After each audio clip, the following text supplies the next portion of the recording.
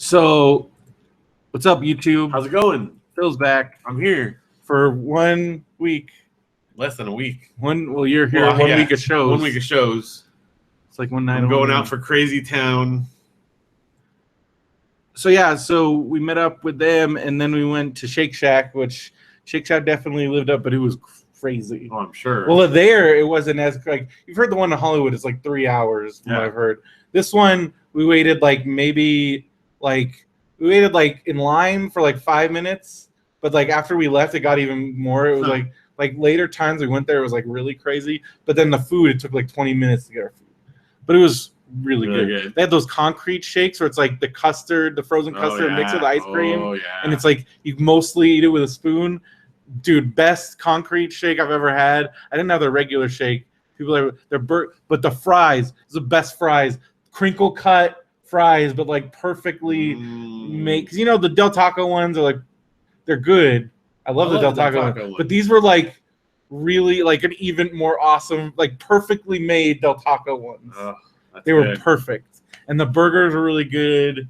I forgot Mark said something. Mark was really funny. They were doing because him and his girlfriend do like this thing on Snapchat.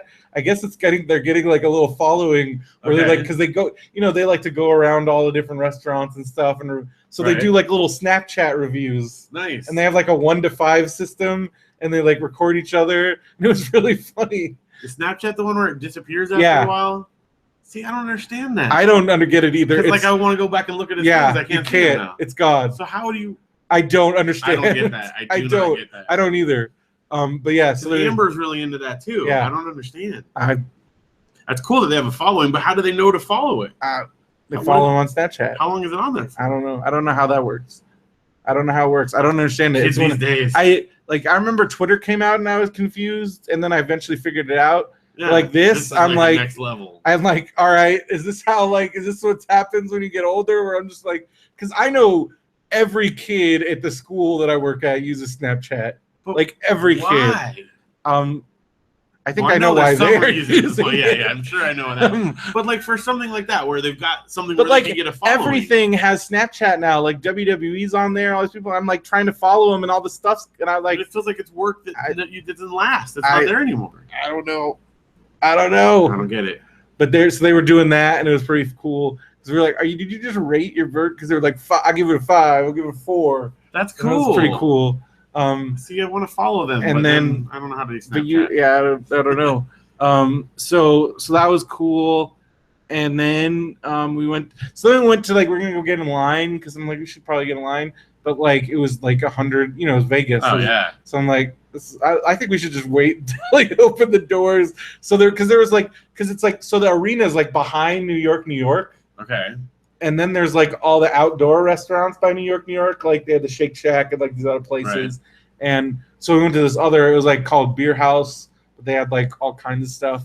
So we went and sat in there in the air conditioning, and when we saw that they left on the doors, and as soon as they opened doors, like everybody, because I was, I'm used to these like crazy situations like I had at WrestleMania, or like even the one where Benson and I had at Raw, where like we're out and like we're like even when the line it takes forever, but I guess brand new arena they really they had like really on the ball staff, and they opened like 20 doors, and like everybody just went right in.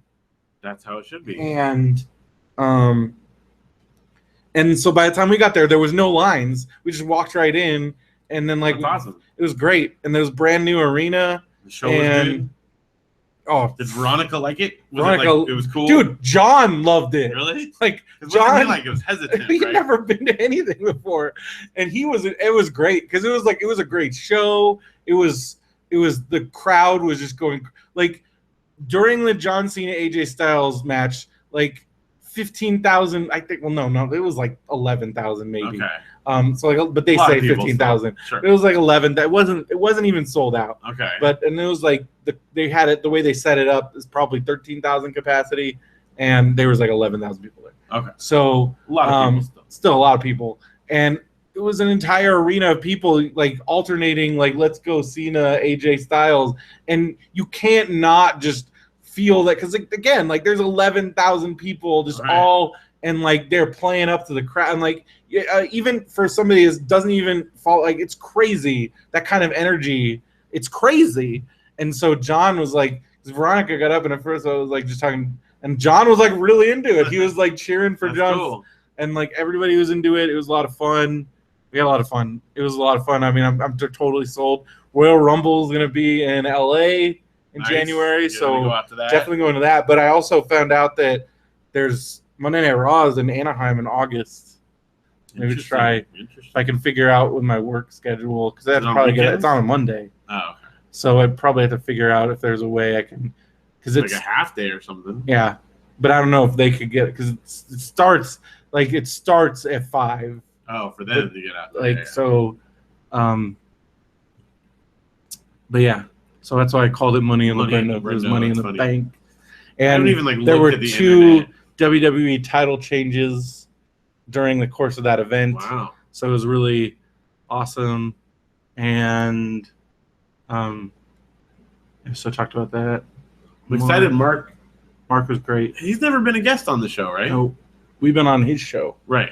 I was bummed that Tim couldn't do it, but maybe I can get Tim for one of our. Maybe for the other time when I'm gone. I'd like to get both of them. I also want to have Veronica, but I want to have Veronica on when you're on. Yeah, that'd be good. She really wants to do that. So you did 2 Marmadukes while I was gone? Yeah. I gotta just catch up real quick. Oh, they're pretty dumb. This one's really dumb. He just kisses Phil. Wait, so you didn't see the one before that? Well, that one before, that's the last one I did. Oh, yeah, the Christmas one. So this one, although I guess that's really weird. Like, the punchline is he kisses.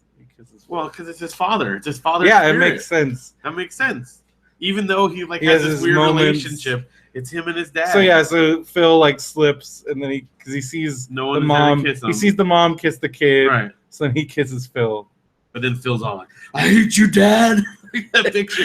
Exactly. Yeah. It's father and son. Father and son. Oh, good. Okay, so that fits in with our theory. That's yeah. Good. Okay. Oh, yeah. So does this one. This one's weird. Phil's a jerk. Now I can read. Oh, he like tricks him to get out there. But then the fact that Marmaduke was able to open. No, he's trying to kill. He'll sit in the car. He's trying to kill him. He's trying to kill Marmaduke. Mark and I were trying to figure out if it was retaliation for the kiss. Like, oh my gosh, hot car, Marmaduke in a hot car. Gleefully gets Marmaduke to sit in the hot car because we're the whole hot car dog thing. That's a hot topic. Yeah, hot Marmaduke. But just nuts. The fact that, but also Marmaduke. But we also know that he's not trapped in there because he opened the car door. That's true. Marmaduke. That's the other. So that's the crazy thing is Marmaduke walked out of the house, opened the car door, and closed it, got in the car. So I think he's fine, but that's still crazy. But he's like, he's going to sit in the hot car all afternoon. Yeah. He's hoping for it. Yeah. Man. Okay, and then you haven't done this one yet. Okay. That's where we're at. That's some good ones. Okay, I'm glad they're pretty stupid, but they're really It is stupid, but there's an undercurrent. There's a dark undercurrent. Especially now that we've kind of established this pattern. Now that we know the rules here. Because normally those would just be really stupid. Yeah. Yeah, like, on the surface level. Because I was reading it to Mark, and he's like, "Is that the punchline?" Like, yep. That was it. That's it. Yep. All right. What do we got here? Our May numbers were like nuts. Now but I mean, we only have a week left, but I don't think we're going to come even close to May. Yeah, that's pretty good. This is Derek's fault. Look what you did. It's just summer. It's summer. It is. Because they're really it's pretty 3,000. Even though it doesn't affect everyone, it affects enough people that I think it makes a difference. Summertime. We're walking on the beach. We're walking on the hill that's in between our feet. We're walking on the beach. Okay, turn off there. Oh, yeah. For whatever reason, is the audio working? I just thought of that too. Check. Yep, okay. Yeah, it's good. For whatever reason, on one of the days on vacation, I got that dumb 90210 song stuck in my head. I've been around. And I started singing it, and Jill's like, "What are you singing?" And I'm like, "Did you tell her?" I explained to her the whole thing. Did she think that was hilarious? Yeah, because she knows the music too. Yeah. The stupid music. Because I think didn't I show you that exact clip? Yeah. And you're like, oh, because at first you didn't know what I was talking about. Yeah. And then I showed you the clip. I want to spit my gum out. And then because I found 2 different times where they used the same song. That stupid "I've been around the world, I've been with every girl." I've tried to find that song. It doesn't exist. I've typed out, like, I've listened to the song and typed in the lyrics. You know, usually you can find any song. Yeah. It's not a song. I've done the same with the moving. It's not a stuff. thing. They're not real. Because those are those like Muzak replacement song Apple library. Tracks, you have to be like I would like find like a sound engineer and they could probably track it down. You need to watch Christian Mingle because there are some epic things on that. They go to a sushi restaurant. I should talk about this on the show. Yeah. But oh my gosh, I'll just say this one now. They go to a sushi restaurant, and I swear it's like the whole time in the back. It's not exactly, but it's totally like, they probably had a thing that said like "ching chong." Like that's how bad it is. Well, like, there's because that's really another one. And now to Lizzie and Kat just found another episode where they used it. Yeah, where they do a martial arts training class, and because they just go to like a sushi restaurant. It's all American. And that's straight up racist. Oh yeah, it's so bad. So they're expected like a guy pulling his eyelids or something to come out. Like it was that. Like you got to watch Christian Mingle, man. It's so awesome. I just feel sad because like that's where Lacey Chabert is in her career. Yeah, Corbin Burnson, Steven Tobolowsky. Dude, they got an all-star cast. Tobolowsky does anything and everything. Plus Jay Peterman. I feel he's also another one of those guys. But I'm telling you, it's an all-star cast, and it's Tobolowsky's in it. Unbelievable. Awesome. He is in everything. He plays like okay. Have you ever listened to his podcast? No, it's amazing. Oh, well, he's great in this movie. You got to see it. You have to see it. I can't. Tobolowsky seems like a dude that you could. He seems like the coolest dude in the world, and he is fully aware of like his place. Yeah. In the he does things. What he does. And he has a good sense of humor about it, and he loves the fact, like, because can you imagine being Steven Tobolowsky? People, I think he's even said like, he cannot like he either gets the like, do I know you? I know you from somewhere, Ed Ryerson? But then he gets that like it has to be every day. It has to be every day. And like I'm like, wouldn't that? But for him, I think he's like got a good about attitude. That's good. Because I could see if like somebody had a bad attitude, and like there's certain people do, but he seems. So that's the first thing when I see him. That's the first thing I say. But other just like because like he's one of those guys where like people come up thinking they know him personally, right? Because they're like, I've seen you, like, did we go to school together? He's like, no, and he has to say like, no, that's this. Did you watch this? No, I know you. Like, can you imagine having that conversation like multiple times a day? But I think it's cool if you have a good attitude about it, like, because he gets paid to do that, so that's cool. Yeah. And now, like, I'm sure he's at a point where like people are just like, we need Tobolowsky for this. Yeah. Oh, it's because he's a type. He definitely is a type. Oh my gosh, you got to see him. He plays. Oh, we should just talk about it on the show. On the show. Okay. Also, so I was just watching something where so you know those 2 dudes that are in the Coen Brothers movie that look exactly alike? The guy that plays there's like the guy that plays the Big Lebowski, and then there's the other guy. Yeah, the guy, the Tudsucker. Yeah, but then I thought that I thought that guy was like, so the Hudsucker guy is the one that's in all the other stuff. The Lebowski guy was only in one movie with them, and I thought they was interchanging. No. The guy that plays Lebowski, it's almost always, and that like blew my mind because I was convinced that it was the Lebowski guy and Oh Brother, Where Art Thou? And then I was convinced that it was the other guy. They are the same person. It's like, and one of them's dead, but one of them's dead now. The Lebowski died, right? Or was it the other? That's the thing. They're the same guy. So bad, I don't know. I think, okay, so I went through like a whole night where I'm like, so I think it's Charles Dunning. They are 2 different people, though. Burning? Yeah. So this guy is dead. Yeah. Oh, so this is the Oh Brother Hudsucker guy. Yeah. So the other guy, Lebowski guy,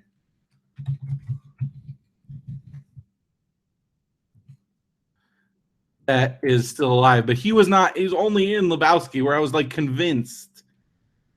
and they look at David Huddleston. They look, and I put them side to side. Yeah. They look exactly alike, dude. How is that? Like the fact that this is a thing into the Coen, and they're both. And do you think that had to have been it, right? He was like on another job. Like that had to have been. What was the other guy in? Because okay, Big Lebowski is what, 97? Is that right? Yeah. Wait, 98. But like he wasn't in any other Coen Brothers movies. No, but what was the other guy in 98? And then I got messed up because then he's like in other stuff, like he's in Gilmore Girls. And then I thought I thought it was that guy in Gilmore Girls. Nope, the other guy. That's the other. And I thought the other guy was in Jericho because I definitely remember him in Jericho. Okay, but now look what the other guy was in 1998. I bet you he was in something else and they couldn't get him, so they had to get him. Like, because he's not in any other Coen Brothers movies, but this guy was in a bunch of Coen Brothers movies. Was in 1990 or 97, around then? I bet you he's in another movie. Because, like, he's in, like, No Country. Wait, is he the one that died? Yeah. He died in 2012. How is he in stuff in 2015? And because that's how late things get post-production delayed. Santa Claus. They're probably like these are like those kind of movies. Like, have you ever heard of either of these movies? No, you're right. And so he's the one in Rescue Me. That's right. That was his other big thing. But like, all right, keep going. Right. He's in a lot of stuff. Mother. Okay, here we go. 98. He was on The Practice, 2 episodes. Oh no. Okay. High Life, Chance of Snow, Hard Time. If he was doing a TV show, Sybil, 2 episodes. So maybe he was doing a TV show, Jerry and Tom, or this Shelter. Orlean show. Like maybe he was on this because they would have filmed it in '97, right? I mean, he's in this stuff. So he's probably like doing this TV show. He's in a lot of stuff. Probably just didn't work out. Yeah. All right. I bet that's it. So he's like, I can't make it, guys. Because he's in like Hudsucker. He's Chief Brandon and Dick Tracy. Yeah. Anyways, Big Trouble. Oh, I love Big Trouble. You were like one of the only people I know who likes that movie. The movie is so great. That's like one of the movies. I think the first time I watched it, I was way too young because my brother and I rented it. Terrifying. We're like, this is. I watched it because it's got Mr. Bone Cruncher. It's so weird. Bone Crusher. We turned it off. Dude, but I love that like idea of that little southern town, and they get like stuck there, and then they're in this like. Plus, Dan Aykroyd plays like the old guy with a fake nose that has like a that's one of the ones where everybody involved in it was just like, this is a disaster. Chevy Chase, dude. Yeah. And plus, it's got what was it? Was it Run DMC? No, what was the hip hop group that was in it? I don't know. I've never watched the whole movie. Gosh, you have to watch it. I've tried to watch it multiple times.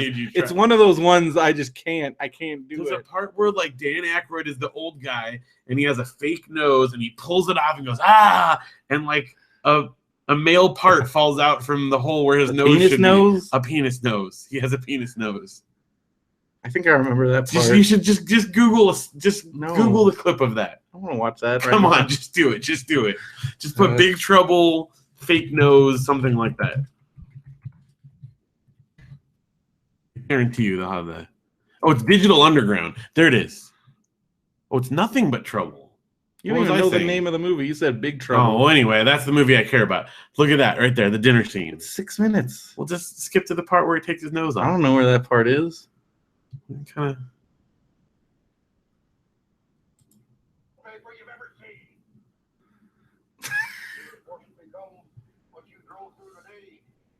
Demi Moore. Oh, Taylor Negron. Yeah, see? Yeah, I remember he talked about this movie. He's like, that movie was a train wreck. What's Big Trouble? Big Trouble is the sequel to The In-Laws.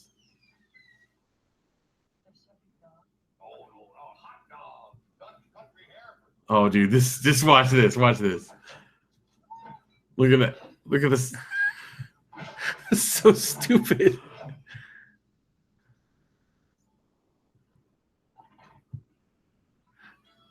I love this movie. It's so weird.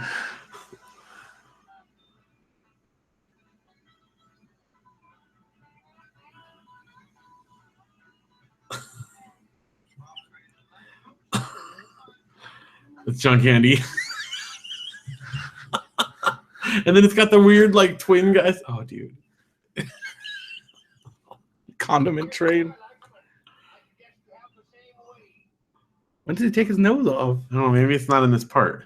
Oh, dude, watching him eat that sausage.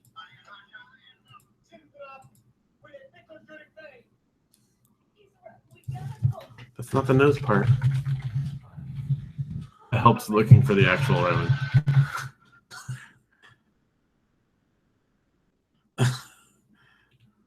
Okay.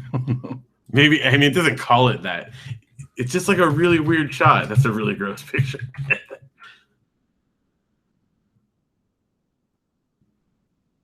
When he takes his nose off.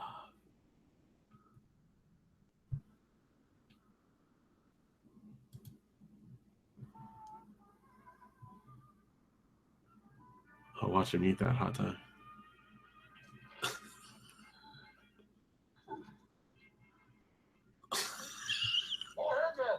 Now we're just watching YouTube videos. I'm telling you, there's a part where he takes his nose comes off. Oh, look at that right there. You see? I told you. That's disgusting. I told you. You didn't believe me. Did believe you. I just didn't want to watch it.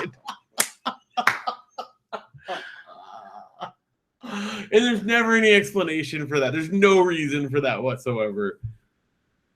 All right, there you go.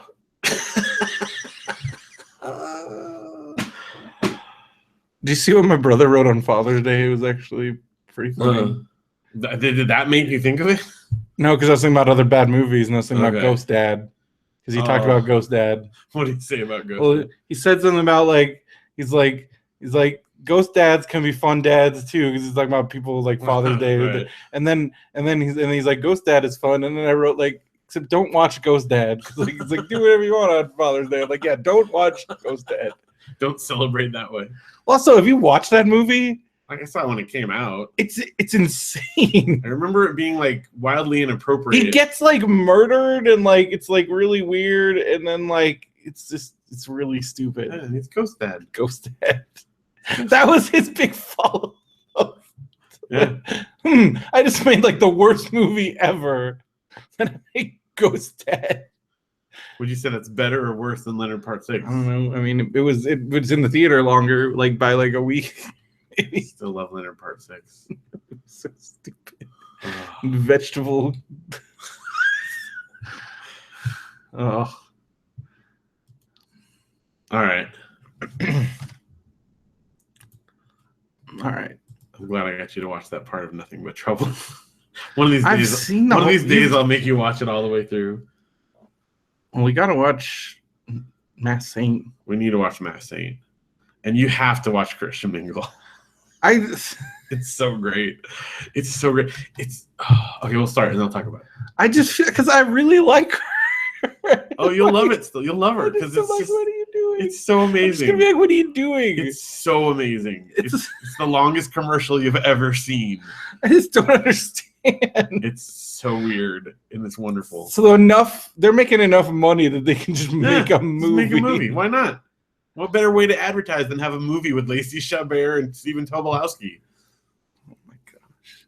If we could afford to make Radio BrendoMan the movie, and it would be like a We need couple to that get listens some to our show, wealthy investor. and they talk in the chat, and they become friends, and they get married through our chat. Dude, that's it. That's the The movie Radio right there. BrendoMan. The Radio BrendoMan movie.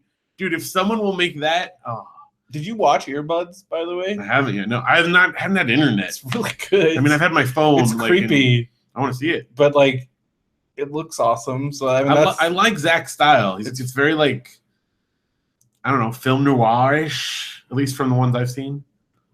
Just dark, I don't know, cool. Yeah. Stylish. I think my mom watched it and was disturbed. Yeah. Well, I was watching what's the one that he had, the radio one? Twombly. Yeah. I was watching that and the kids are in there I don't think that should have this on with the kids in here. It's good though. I mean, I like him. I like his stuff. I'm excited to see what he does. He called me on my birthday and he's they're almost ready to start shooting. Yeah.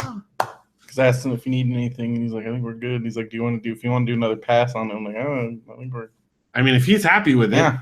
I mean, because he got a copy of Condor Man on DVD. Did he really? Nice. I mean, they're out there. They're just expensive. Yeah. Well, because they're not as expensive as they used to be because they had that like gold one that you could send if you had like the points to get, like if you had those Disney points. And then they did like they did a video. They did like an on-demand one. Yeah.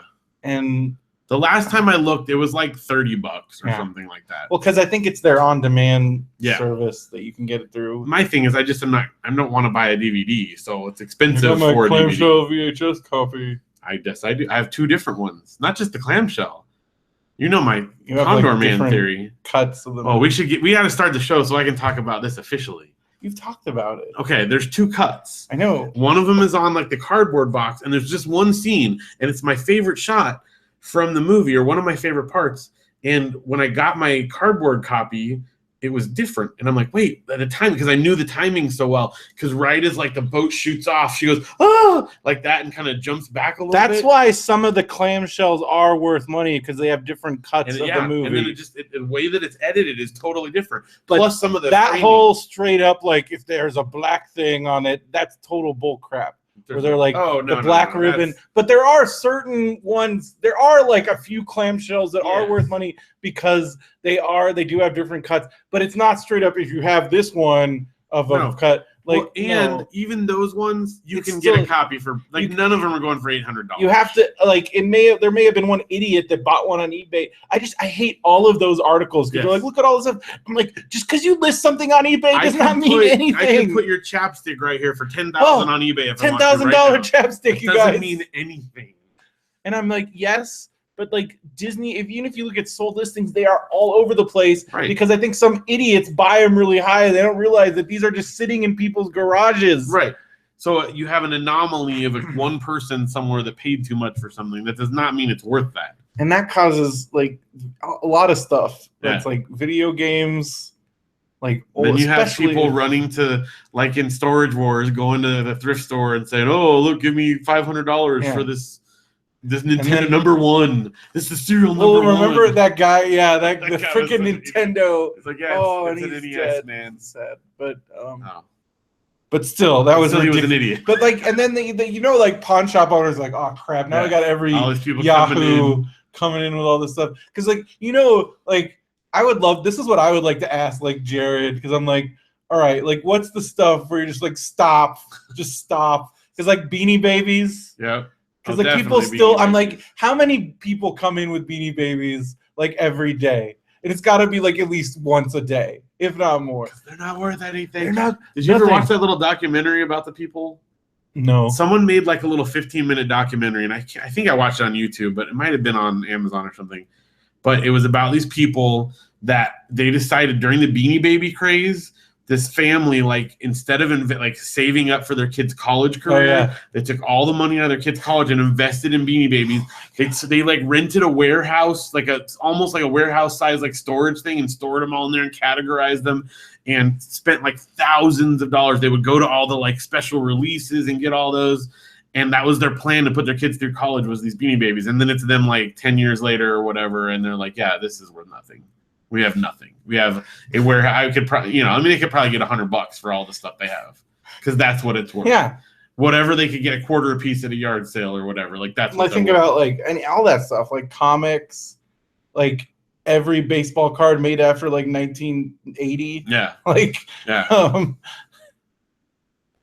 I mean, once people know it's something to collect, it's no longer worth anything. So then the only people that have them are people that are collecting them to sell, but then there's nobody actually buying these things. Right. And that's what, like, I didn't really, like, it took me a while to realize, like, the only things are only worth as much as somebody will pay for them, not like yes, a price guide or whatever, but like if you can't get anybody to pay you for that, then it's not worth that much money.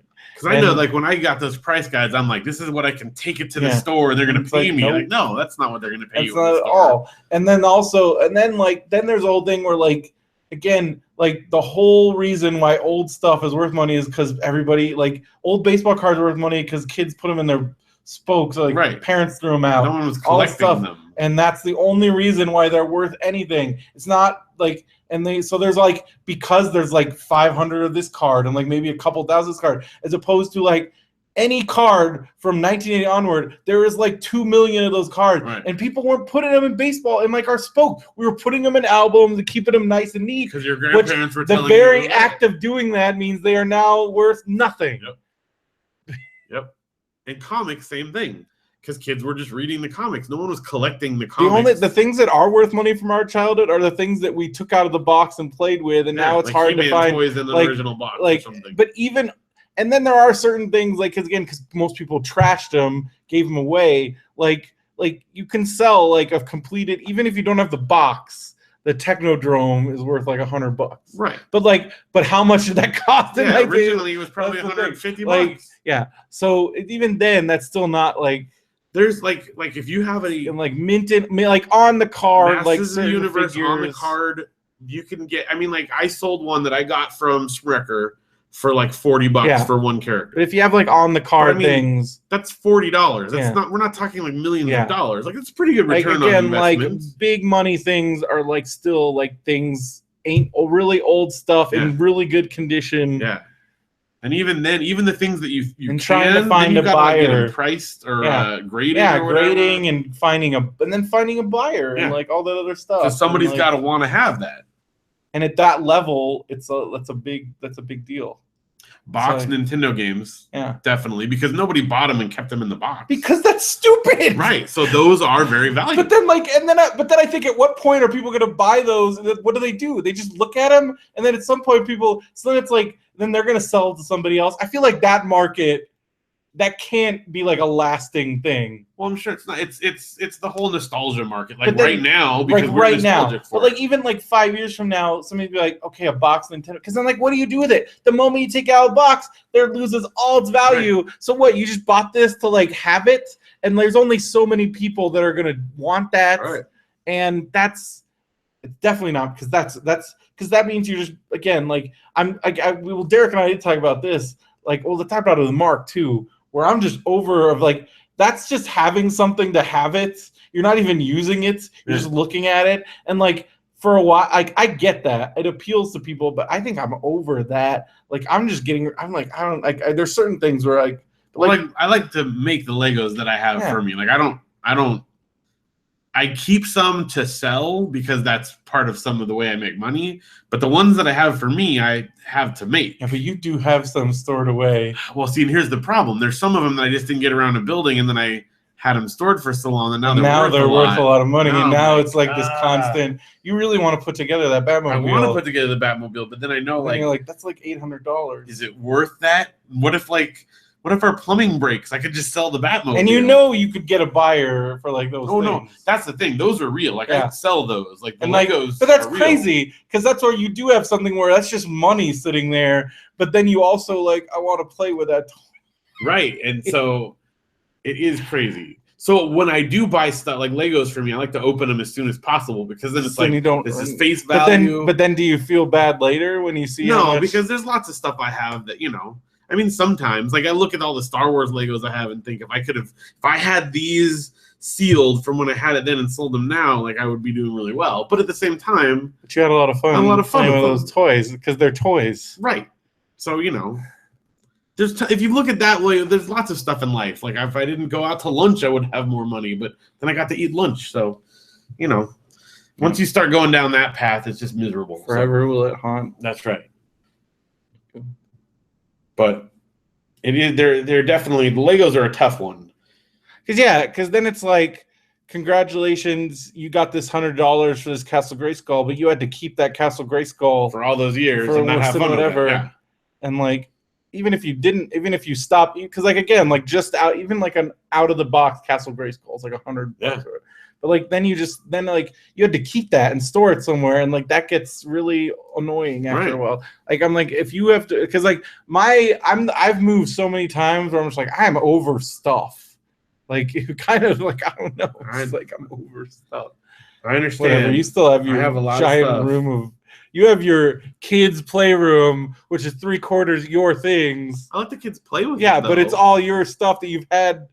You've been carting that stuff around your entire life. At how much fun my kids are having with it now. But other stuff, you have stuff in your garage that has never seen the light of day. Some things. A lot of things. And then it didn't see the light of day till I went through and was like, why do you have this? You never know. I collect a lot of things that I probably don't need. That's true. Like old magazines. I like those old magazines. Don't you touch my magazines. Any magazines. I mean, it's fun. Oh, you should have brought in Nintendo Power. Oh, should have. I haven't done that in a long time. Well, Marmaduke. We haven't done Nintendo Power in a long time. We need to bring that back for sure. I like having things, but there's, But then at some point, it's just like, what? I did get a new thing. Janelle's driving Janelle crazy. What? My parents decided to get rid of the foosball table. You guys have a foosball table? A foosball table now. Where'd you put it? Well, it's in the garage. It's going to stay in the garage. But I've got a little... Here's the problem. Until Janelle moves her stuff back into her classroom, it's kind of blocked in. You can get to it. The kids can play on it, but they have to, squeeze in there right now because Janelle's got her entire classroom moved in our garage. But once her school starts and I can move it all out, then I can have, a little area. They got, little chairs and stuff. A little foosball. Wow. Yeah.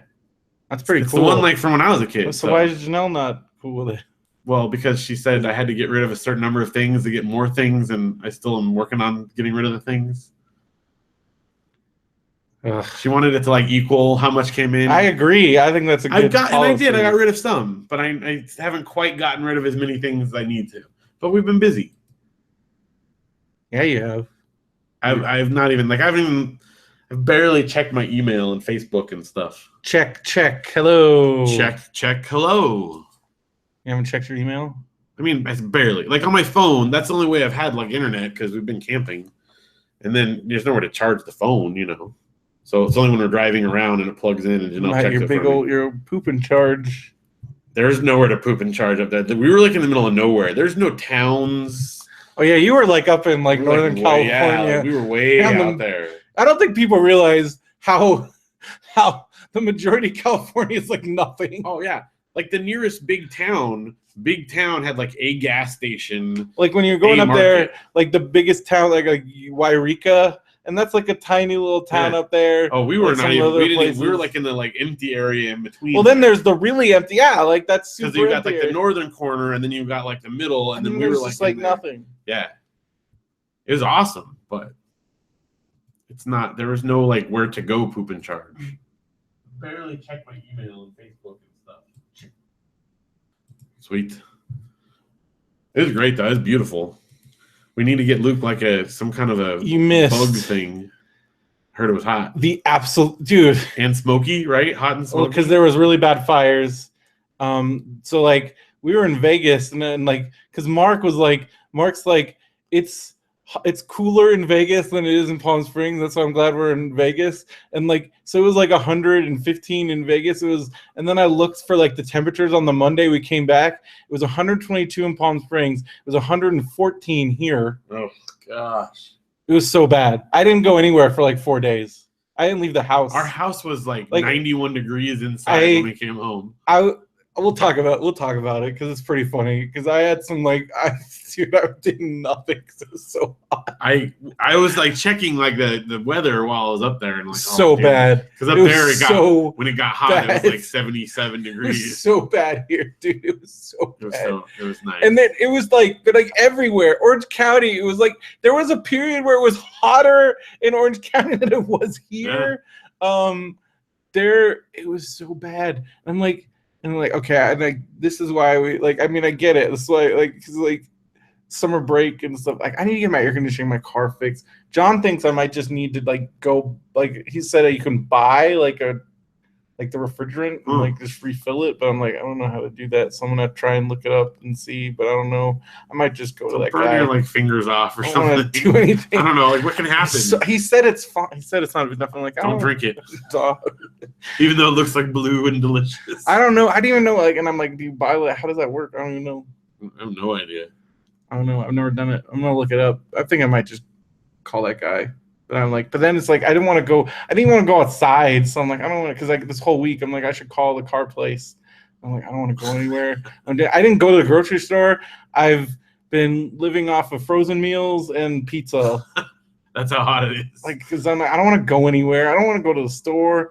Just going to get your mail. I was that was but I would go super late. Going to wait for it to cool off, and then I go out. But by then, like the grocery store was closed. I'm glad that we escaped to the north. It was so hot and still hot, but it's not as bad. Yeah. Now I'm like glad that it's in the 90s, which is crazy because it feels hot to me now. It's so hot. Dude, I was like, you should watch the video from like when I'm recording with Mark because I had to turn the air conditioning off, and it probably got over 100 degrees inside the apartment. Sweating, just like sweating. Like seriously, like it was like I was like soaked. Like after the shows were over, so we should probably get going so I don't die. Because it was like recorded with Mark, it wasn't like super late, but it was like 6 o'clock, so it was like still like super hot. Definitely hot. It sucked. It sucked so bad.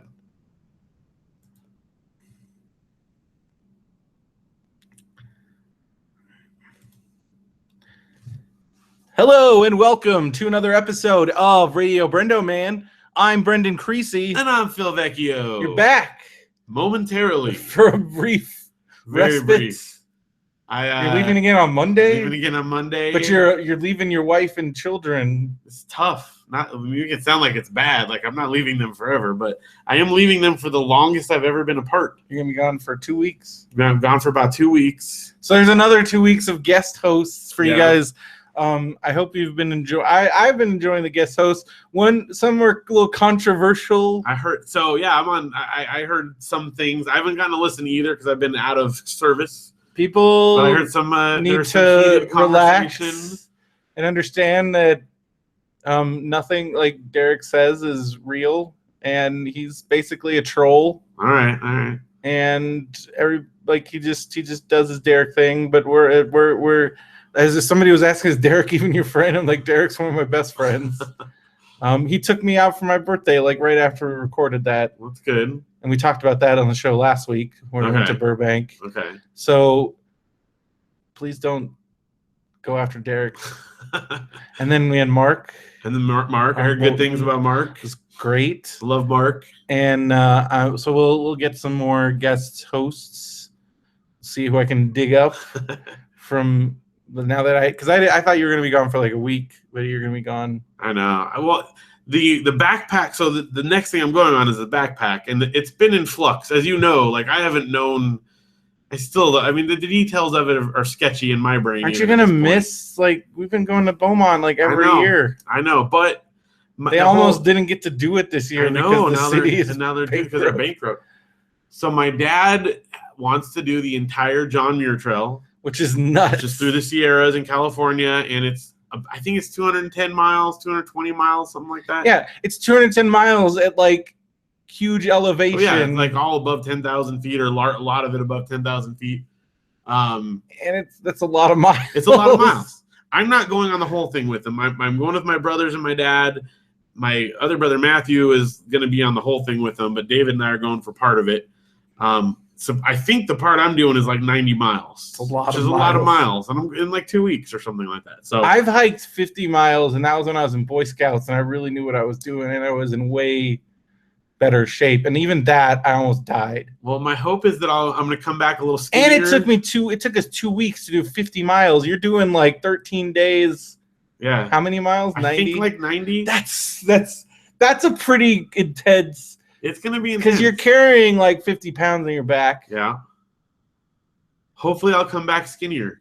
I don't see how you couldn't. That's the plan. Every time I've ever gone on a backpack, I've always lost weight. So this is a good like weight loss springboard. Because one, you're walking crazy amounts. Walking all day. You're sweating a lot. You're setting up camp. And then you're eating like, you don't eat like. Yeah, like you're eating beef like jerky and crackers and stuff. And you have to carry everything you eat. Yeah. So it'll be good. It'll be good for that. It'll be fun. My dad's always wanted to do this, so it's cool to get to do it with him.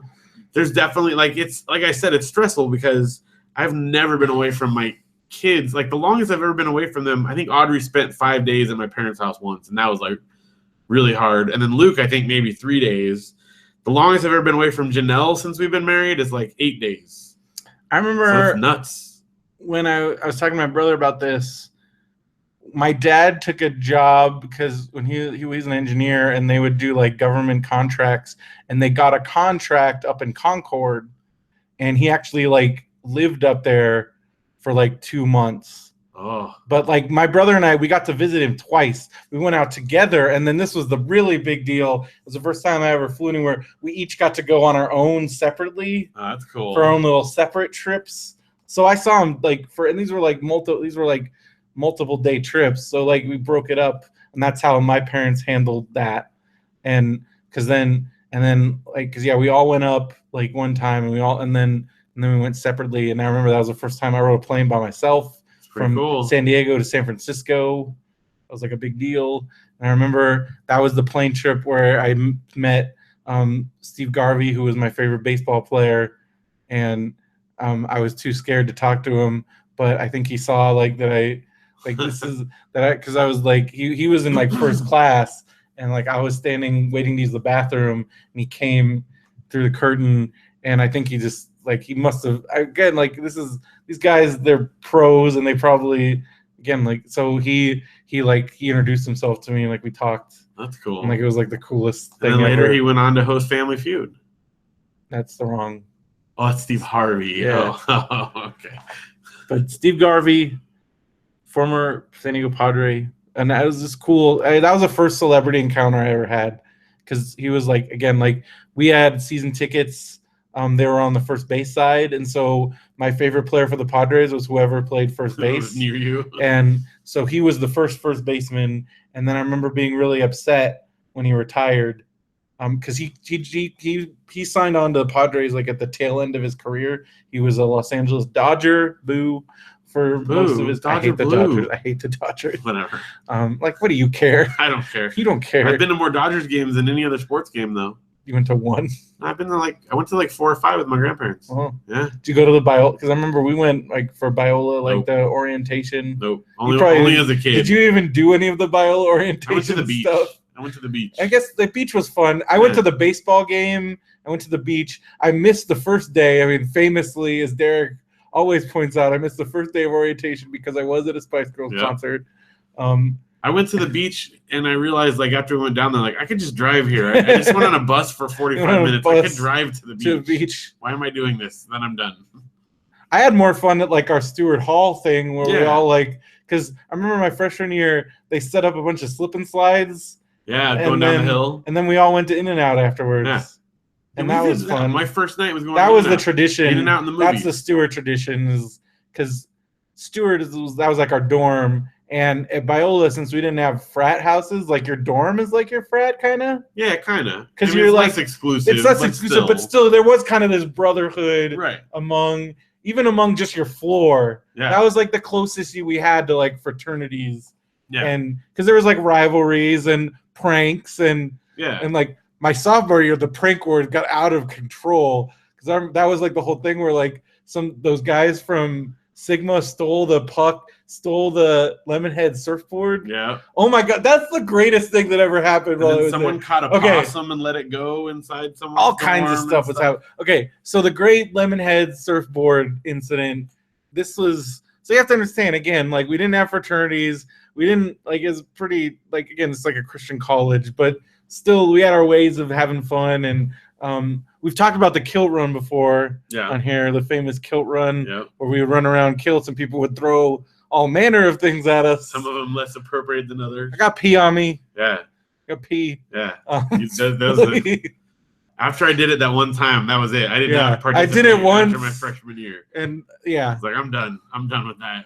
Mayonnaise and urine in my hair. Jonathan Matlock, I hope because somebody has a picture of me wearing a kilt, just covered in like eggs and like just grow like flour. I think I got egged in flour. That's what they do. They would dump eggs on you and then they dump flour so it'd stick.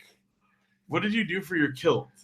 It was like I had an extra large kilt. I went to because I was cheap, so everyone's like, people went nuts. No, and like, no, expensive ones. There was a whole big group of us where somebody went to like a fabric store and just got a big thing of fabric and then cut off a piece. And it was like $1. Yeah, just split up. It was $1 for like a square. Except that I got like the discount one because I was super cheap, so I paid like 50 cents for an extra small one, so I was not covered as much as everybody else. I think I paid $2 to get a double square. I got like a skinny strap to go over my shoulder though. Yeah, I had a big strap because I didn't want, like, I was just very self-conscious, and because there were dudes who would just wear the kilt part and like not even wear shirt and like have like a big S. I think I had like so I know I got like an extra because I was with like Merle and Jonathan, David, and those guys, and somebody bought like a thing at a fabric store and we just cut it up, and then I just like wore that, and then like I was smart enough to put on shorts underneath because again like also we're like going around the whole campus, and then like we painted our faces and everything. Anyway, so that we already talked about that. But the thing I don't think we talked about was the great surfboard incident. So I think it was like Down Under in Sigma. That was the name of their floor. And at the very beginning of the school year, so there was the closest thing to actual frat guys that like there was a real frat on campus. Yeah. It was like, I never really interacted with those guys, but there was like bros. Like when I think of frat bros, there was these guys, they lived downstairs from our floor. They were called the Lemonheads, and they were always washing their cars, and they had like surfboards, and they were like dude bros. Dude bros, yeah. And they were like frat bros, but not in a frat, but they were the Lemonheads, and they had a surfboard and they had like and it said like their floor name on it. It said the Lemonheads, and it was hanging from like the overhang. And one day it was gone and they lost their minds. And then so then we had like a floor folder. We had a Stewart folder, and like, so we had a bulletin board system, Bubs. Right. It was our Biola bulletin board system where we did like, everything. It was like our online system, like AOL for Biola, basically. Yeah. And you would have like your little profile on there, and there were folders. There was like discussion folders, like movies, video games, and then each floor had a folder. Because I remember I created like because I was my first moderator. I created the Stewart Hall folder. No, I created the puck because like we had a hall folder, but then when I got there, I'm like, why don't we make floor folders? Right. So we had a floor folder. So I made a puck one, which is still. Well, now Bubs is gone, but it was there like way after. Yeah. Like, and our floor was Puck. What did that stand for? Parkside Upper Quad. Parkside Upper Quad. That's right. Yep. So most of the names are like some abbreviation of like whatever the location, but there was like Puck and Schmuck and other things and Mung and like all just little whatever. So the Lemonheads. They had the surfboard, so it was gone, and then we had the floor folder. That's right, that's where I'm at. I'm trying where am I at in this story? So floor folders. So in the Lemonheads folder, somebody started posting ransom notes for the surfboard. They put a picture and like all those things, and they're like, if you don't do this, we're gonna surfboard and like dumb things like that. And this went on for the entire school year. And then the last week of school, the surfboard appeared, and they made a video, but one day we all go, because like the whole school had to go to chapel twice a week, 3 times a week, too many times. I don't remember because I didn't go as much as everybody else did. but so we had chapel, but I remember it was like one of the last days of the year, and the surfboard is like on top of the gym, like just on top of the gym. They had to like get guys to like come get it down, and then somebody sent a video to the entire school, because you could do that on our email system, which was dude, remember like those mass like emails and people would reply, how do I get off of this? Stop. And this is the whole school, because you could just, because it was this intranet client, and it was designed for like a business, you could filter, so you could search. So you could put in all people and then send an email to everybody, and they couldn't like disable that feature because it was like one of the prime because again, this was not, they were using what was designed to be like a business, corporate internet. So like, why wouldn't you want to send emails? And then you just had hundreds of people going, how do I get out of this email? And then there'd be the resourceful people that would be like, hey, any cute girls? I remember like dating things happening, and then like people would be trying, hey, if you want to buy, like people were selling stuff. They got a show coming out. Get on those big chain emails while it's happening. And then there would be like chat bombs, because you could open up a chat window and invite tons of people. Yeah. Like, so all kinds of things would happen with that. But somebody sent a video to everybody in the school, and it was, I remember this really well because it was, the music was the Men at Work's Down Under. Yep. And then it showed them basically like how they stole the surfboard and then they put it up. It showed them putting it up on the gym. They were like, suckers. And then like, I remember like actual fights breaking out because of that. See, we didn't have any like mascot or anything. There was nothing of ours to steal. No. It was all our spirit. We had a lot of spirit. Yeah. Those are the days. Those fun times.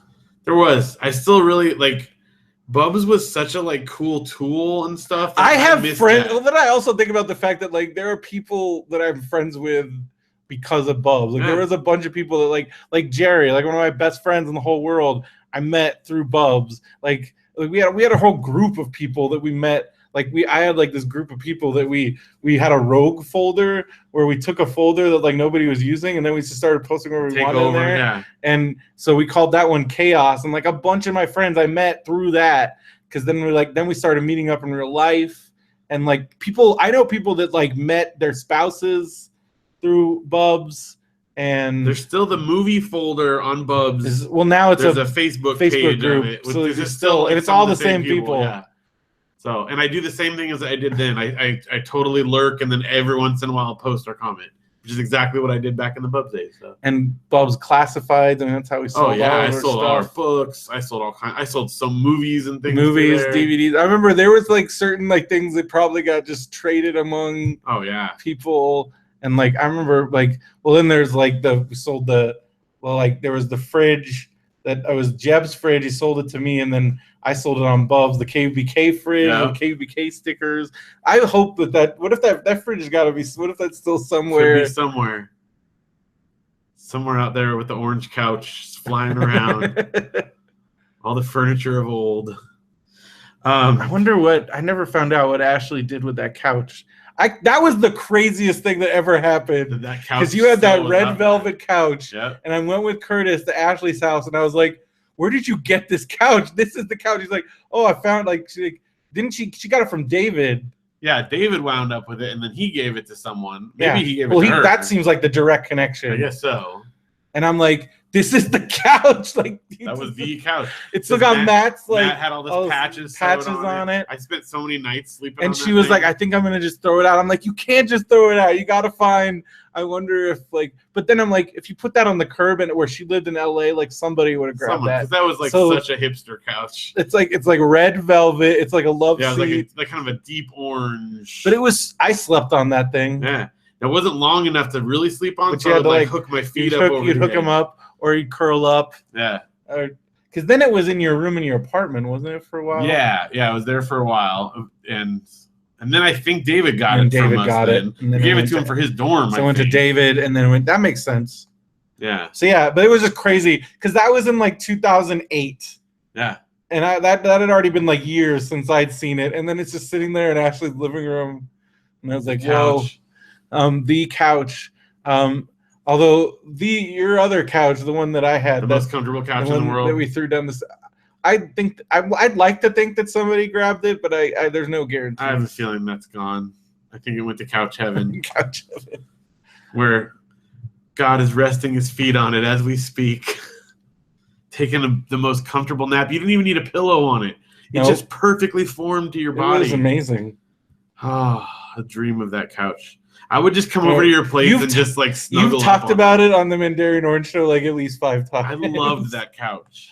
Yeah, I remember you would every time you came over. That was the first thing I would do. Just go snuggle up on the couch. Like I remember like a week after you even like let me, because it was like a big deal. I did not want to let it go. Like but Janelle like and you're like, well, at least it's going to like at least I know where it's going.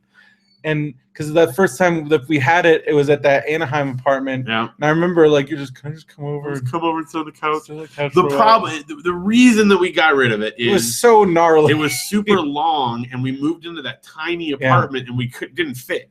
So I had it on the porch because it literally did not fit. Because it was on the porch, then it got like all like Then it got a little ratty. All faded. It was all faded because Janelle had the cover on it, but it was all faded. And then it was just going to get ruined. So I'm like, well, at least you could have it. And then you had it. And then, I had it for a long time. Yeah, you had it for a couple apartments. I did not get. I had it all the way through in Pico Rivera. That was the last place I had it. That's where we got rid of it because then I was moving into John and Grace's. Yeah, and you didn't need it, and it was time. It was still comfortable, but it was pretty nasty. Because I remember you and Janelle you slept on that couch. Yeah, that was like my last sleeping. You were like, "Oh, this is great." Oh, but you that. Didn't like you.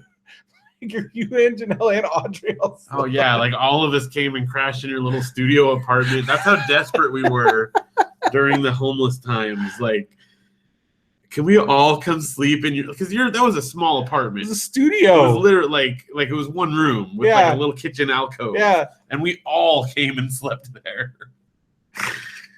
But then our alternative was going to the Econo Lodge. That Econo Lodge, which is like the worst.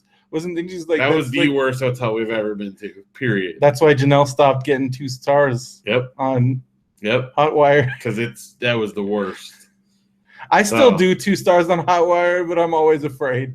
You're gambling. You are. Life.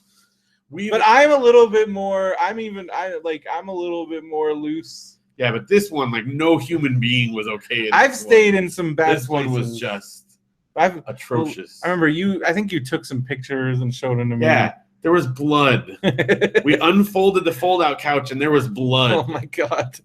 Like, I don't know what happened there, but someone was murdered, and no one cleaned up afterwards. That's disgusting. There was no water. Yeah. There was no shower. Not just, like, hot water. The water's out for today. We'll get it on for tomorrow. And we're like, we're staying here one night. We need water. You can't charge people to stay in a hotel and just not have water. Yeah. Oh, we were working on it. Like, that doesn't help me right now at all. You should give everybody refunds. Janelle had to go to work with, like, no shower, no brushing her teeth. She had to go down to the lobby to use the toilet before she went to work. That's how bad that place was. So, yeah, staying on your floor wasn't that bad by comparison, especially with the comfy couch. All right. I don't know how we got on that, but we're talking about all the things. Biola. So you had a vacation. So on vacation, a lot of camping.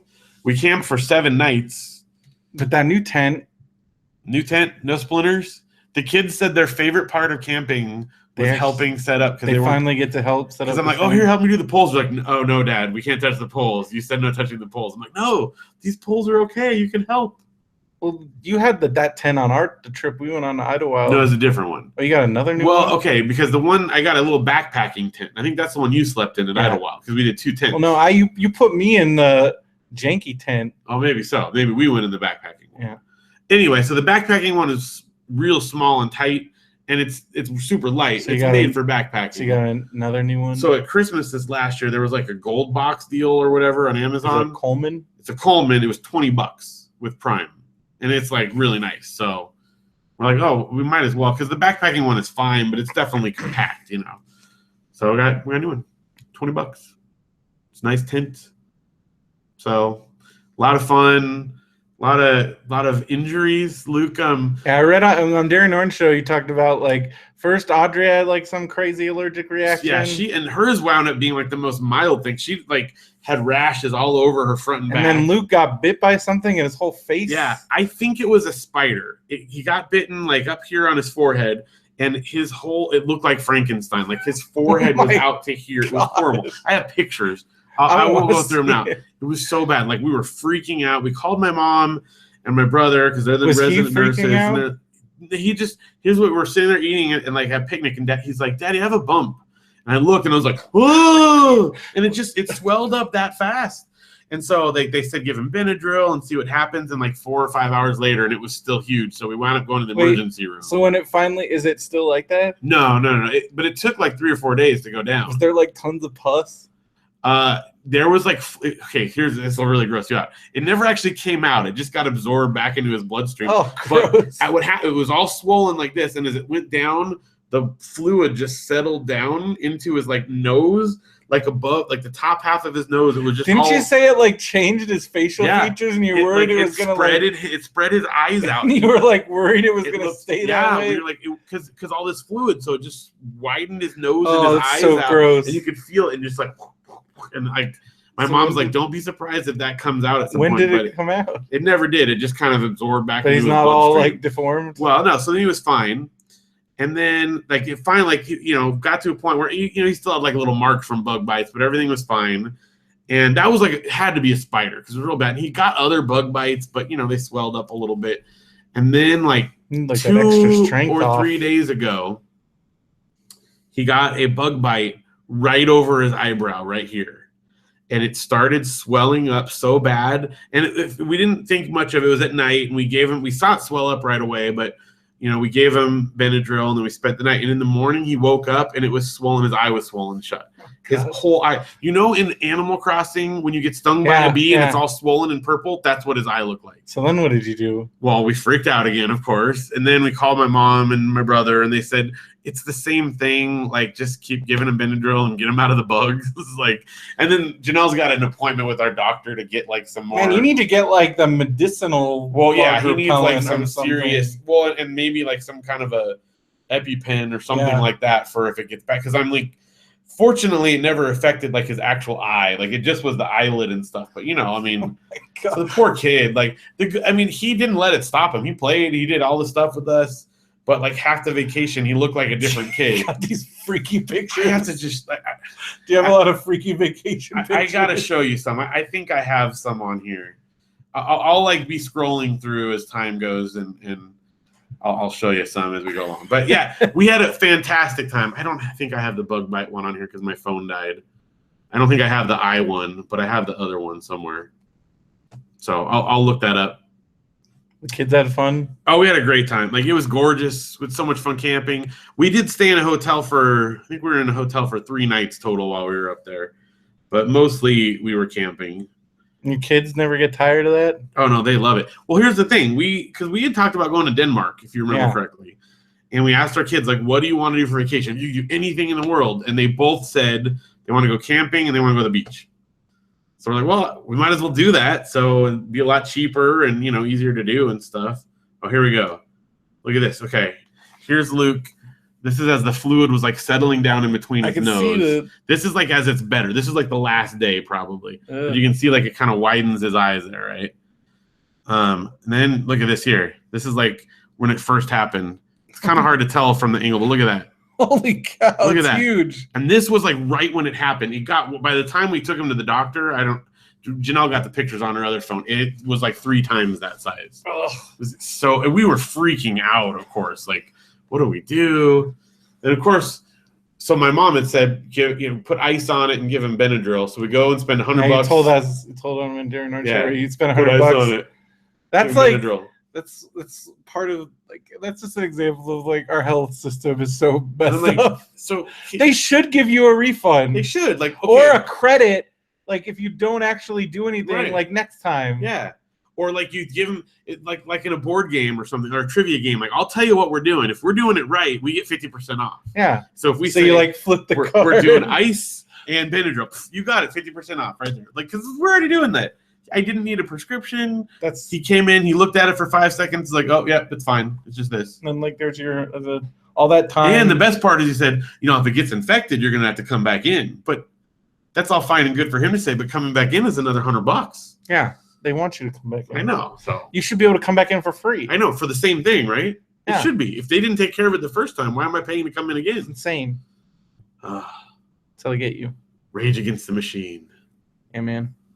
But anyway, it turned out okay.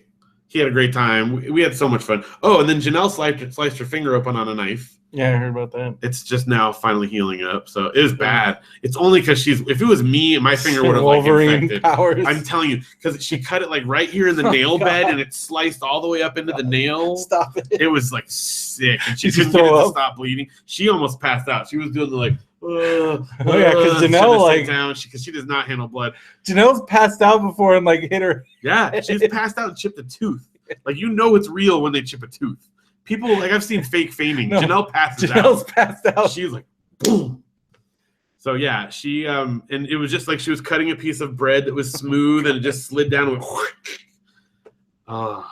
So yeah, I'm the only one that didn't get injured. I have like a little crack on my finger. That's about it. Everyone else got injured, but it was fun. We told it. I'll leave this one for Mandarin Orange Show because I went in great detail. But the kids had a scare in the river, and Janelle started screaming that they were going to drown. But don't worry, they were okay. We had to have a little talk about like not panicking with like minor incidents. Janelle's like, they're going to die. They're going to drown. I'm like, be cool, be cool. They were fine. Other than that was all good. They go out too far? Well, just we were playing like in a little cove, and then like the current kind of grabbed them, and they started going. It was like a super slow, like, and we're talking like, but I had to like get out to them real quick. It was fine, but she may have freaked out a little bit. Did you teach them what to do in a riptide? Yeah, well, this is like in a river. Oh, okay. Like so they were like in a little pool, and and the current just kind of started moving them down a little bit, Yeah, but it's not... so I mean, it could be bad, but it wasn't like I wasn't watching them. They were all fine. So it was fantastic. We had so much. The other part about it, in addition to the nature up there, is that there's so many roadside like stupid attractions, Bigfoot stuff. Yeah. I went to all of them. Oh, that's like super Bigfoot country up there. Yeah. So the best part, and this is the one I wanted to focus on here. Again, I go into more detail on the other show, but I got to do a little like urban exploration, abandoned stuff. Oh, nice. Oh, okay. So I might have told you about this before, or maybe you know about it, but there was a Hobbit town up there. Yeah, you told me about it. Okay. When I went up there as a kid, and it was there, you would walk through the forest. There was all there anymore? Well, it closed down in 2009, but guess what? The stuff's still out there in the forest. So you can just go there? Well, here's the thing. So like it's Hobbit holes? Well, there was the whole thing. There's Hobbit holes. There's Gandalf. There's the trolls. There's the whole entire story of the Hobbit all throughout this trail in the forest. Is this? It's in Humboldt. It's like right outside the National Forest. And there was like a roadside attraction. They have a cafe. There was like a big redwood, like a hollowed out one you can go in. That's still there. They had a gift shop and stuff. And we stopped there when I was a kid, and I loved it. And you would go to each thing, and there's a little button you push, and someone would narrate and tell you that part of the story from The Hobbit. It took like half an hour to go through all this stuff. So it closed down in like 2009, but the tree thing and the cafe are still there. And so we went to the cafe, and I talked to the guy there, and I was like, hey, you know anything about the Hobbit thing that used to be here? And he's like, told me a little bit about it. He was young. He was younger than me, so he didn't know about it firsthand. But he's like, if you guys want to like explore, like you can't go past like this little spot, but you can kind of peek around over here. So we go and went a little bit, because you could see some of it from the road. So then I went to like where he said we could go, which is a little bit up this path, and you could kind of walk up and see Gandalf. And the kids came up, and I took some pictures. And then I'm like, Janelle, I'm already here now. Like, he told me I could go this far. I'm not going to turn around now. So I sent Janelle and the kids back to the car, and then I just went for it and went through all of it. And a lot of it's gone now, but there was still Hobbit. There's like 3 or 4 Hobbit houses. There's Gandalf, but his head's kind of broken. The 3 trolls that are like, frozen. Yeah. There was like a big map painted on the side of a barn, and then another door had just like the old sign for the Hobbit was up there. And there's a couple of little signs, because there's little signs peppered throughout. There's a bunch of fake mushrooms. Yeah. Anyway, but it's people have built houses up there now, so it's like all on their property. So I kind of like ducking around. And I read people online that said that they had done similar things and they got caught, and people like they called the police on them and stuff. So I was like, but I'm this far now. Come on. Like the guy said I could go part of the way. So anyway, it's pretty great. It was a little adventure there. I always, because on the way to Vegas on the 15th, there's that Rockahula water park. I've always wanted to go there, but like you'd have to go like when because it's like it's like in the middle of the desert, and because like where do you go afterwards? Like, well, also like just going around there, it's like 110 degrees, and it's just so out in the open. Like no shade. So like you have to do that like because I've looked online, like most of the videos are like in the evening or night, but I think Adam the Woo went like in the middle of the day. Because if he does a lot of like stuff like that, but like what if you could die out there? You could. It does look pretty like dangerous. Yeah. And there's nothing else out there. There's a reason why that water park is like who's. I remember when it was open and you would drive out like there. in the middle of nowhere. If you're there's nothing, then there's a water park, and then there's more nothing. Right. So you're all wet and gross, and you have to drive 2 hours or whatever to get to the next place. Yeah. Bad planning. Did you ever go to that place? No, but I remember driving by it and like, oh. And now it's just like they left it to the freaking elements, and I was just like, oh, it looks like I want to go to that place. I don't want to go to the Flintstones. Oh yeah, that's still like going though. At least as of a couple years ago. I think it's empty. Like 2 years ago, I know it was still there. Because Adam the Woo, like I think it was open, but it's like it's so run down. Probably, yeah, I'm sure it's so. But I think bedraggled. Yeah, because he went there. But yeah, that Rockahula water park though, that'd be kind of nuts to go around looking. And then like in Vegas, there's all kinds of just like empty weird stuff. Love that stuff. We'll talk during my section. I found a weird thing in Moreno Valley. Oh yeah. I saw a little bit about it. I talked about because you ever commented about it. Because I had to talk to somebody about it, so I brought it up in the comments. Because like Steve, have you been to that place? I don't think I have. I've been to a mall, but I don't think I've been to that mall. It's so weird. We'll talk about it. That's something to look forward to. Right. But we got some reader mail. We do. Let's do it. We have a reader mail because it's only been recorded on Monday. It's Saturday. You're gonna be. I've got a weird schedule. Yeah. What are you doing tomorrow? Well, we have to return the car. We have to unpack. I haven't unpacked the van yet because we were going to sleep, and then I got to turn around and pack. Yeah, so yeah, and then Monday. Wait, tomorrow's Saturday. Tomorrow's Sunday. I don't even know what day it is, man. Yeah, so I got to pack and then I leave Monday. Turn around. It's like I only get like 2 nights with a breathing mask, and then I have to go back to camping again. We're both on vacation mode. Yeah, it's nice. Well. Polo writes, "Hey fellas, Polo here." Oh, because we were talking about Mark and I were talking about motorcycles. Okay. So he says, "I do ride motorcycles and was T-boned on one." Ugh. So we're talking about horrific motorcycle. He did like a whole motorbike tour, remember? And was T-boned on one. Totaled the bike, but I walked away without a scratch. Wow. Good. That being said, it is very dangerous and wouldn't recommend it to anyone that doesn't have the itch. Yeah. It terrifies me. The whole idea. I could not do it. Especially overpowered sport bikes. Be careful out there, guys. It was great to hear Derek on again. So here's a pro Derek. Okay. He's a part of the show, just like we all are. So back off, guy that called him Trump or Hitler or whatever said. I think Mario called him Trump. Oh, okay. I'm excited to hear Popsicles back to its old format. We're actually going to be recording that soon, so stay tuned for that. All right. In other news, Phil, I camped at Fort Bragg on my epic Western motorcycle trip right on the beach. Pretty neat. Love you guys. I wonder. I mean, you guys were at Fort Bragg. Yeah, we camped one night at Fort Bragg. You guys were talking about your in-laws' RV. That's a bus. No, it is a bus. That's a freaking bus. It's because that is like John Cena's tour bus. Oh yeah. Because I went in Kevin's tour, and honestly, like I'm pretty sure that bus is bigger than Kevin's tour bus. It's 45 feet. It's insane. It's nuts. When I stand in front. How do they? I would never. Windows, I have to reach up like this. You couldn't pay me to drive that thing. Oh no. How do you park that thing? He said it took when he went into the place because he had to back it into this little slot. He said they had to get 3 people from the park over to help him back it in because they just got it.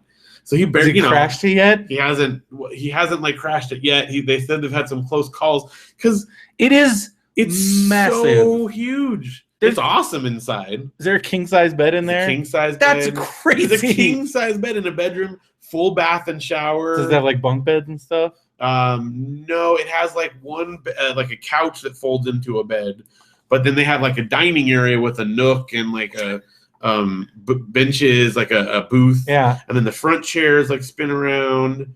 And they have a full size, bigger than my fridge, bigger than your fridge, industrial size fridge, stove, kitchen. A full kitchen. Full on everything. They have 3 flat screen TVs. Yeah.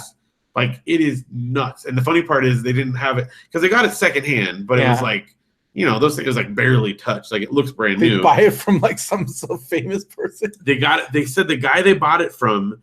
It was parked in his garage. They said he had a warehouse garage with 3 of these things in there, plus a bunch of other cars. What was this guy this summer? Out in Rancho Cucamonga. Yeah, they just found him. There's So they're saying that is a tour bus. Oh yeah. For a band. Yeah, no, it easily is. The way that the interior is set up, you can't sleep as many people because they haven't made it so it's a king size bed and stuff. But it could easily be rearranged to have a whole band in there. It's nuts. It is crazy. So. I do not envy him driving it. I wouldn't do it. So where are they now?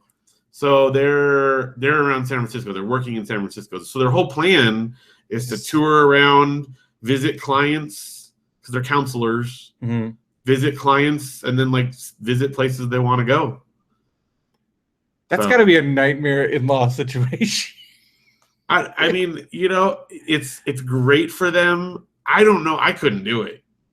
I just are like, did you have to like make like an agreement like, okay, no pop-ins, because now like they can just pop in. Yes, the pop-in is scary because, as you know, our house is never pop-in ready. I'm not ready for pop-in. Nobody likes the pop-in. But no, I mean they've been cool. Like they are going to stop by on their. They're going to drive back to Colorado, and they're going to. So are they? Is Colorado going to be their home base for now? Because if you have an RV, sold their house yet. If you have an RV and you could live anywhere, why would you choose to live somewhere where it snows? Well, but I think they'll go there when it's not snowy. That's the thing. Yeah, that's how a lot of those guys just take off. Sorry.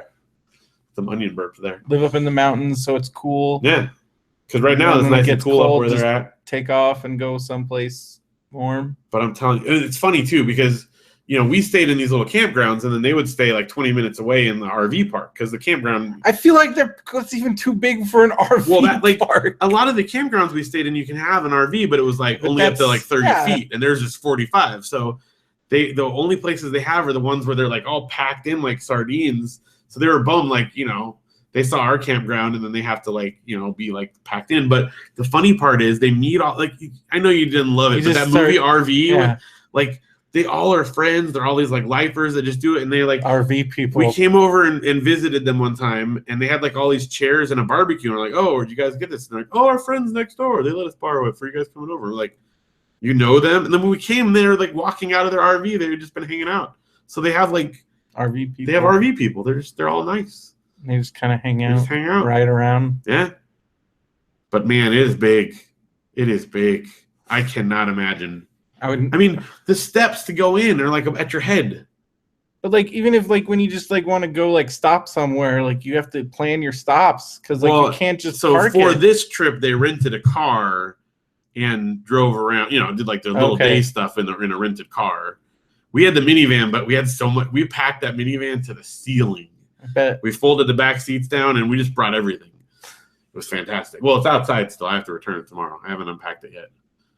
I unpacked like the food, but it kind of smells like a campsite in there still. It's gross. But anyway, so also a van that you guys have basically been in for 2 weeks. Oh yeah, you can come out and smell. No, thank you.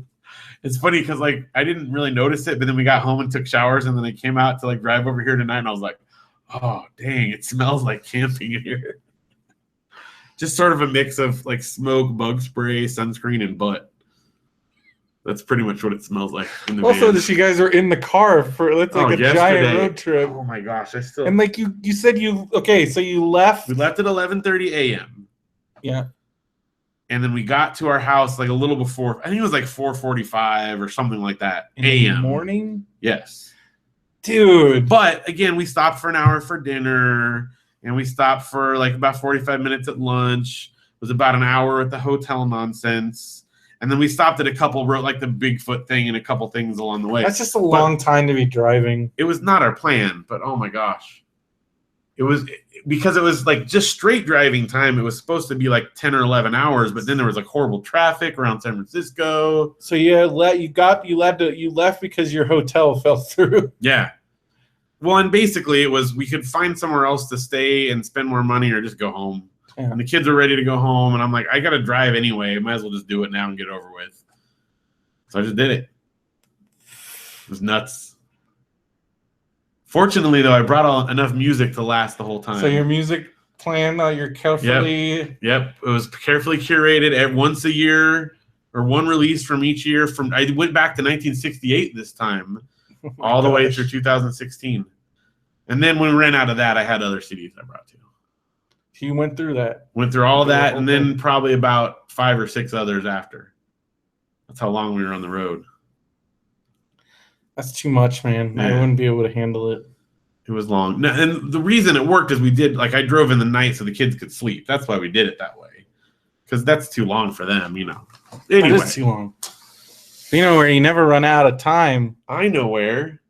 Listening to podcasts on Stitcher. You can listen to them forever. There's no limit. All the podcasts. It's all free. Unlimited free podcasts. If you go to Radio Brendo, click the Stitcher link and do that. It's pretty great. Yeah. Listen to lots of shows, including all the Benview Network shows. Well, most of them. Some of them aren't on Stitcher. Well, a lot of them are. A lot of them are, such as we've talked about it a lot, but I gotta be a little, shameless. As you want to check out MBWS, Matt and Brendo's wrestling show, or Mr. Brendo's wrestling show. True. Multifaceted. With me and my current co-host Veronica Steele. Benson's busy. Yeah. These days. I mean, now he's working. He's back at the doggy daycare for the summer. Okay. Although it's a different doggy daycare than the one he was at before. Because now he lives in Long Beach. If you're good at daycaring doggies. But he's got a lot of experience. Yeah. So, and speaking of Benson, you got Benson's Boombox, Benview on Spielberg. If you liked Mark Bolton from the last 2 episodes last week, you got Comic Nerds Unite. Yeah, I have an episode I have to listen of theirs that I still haven't heard yet. I didn't even know that they had a new co-host. I didn't either. I feel bad. But now I still can't listen to it because I'm going to be gone. And also, did you know it was Tim Van Autrev? That's what also I found out. No, I've always said Autrev. So did he said he did that until like a year ago. Oh, okay. Well, sorry. But they had Ryan North on and they talked about Squirrel Girl and I finished reading that. So when I get a chance to talked to him about Brax the Alien Rocker. They talked to Ryan North about Brax the Alien Rocker. Yeah. What did he love it? He said he hadn't read it yet, but he has it on his nightstand. That's right. I do remember that. I remember him saying that. Because he has a nightstand of stuff he's actually going to read. So has he read it yet? I don't know. It's a good question. Because that was a while ago. I remember him he talking probably about has read it. And obviously it wasn't enough for him to we never reach out that and said hey guys, phone call. You're the best. I want you to work at Marvel with me. Sure. Because that's a guy that went from making a webcomic to writing a Marvel series. Yeah. But that took him a lot of years. Man, it's so good. But that's the journey that he went on. He also just released, so you know how they had the To Be or Not to Be? Yeah. Hamlet, Choose Your Own Adventure. He just came out with Romeo and or Juliet. Oh, that's right. I saw so that it's actually on the bestsellers list. That's awesome. It made it on the bestseller list, and he was like, "This is crazy," because cool. It's a Romeo and Juliet, Choose Your Own Adventure, and I haven't read it yet, but it's definitely on my list of things because the first one, and it's perfect for ebooks. Choose Your Own Adventure was made for ebooks. You just go back and forth really easily. And he did a cool in the ebook. There's a whole hidden chapter that if you solve this puzzle and you go to a certain page on the ebook and it's you can go to it and then you it's a whole secret chapter, which you couldn't do that on a regular book. Right. So he even went an extra step. With the ebook edition, there is a physical book edition, and then there's all kinds of artists doing amazing artwork for each ending. So it's a different artist for each ending, and it's pretty awesome and looks really cool. But back to podcasts, we also, like I said, Popsicles. We're trying to pick that back up. New shows such as Podcast Preview and The Artist Tree and Mandarin Orange Show. Phil and Janelle. Yeah. That's right.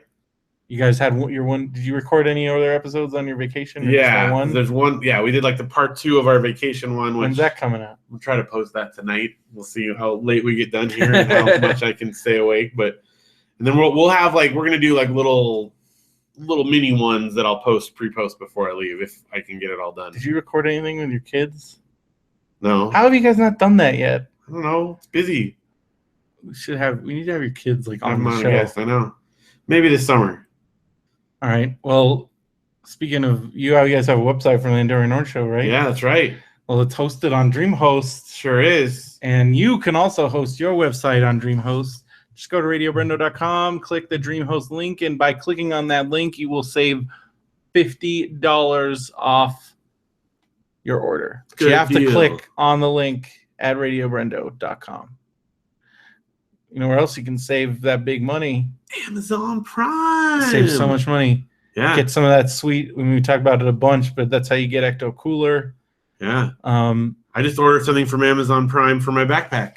Well, you just got an Amazon package here. You got the new Starflyer record. I know. I can listen to it. Yeah, finally. And then, but you can also, you got the streaming library, music, Yep. all that. It's $99 a year. If you're not sure if you're ready to spend that $99 a year, which you should be because it's great value, free 2-day shipping, get all those gifts done easy. I just did all my shop. I got gifts for people. Nice. Fast. But you can try that. You can try it out. Just get a 30-day free trial. Go to radiobrendo.com, click the Amazon Prime banner. And if you already have Prime or you're just like, whatever, I don't need Prime. I don't like saving money or getting my things fast. But maybe you just do that because you're whatever. And you still click the regular Amazon link at radiobrendo.com. Do your normal shopping, and you'll be helping out the show. And we always appreciate that you guys do that. And you continue to do that. And we really appreciate it. And we'll read your stuff. We talk about the stuff. And you guys got some stuff this week. What did people buy? $20 PlayStation Store gift card. Nice. Yeah. Got Sunbird fried rice mix. 12 so a case. Get some fried rice. So they got everything. Get some food. Get the shopping. Pantry. We got window lock. It's good. 4-piece sliding window lock. Make sure you have a spare key somewhere hidden though, in case you lock yourself out. Just a little word from wisdom. Fintier folio for Kindle Fire HD. So like a case for the Fire HD. Premium vegan leather. Vegan leather. So not, does that mean pleather? Yes. Like fake leather? Must be. Vegan Is that what they're calling it now? Vegan leather? No, because you're not eating it. That's weird. All right. Funko Pop Marvel Civil War Hawkeye, Spider-Man, Iron Man, and Captain America keychain. Oh, that's cool. I want to see. Oh, so it's like a little set. Nice. Those are cool. So that's pretty awesome. So like a little fun. I've seen people with these. So now they got the little mini. They're like mini Funko Pops. Yeah. Oh, so it's like two big ones. It's two big ones and two tiny ones. So the Hawkeye and Spider-Man are big, and then Captain America, Iron Man, the little keychains. That's It's a whole Civil War set. All that for only $22 with Prime. It's an amazing deal. Ooh, look at that. So did you see they've shown the like prototypes for the Disney Infinities that they never released? No. There's so sad that they canceled that. There's a Doctor Strange that looks awesome, and the big one was a Spider-Gwen. Oh. So they're just not doing anymore. Just done. Just stopped it. They scrapped them. The Doctor Strange one and the Spider-Gwen one look awesome. So there's a lot of people trying to spread the word, just trying to get them like, hey, can you just put these out, please? Yeah. I don't understand. I mean, I guess maybe it just didn't do as well as they thought. I guess that's what it was. You know how Disney is. They're like very cut. So yeah, it was a Spider-Gwen, but Disney Infinity, and it looked really cool. Look at all these. Look at a giant man. It's pretty cool. That is awesome. Oh, I gotta get that Lego. Power Rangers. Yeah, you haven't gotten that? No. Oh, look at this Daredevil one. Oh, did you see the cool thing with Charlie? What's his name? Charlie Bucket? No, the Daredevil guy. That guy. Oh, okay. He asked Marvel like, "Hey, can you give me some Funko?" Or I think he went to Funko and he asked them for some Funkos, and they gave him like an insane amount of Funkos. So he took them around to children's hospitals. Oh, that's cool. I thought that was really cool. It's really cool. Just being good Daredevil, helping out. Good guy. It seems like all the Marvel actors are very aware of their place. They're superheroes. So they're like I mean, Chris Pratt and Chris Evans and all those guys, they've seemed to be Robert doing Downey Jr. like a ton of like stuff. Like even like they all like, I guess like that's kind of a thing. Like, and if you play a superhero, because like one of my favorite ones is Ron Perlman, like actually like dressed, like he put on all like, because that takes like hours. Yeah. And there was a kid where it was a Make-A-Wish kid, and he dressed up full Hellboy gear, and he even like Guillermo del Toro like gave him all the stuff, and like he had like the hand and everything. That's awesome. And he went and like, because like Chris Pratt will go like in the Star-Lord outfit, like everything. That's really cool. Like that's really, really cool. Because you think like for a kid, like it's like Captain America came, like Daredevil came to visit me, and that's awesome. I like that. Seems like superhero guys and like wrestlers. Yeah, like it's a big thing for wrestlers. Spandex people, like just because like, wrestlers are like real life superheroes for a lot of these kids. So like John Cena is famous because John Cena is granted like like I think like the next person behind John Cena, like Johnny Depp or I forgot who it was, or somebody has granted like 200 wishes. John Cena is like well over 500 wishes, like twice as many wishes as like anybody. That's like cool. It's crazy. Does a lot of that stuff. Look at that Vision one. Now I'm looking at all these Funkos. This is something I just have to stay far away from because that's like talk about collecting and collectibles. Now they got Dorbs. Those like the goofy ones. It's Scarlet Witch. Look at that Wolverine. So the Dorbs are like deformed. It looks like it's weird. I don't know. It's pretty cool.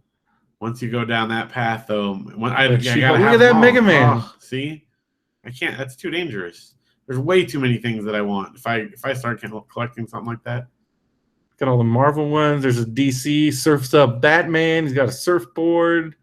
And you got Star Wars because they also have like every franchise. Yeah. They just came out with like Golden Girls ones. Really? Yeah. That's funny. Like the Bob's Burgers ones look amazing. Yeah. Beef Squatch. Dude, I want a Beef Squatch one. If anything I was gonna get, I'd get a Beef Squatch one. I want a Coochie copy, like the actual thing. Yeah. They have that company that's like selling that exclusive stuff because they have like the camp because they're selling like restaurant camp shirts. They have like actual Louise ears. They have like some awesome stuff. They're selling like a Coochie copy, like light up pillow. Oh. And like I kind of want to get it. I'm thinking about getting it because you cool. order it now and then you pick it up at Comic-Con. That is cool. And so you don't have to wait in line forever. So it's like getting exclusive. I wish everybody did that. So I'm thinking about doing it with them. Like, do I really? But also, it's Coochie Coffee, and it's so funny because then you think about is that was Coochie Coffee? I think something like that. I know, the little green guy. Yeah, the little green guy. Oh God, Bob's Burgers! It's just like the best show in the whole world. We'll get to that next time. But yeah, so that's our Amazon for this week. Thanks for buying stuff as always.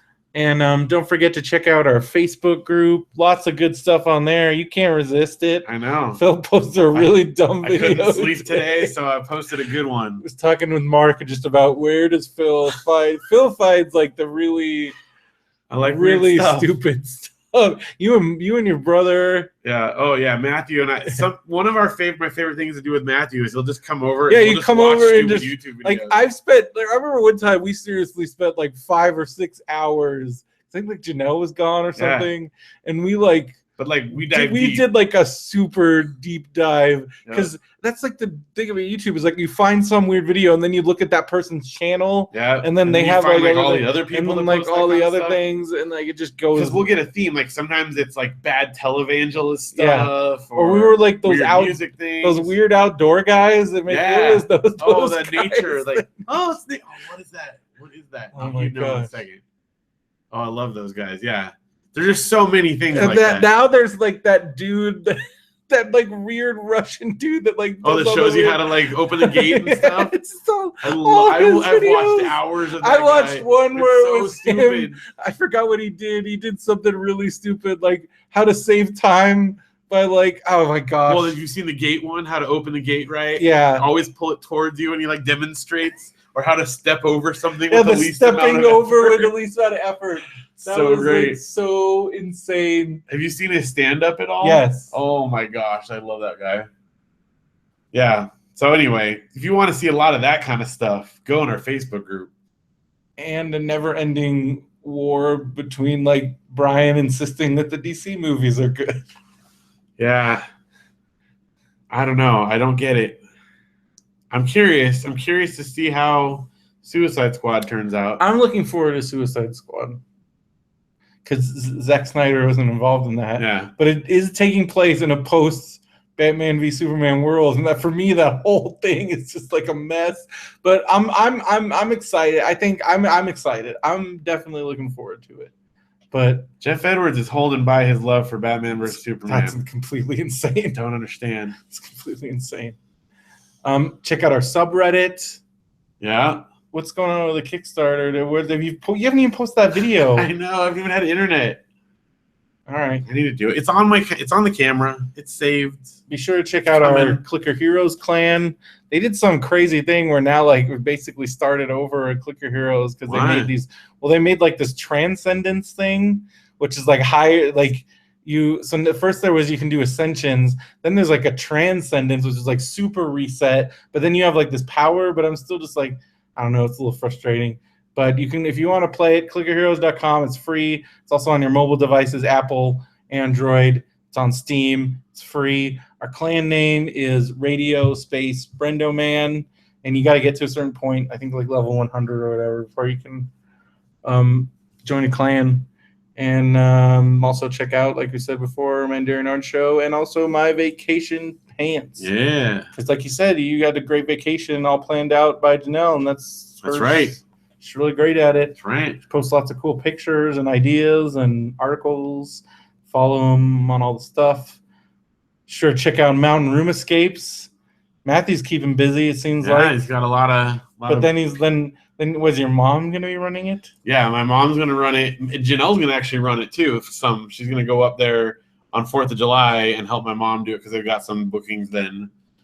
So But if you want to try it out, Mountain Room Escapes. Well, your mom was saying how intense it is, like watching. Oh, it is. It is. It's because I went up that one time, Yeah. It's just. But it's been going well. And when are we going to do our room escape? I don't know, later on for the summer. We bought the Groupon already for it, so I'm excited. For Brendan's birthday, we got a room escape. But also like your some other stuff. Parents. Yeah, my parents are. It's going to be us, you, Matthew, me, Janelle, my parents. And this is like a big. It's one of the highest rated ones. I'm trying to remember. It's in Irvine. Yeah, it's a Chinese group. Yeah, I can't remember what it's called though. There's a name. I can't remember. But anyway, it looks really cool. It's very highly rated. So, but this one's Mountain Room Escapes is awesome. We've done it, and if you're going to be in Big Bear or in the area of Big Bear in California, definitely worth checking out. And if you go to mountainroomescapes.com and use the code Radio BrendoMan, you get $5 off each ticket. Yes, and you get a special exclusive gift at the end of the game. That is a fun thing. It's very fun. Room escapes are cool. You know what else is cool? Comic-Con. Can't believe we're less than a month away. Yeah, I'm gonna be home from my backpack for like a week. Announcements in a couple weeks. Yeah. Speaking of programming, we are on there. The Webcomics Advocates, you, me, Patrick, Josh. We're gonna be there. Comic-Con is gonna be exciting. We'll announce more details once the programming schedule is released. But if you're going to be in San Diego, July 21st to the 24th, and you're going to be around at Comic-Con, hit us up. We'll also be passing out things that may or may not be stickers. Yeah, stuff and things. If you meet up with us, we'll hook you up. And we'll talk about stuff. Yeah. And now that we got our little portable recorder thing, we can record all over the place. Yeah. Do like little, hey, Phil's playing Nintendo again. That's pretty much it. We got some tags. Doing the tags. How are they going to have Zelda there? Because if they have I Zelda, heard it's going to be nuts. So like Josh and Jesse didn't even get to do it because they said it was like the entire convention hall, like the line. A lot of places gave it like game of the show. Oh yeah, everybody's freaking out. Everybody's freaking out about it. But like, if I don't know what the like, if they have it in the Nintendo Lounge, you're not gonna be able to get into the Nintendo Lounge. Like, so I don't know what the situation is gonna be. Are they gonna have? Because they also have their booth on the floor. Right. So they might not have it. Or maybe they will. Last year they had Mario Maker and we got to play it. That's true. We played Mario Maker we played it like 2 months before. It was like a few months before it came out. It might be early. I don't know. Maybe it'll be too early. We'll see what they have. But I know you're looking forward to it. Oh yeah. And whatever free swag, Nintendo swag. Can't wait. That's always. And now that Luke and Audrey are like more aware. Oh yeah, they love it. They're gonna at least come on the day that that we do our last year they got shirts. Yeah. They got Splatoon shirts. Yeah. They're still big on them, so they wear them for pajamas. It was just funny because like the Nintendo people that's how because Mark was on this is like those kids they just get hooked up because like people go out of their way to give them stuff. Yeah. Oh yes they do. Because you have cute kids going around. They're gonna wear their matching Zelda and Link costumes again for Comic-Con. Next year, you want to they want to do Mario and Peach. Mario and Peach. That's going to be their this year's. And then the following year, but I don't know, like if they'll like stick to it. They've decided that Audrey wants to be, I think she's going to be Linkle. Okay. or the girl from Faerun. How have they? But you have to convince them to do Luke and Leia. I mean, come on. Well, they've both done that at one point, but not together. together. Yes, I know. They will do that at some point. We'll do that. That's why I say, because then Luke wants to be Shovel Knight. But again, that's like 2 years off. They'll probably change. Speaking of Shovel Knight, you see that the whole new DLC that they're gonna release it to everybody and like. Dude, the people the Shovel Knight guys are amazing because they've already done a bunch of free DLC. This is like the second whole one, and it's great. Like I'm playing through the second DLC on my 3DS, and it's fantastic. Yeah, Louis was talking about. I saw him posting about that. Yeah. So it's Comic-Con. Super excited. It's always nuts. Yeah. I'm staying in the Benview house. That's right. Benview, whatever. But we did that last year, and it's fun. It's cool. And I'm excited. So we'll be hanging out, be recording a lot. And is it Lindy's place?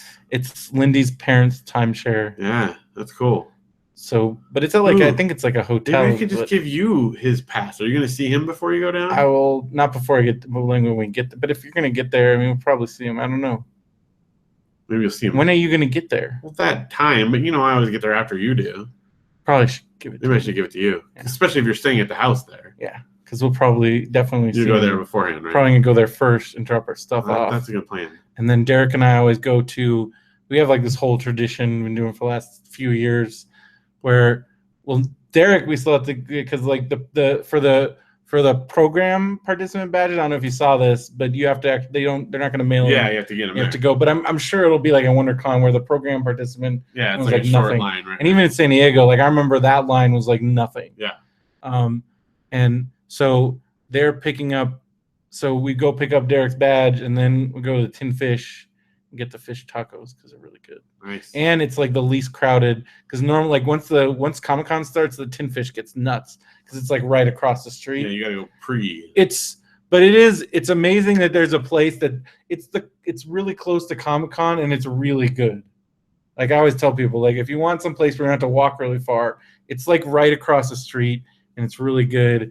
And it's right by, but like it gets really crazy because that's also where all like I think it's like one of the TV.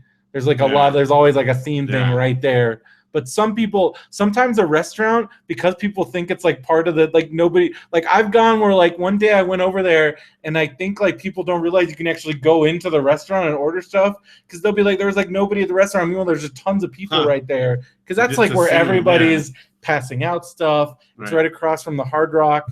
That's where you always have like the freaking paparazzi and all that stuff going on. Yeah. And man, I can't wait. I'm getting all excited for Comic-Con. Just all the Comic-Con on. Like, because again, like we've gone so, like I know that whole place like the back of my hand. We know all the ins and outs and all the tricks. Yep. The ups and downs. Yeah. That don't get locked out the back door right before your panel trick. Yeah, but now we know about the restaurant. Well, I mean, we've always known about it. Yeah, but we know it's a good place. Definitely spend some time. But man, I still can't believe we almost didn't make it to our panel. That would have been horrible. But I had to show the guy in the program book. Like the freaking, that's me. Power tripping security guards. It's part of the experience, though. Yeah. What would it be without that? Speaking of Comic-Cons, we also got Comic-Con Palm Springs, August 26th through 28th. Yeah. ComicConPalmSprings.com. Steven did ask about the promo code, which we talked about, and you got a coupon. Where did you get the door? Oh, that's what Mark wanted to know is where did you get the coupon? Was it at the Room Escape? Yeah. Okay, so I told him that. And you can just walk in the front Mark said he was going to try and grab one, and then he'll put it up. Because the problem is I have that paper and it's sitting like on the table by my. What if the code's just like Comic-Con? Yes, it's probably 10%. Because it's for like 10%, or maybe it's $10 or 10%. I can't remember. Something like that. It's a little discount, and it's sitting right there. I just never can remember to bring it. I keep seeing it going, oh, I got to bring that. Well, or post it. I guess I should just post it in the group. Post it. Get home when you get home. When I get home. Because Steve's waiting on that. Sorry.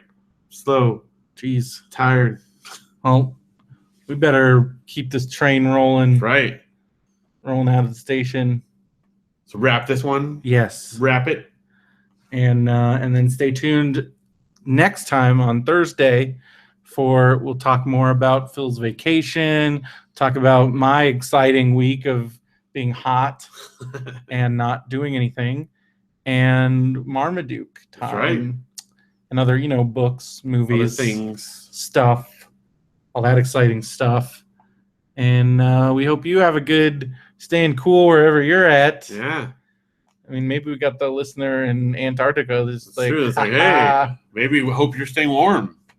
Yeah. It's like winter down there now. Yeah. There could be huddled up with penguins outside right now. I guess, isn't it like winter? I guess it's winter in the Southern Hemisphere. Yeah. So all of our Australian listeners. Australian, South America. Yeah. We got some New Zealand, Australian listeners. We got some South Africa listeners. They're probably like you sent a record. I sent a record to South Africa. Isn't that cool? Yeah. It's nuts. Someone in South Africa. That's what I want to do. That's what I forgot. Oh man, I can't believe you're gonna be gone. What? You do have to remind me. You have to give me a record. Okay. Crap. When am I gonna get it? Tomorrow? Yeah. What? Okay. What? Marin's doing a show in Pasadena on July 3rd. Oh, you're gonna go? I think I'm gonna go and give him the record. Nice. Although by myself, I'm kind of freaked out. I mean, that's up but to we you. do have like an established. Yeah. Like he's got to remember. Yeah. That's good. But I feel like it's the July 3rd. Might as well just wait till Podfest. That's true. Then it's more like. But I feel like if I come to like July, I kind of went out of my way. Maybe he'll appreciate it more. Could be. That's up to you. I'll give it to you, and then you decide. He's also doing because he's like working out new material, and he's doing these shows at the Steve Allen Theater. Like he's got 2 more of those in LA. I just don't know if I want to drive to LA in the middle. Like it's on like a Tuesday or a Monday. Like I think there's one Monday and then he has one more Monday. He's like a residency. But that one at the Ice House is in Pasadena. And I want to go to that. I still haven't been to the Panda Express. Oh yeah, kitchen. You gotta go to that. I was trying to see. You gotta get a panda burrito. Well, I wanted because like when Derek said like let's go hang out, I thought he meant hang out in Pasadena. So first I was gonna tell him like let's go to that place because I know he wants to go. But then he's like let's go to. But we went to Smokehouse. I'm not gonna turn down Smokehouse. Well, that's true. You ever been to Smokehouse? No. It's so good. It's right across the street from the Warner Brothers lot in Burbank, and it's the ultimate like it's been around, and it's like the place where like. It just has that feel like this is where like deals went down, like in like the like old writers sat around, like but like it's really good food. It's expensive, but it's really good. They have we had this like steak thing. I don't know, it was mashed potatoes. It was awesome. But anyways, I forgot what we were talking about. We were wrapping it. Oh yeah, I wanted to go to the. So I want to go to if I go to Marin on July 3rd, then I will also go to the Panda Express place. Yeah, definitely should do that. And because that's in Pasadena, right? Yeah. Get the wrap. And maybe I'll do that now that we're not going to Beaumont. I know. I don't know. We're gonna be like in the middle of the mountains on 4th of July. It's crazy. Not gonna see any fireworks. No, I know. It's weird, but it's going to be an awesome time with my dad, and he wants to do it, and it's been a dream of his, so I'm doing it. I'm excited. It's going to be fun, but I'm going to miss everyone. Well, find out next time as we talk more about stuff. That's right. And go to radiobrendo.com. You can use the contact form there if you want to send us some reader mail. Or radiobrendoman@gmail.com. That too. Or at BrendoMan on Twitter, Facebook, Instagram, all that. Snapchat. No Snapchat. I do. There is an at BrendoMan Snapchat, but I still have, I don't know. What do you even do with that? I don't know. I don't understand. It goes away. Why does it go away? Because that's the whole point. Why do they take it away? What's the point? To look at it. I like to keep it. When it's not for you. It's not for me. Twitter. You don't tweet. Yeah, too much effort. I can only do one social media. Oh my gosh. Did you see all this stuff with like MySpace had like all these security? Oh yeah, MySpace got hacked and everyone's like, what? They were all sending emails and I'm like, whatever. What are they going to steal? Yeah, but if you use that password for other things, then they have that password. Yeah, but I haven't used that password in a long time. That's the problem. a lot of people use the same password, and they'll try that password and other stuff. If they have your email and your password, they'll use that login and any other thing, and that's why you should use different passwords. Well, I recommend that password hacked a long time ago. People using LastPass. That way you can generate a unique password for every site, but you just log in to LastPass and it remembers all your logins. Oh, that's cool. And that's what I use. What if someone hacks your LastPass? Well, then you're hosed. They have yet to be like full. Like somebody's tried and they can't, because it's like that. If your master password, it's encrypted on your end. Oh, okay. And like it's encrypted, and yeah. But I mean, there's like, if they have that, then they have everything. So you got to keep that. But yeah, I haven't had any problems. That's good. But it's useful because then you generate unique passwords and like crazy, but you don't have to even. You don't have to remember it. Yeah. All right. Well, that's gonna do it for this week. Thanks for listening. I keep saying that this week. This Monday. This Tuesday. This episode. And thank you for listening, and catch you next time. So for Radio BrendoMan, I'm Brendan Creecy. And I'm Phil Vecchio. Have a good one, everybody.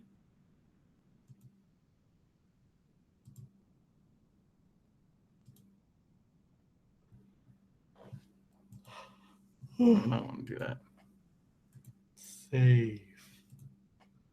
Save project. You gonna make it? Oh yeah. My body doesn't even know what it's doing. Is it waking? Is it sleeping? I've been napping a lot just because it gets so hot and I just fall asleep. So for a little bit, I took the sheet and like put up there, so I made like a little tent underneath the thing. That's cool. And it was like super cool. But then it got like too cold because it's just like blowing. Like I guess you can just picture the fire department had to break down your door, and Brendan froze to death in the middle of a heat wave. It got really cold. But it was so, because like when it was like 114, I was like dying. So I just put it up there and like got it, because I'm like sitting here and I'm like, it's not getting cooler. So then I'm like trying to figure out. So I put it up there, but then I was like, oh, it would be really like cool. The sequel of Seven, and it would be like the killer would like freeze you, and it would be the irony killer, and it just does the opposite. It freezes you in a heat wave, drowns you in a drought. So yeah, so that was fun.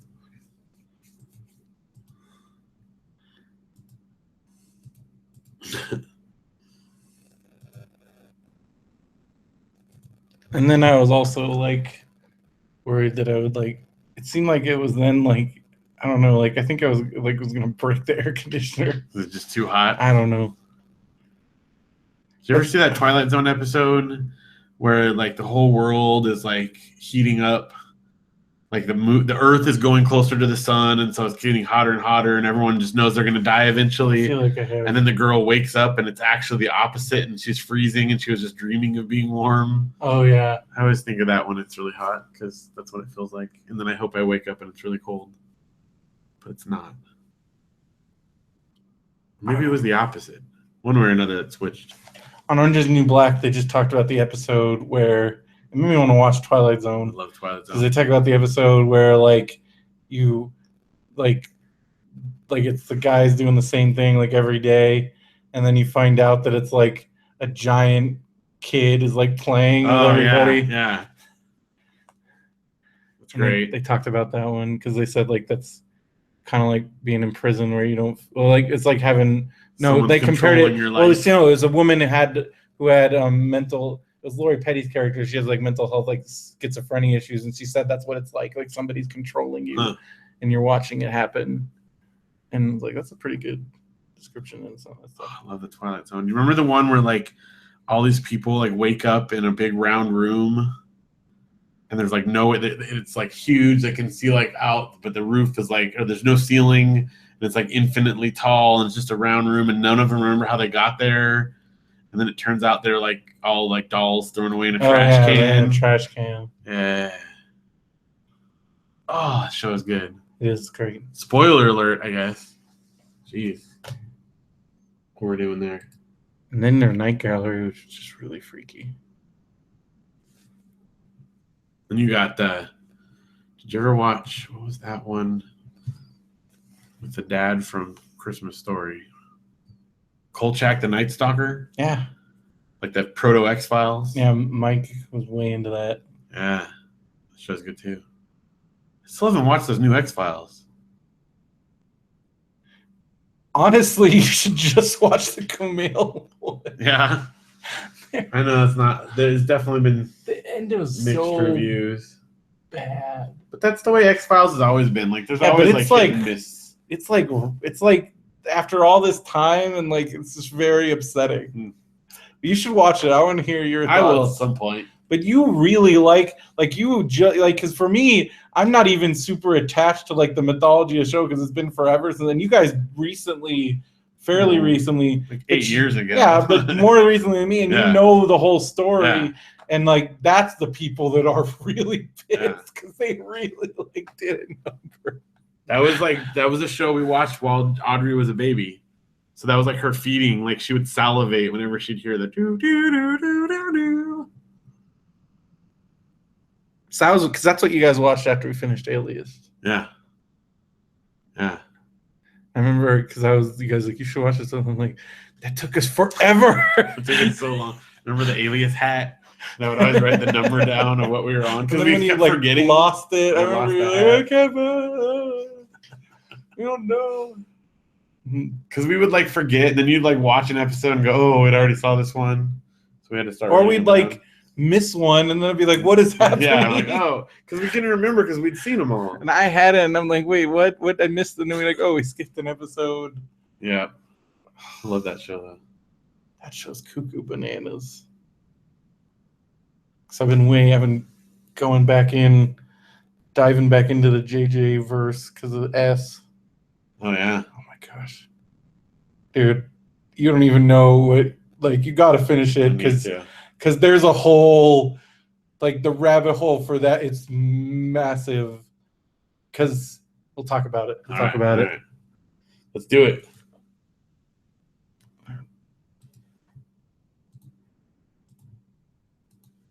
Nobody joined our hangout. Everybody's having fun on Saturdays. Yeah, they're doing stuff. We're not. We're having fun. I need to go get soda or something. Ran out of everything. I'm out of Ecto Cooler. Man. And then, like, I got like a 2-liter with a pizza, but then that's gone. We're Because- eating leftover camp food still. They had a deal, like it's baseball season, so they're having all these baseball promotions I didn't know. at Papa John's. Okay. Like, I don't pay, but then you get like every time the Dodgers like score a certain amount of runs, they do like 50% off. Wow. But Then then you said you don't like the Dodgers. I don't, but they're You're getting rooting me. for 'em. You're getting me that pizza. Because then they had the one promotion though, where it was like, if you spend over $15, then we'll just put 25 points in your account. Ah, So that's a free pizza. nice. And then I got that free pizza. And if I do pickup because it's right up the street, then I'm like not You have to pay for like paying delivery. delivery or tip or anything. Yeah. And but half the time I'm like, I'll think I would decide like I'm gonna do carry out, and like it's really hot. I'm gonna put on pants. Our kids love We're still delivering pizza. gonna redo the recording. Okay, yeah.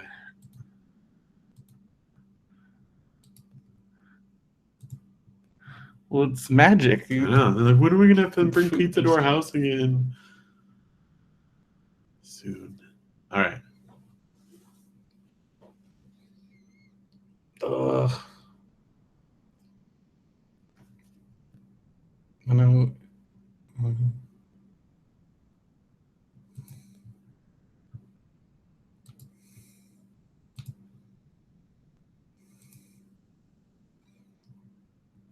All right.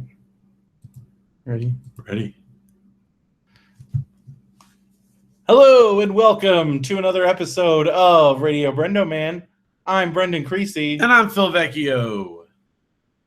So, So it's hot enough for you yet? You It's sweating? hot. You sweating? I went out like in the backyard for a bit today, post vacation, to just check out the lay of the land. Oh, one of your sprinklers I think is broken. Oh no, which one? The one in the front by your trash cans, it was just like gushing water. Like, it's not actually spraying. When did you was it going in the middle of the day? In the middle of the night, like it was like late when I was drinking the mail. I didn't think it was like it's not like just running all the time, right? Yeah, but when it's on, it just kind of like gushes, and because like there's like it wasn't really spraying. It was just like.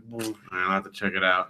And they're plastic, like the insert parts is plastic, so I have to replace them every once in a while. I think that one. Thank you. I forgot to tell you. I was gonna call you, and it was like 1 a.m. And I was like, I don't think he has service anyways. And also, what am I gonna do about it? I don't think that's a phone call you want to get on your vacation. Well, at least it's not like leaking during the day. It wasn't. So that's good. I made sure because it came back during the day and it was off. Yeah. So because I want to make sure I didn't have like a hose situation. Well, because at first I was like, so this was like on like the 3rd or 4th day where I got your mail. And I'm like, wait, was this on the other time I got the mail? And I was like, I can't remember. Well, because they come on at like midnight. Yeah. Because it's better to do it at night, the trees have to get some water. Yeah. But it was just kind of gushing all over the place. All right. We'll have to look at it. And all over your driveway. They're like a $5 replacement part, so it's not like a big stress. But, I don't always know because it goes in the middle of the night, so sometimes I don't notice it for a little while. Well, I'm supposed to like check them every once in a while, but check that one. I will check that one. Thank you. So, any other exciting things happen on your vacation? Well, I talked a lot about it on the last one. I won't belabor the point, but one little information. The last time we did a vacation, last time we went to New Orleans and we ate a ton of food. I gained 12 pounds on that, which was a rough trip. Have you weighed yourself on this one? I did weigh myself from this one. I did gain some weight. Yeah, but you've been mostly eating like camp food. Yeah, but Janelle's camp food is like delicious. Let me give you a rundown of some of the things we had. Well, that garlic bread that she makes. Yeah, where it's just soaked in butter and cheese. Cheese and butter. And then you got the pita pizzas. The pita pizzas are great. Did she make the French toast? Where it's Hawaiian bread, of course, soaked in egg, and then with powdered sugar, whipped cream, strawberries, and syrup. Yeah. For desserts, we did like have we done like fancy s'mores with you yet? I think so, maybe. Where basically it's s'mores, but instead of just chocolate, we get Rolos, Snickers, Kit Kats, white chocolate, and like you just pick whatever candies you want, put that with the s'mores. Then she did a new one this time. Oh, she did Twinkie strawberry shortcakes where you roast Twinkies over the fire and then she makes strawberry shortcakes with them. That's amazing. Sounds good. But like the winner for this one for desserts was she got this on Pinterest, and you take like a waffle cone and you put a layer of mini marshmallows inside. Then you put like scoops of brown sugar, and then you pick whatever kind of candies you want. So like I picked Rolos, and I stuff the top with Rolos. Then you wrap it in tin foil and heat it over the fire so that the marshmallow and the sugar caramelizes and melts, and then the chocolate flows into it, and then you just have a cone of like caramelized sugar chocolate. It's amazing. Oh my gosh. But yeah, so that's camping food for us. It's not health food. So I did gain some weight, but the difference is on this trip, we were hiking, we went swimming, we did all kinds of, even just camping, you're setting up tents and stuff. So it balanced out a little bit. Do you have any highlights of like road stop places? Oh yeah. Well, I mean, they're probably my favorite. We did like the drive-through tree. Mm-hmm. That was fantastic. So is that like it looked like there was like a line? Yeah. How long did you have to wait? It was about 10 minutes when we were there. Like you had to pay because you have to pay to go through it. Okay. It's $5. From who? Like there's just the people that own the property. I thought it's not like I thought it was in the like national park. Oh no. This the magic of this place is that the national park is beautiful, all these preserved ancient forests, and it has the highest concentration of kitschy roadside stops of anywhere in our country. Every single corner, like even like throughout, like because the national park kind of the road weaves in and out of it, so there's like stops even throughout there where you've got drive-through trees. You have the chimney tree. You used to have the Hobbit thing there, which is right by there. There's like tree houses where the tree's hollowed out and you can walk inside, but it's still alive. There's the one log house where there's a whole tree house built out of one log. You've got like the immortal tree, the grandfather tree, the eternal tree, the ancient tree, all of them different, like ones that have stories or whatever. And they have a whole little like, gift shop and stuff. We stopped at all of these, all of them. They got Bigfoot stuff. They've got, so are your kids believers now? Oh no! Actually, I'm the only one. By the time we got to the Bigfoot ones, and I was like, "Just go. We'll stay in the car." Like, do they believe in Bigfoot? No. They're very like scientific about stuff. They're like, "That's not real, right?" I'm like, "Well, probably not, But Bigfoot could be real. It could be, but it's probably not. Think about how big that forest is. Yeah, think about how there's no evidence for it. Well, you should talk to Mike. I know Mike is a believer. Mike is whatever. I love that stuff though. There's we also went to this place called Confusion Hill, which has like Haunted Shack at Knott's Farm, like that kind of thing, the optical illusion thing. Plus, they had this train ride, which was the coolest train ride I've ever been on, where it's like through the redwoods, but it's up on this hill, and it's a little it's almost like a carnival-sized train, but it's like this switchbacks up the mountain, so it could go forward or back. So it goes, and they click it, and it goes back and forth all the way at the top of this mountain.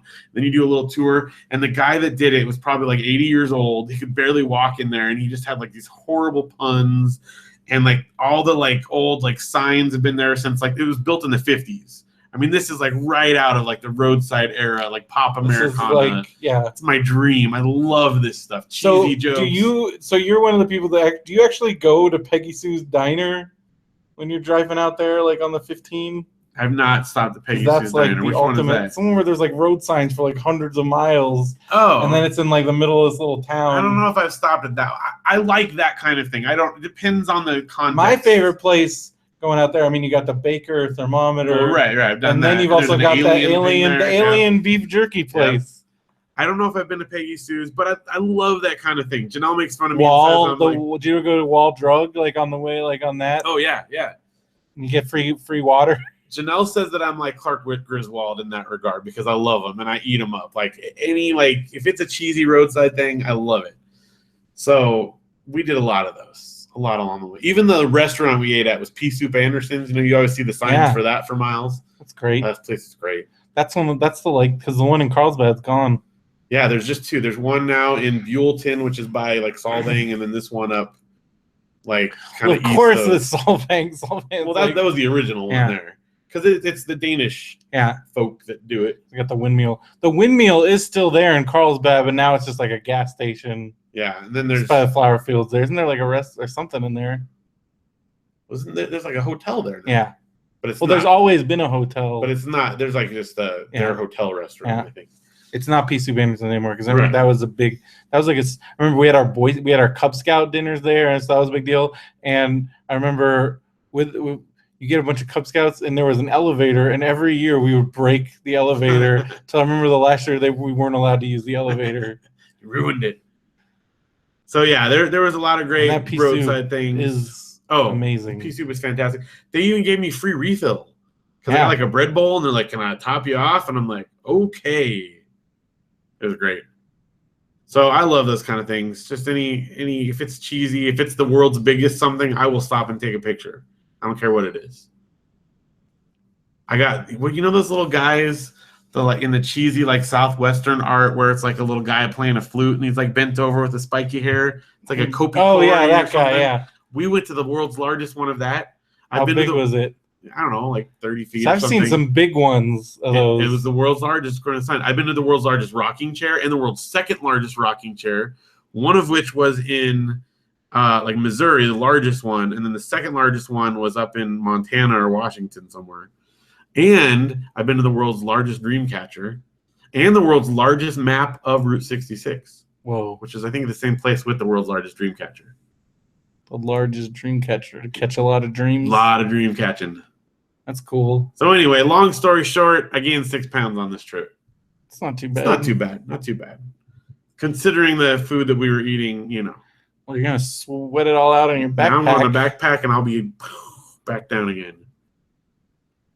They're my dad and brothers are going nuts. They don't even want to have sugar. They want to go low carb on the backpack.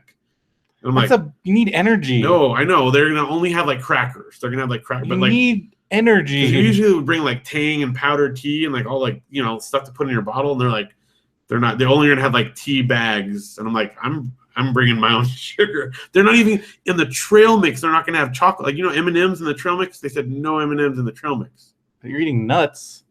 That's carbs. Well, lower carb. But they no aren't sugar. they doing like no carbs? They're doing like low. They're trying to on this. They're trying to. You like, can't do no carbs on a backpack. So you're you telling will die. me I'm out there in the middle of nowhere and I have to eat nuts and no chocolate in it? That's the best part. That and the fruit. So yeah, I'm bringing my own sugar. I'm bringing Tang. I can't backpack with no Tang. You can take away my showers. You can take away the toilet, but I need powdered Tang. It's an essential part of camping. They took it to space. Of course I'm going to drink it. Plus, it's delicious. And it's delicious. All right.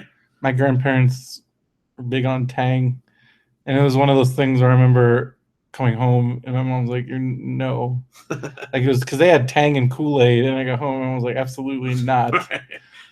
You would drink your Diet Pepsi. I love Tang. I will make it like so thick. Oh, as yeah. You remember, like I just like you can slurp it. It's like you can chew it. And then at the bottom, and I like scoop it out with my finger. And then that powdered Nestea also. I like to alternate those. It's good stuff. Yeah. Speaking of good stuff. Yeah. Tell us about yours. I went to the Moreno Valley Mongolian barbecue because you didn't get to talk about it, but I talked about it with Derek when we went to Big Walk. Which is really good. I think Big Walk is my number one. It's great, right? Like almost like Stir Fresh might be my number, but I don't know. Well, Mike's place. Did you get to go to that place? No, we did not. That was like a drive. We did not. Oh yeah, because you went to Power. Yeah, because we were going. That's where we were going to stay. Is near there, but then I wound up driving. Too bad. And get to go to Lucille's. So I think Lucille's might be my number one, but Big Walk in Rancho Cucamonga is definitely in my top two or probably top two. It was fantastic. It's so good. Service was great. So this place coming off of that, I think if I hadn't gone to Big Walk, this would be better. But it was just, I think it would give it a solid like B plus. Okay. It's good. Like it's like Mad Wolf kind of, but the weak point of it was the sauces. Ooh, like the sauces, they have like if you really like, it was you had to put a lot on to like get like a lot, like you had to really pile it on there to get the flavor. It just seemed like it was kind of weak sauce. Weak sauce, literally. Yeah, and they didn't really have any sweet options. And like pockets? They did not have bread pockets. They had like little wontons. All right, well, but they were kind of like, I don't know. Love those and then they had like I know the bread pockets are kind of an essential part of Mongolian barbecue. And I looked at the reviews and it seems like sometimes they have them and sometimes they don't. They did have free refills on the drinks, which sometimes those places. This one had like refill your own. Had like refill your own. Oh my gosh. But it was also weird because so to cook your food, it was like, so it's like a traditional like a Panda Express where there's like, you go through the counter to like you go up to the counter and you do all your ingredients on your own, and then you have to go behind the counter and like give them. There's like the little hole to the kitchen, and you have to go back and you put it on the thing. Interesting. But it was fine. All right. It's set up for you to do that. Okay. It was just a little weird because at first I'm like, am I allowed to go back there? And the guy's like, come on. Is it all you can eat? It's all you can eat. How was the price points? $10.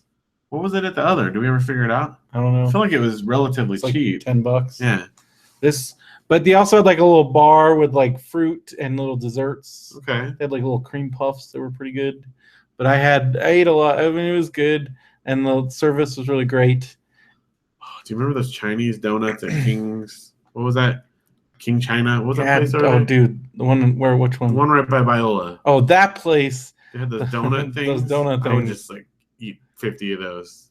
I remember I think I got food poisoning from there like more than once, but it was so good. Was so good. But he was like, you were almost guaranteed. And Alex finally stopped going. She would not. I remember towards the end, like you and I would go there. I remember I got my mom to take me there one. I think I got my mom. I think I got my mom to take us once. Yeah, Steve would go there and they would like try to shut him down. Yeah, he would eat so much. Steve, I remember that.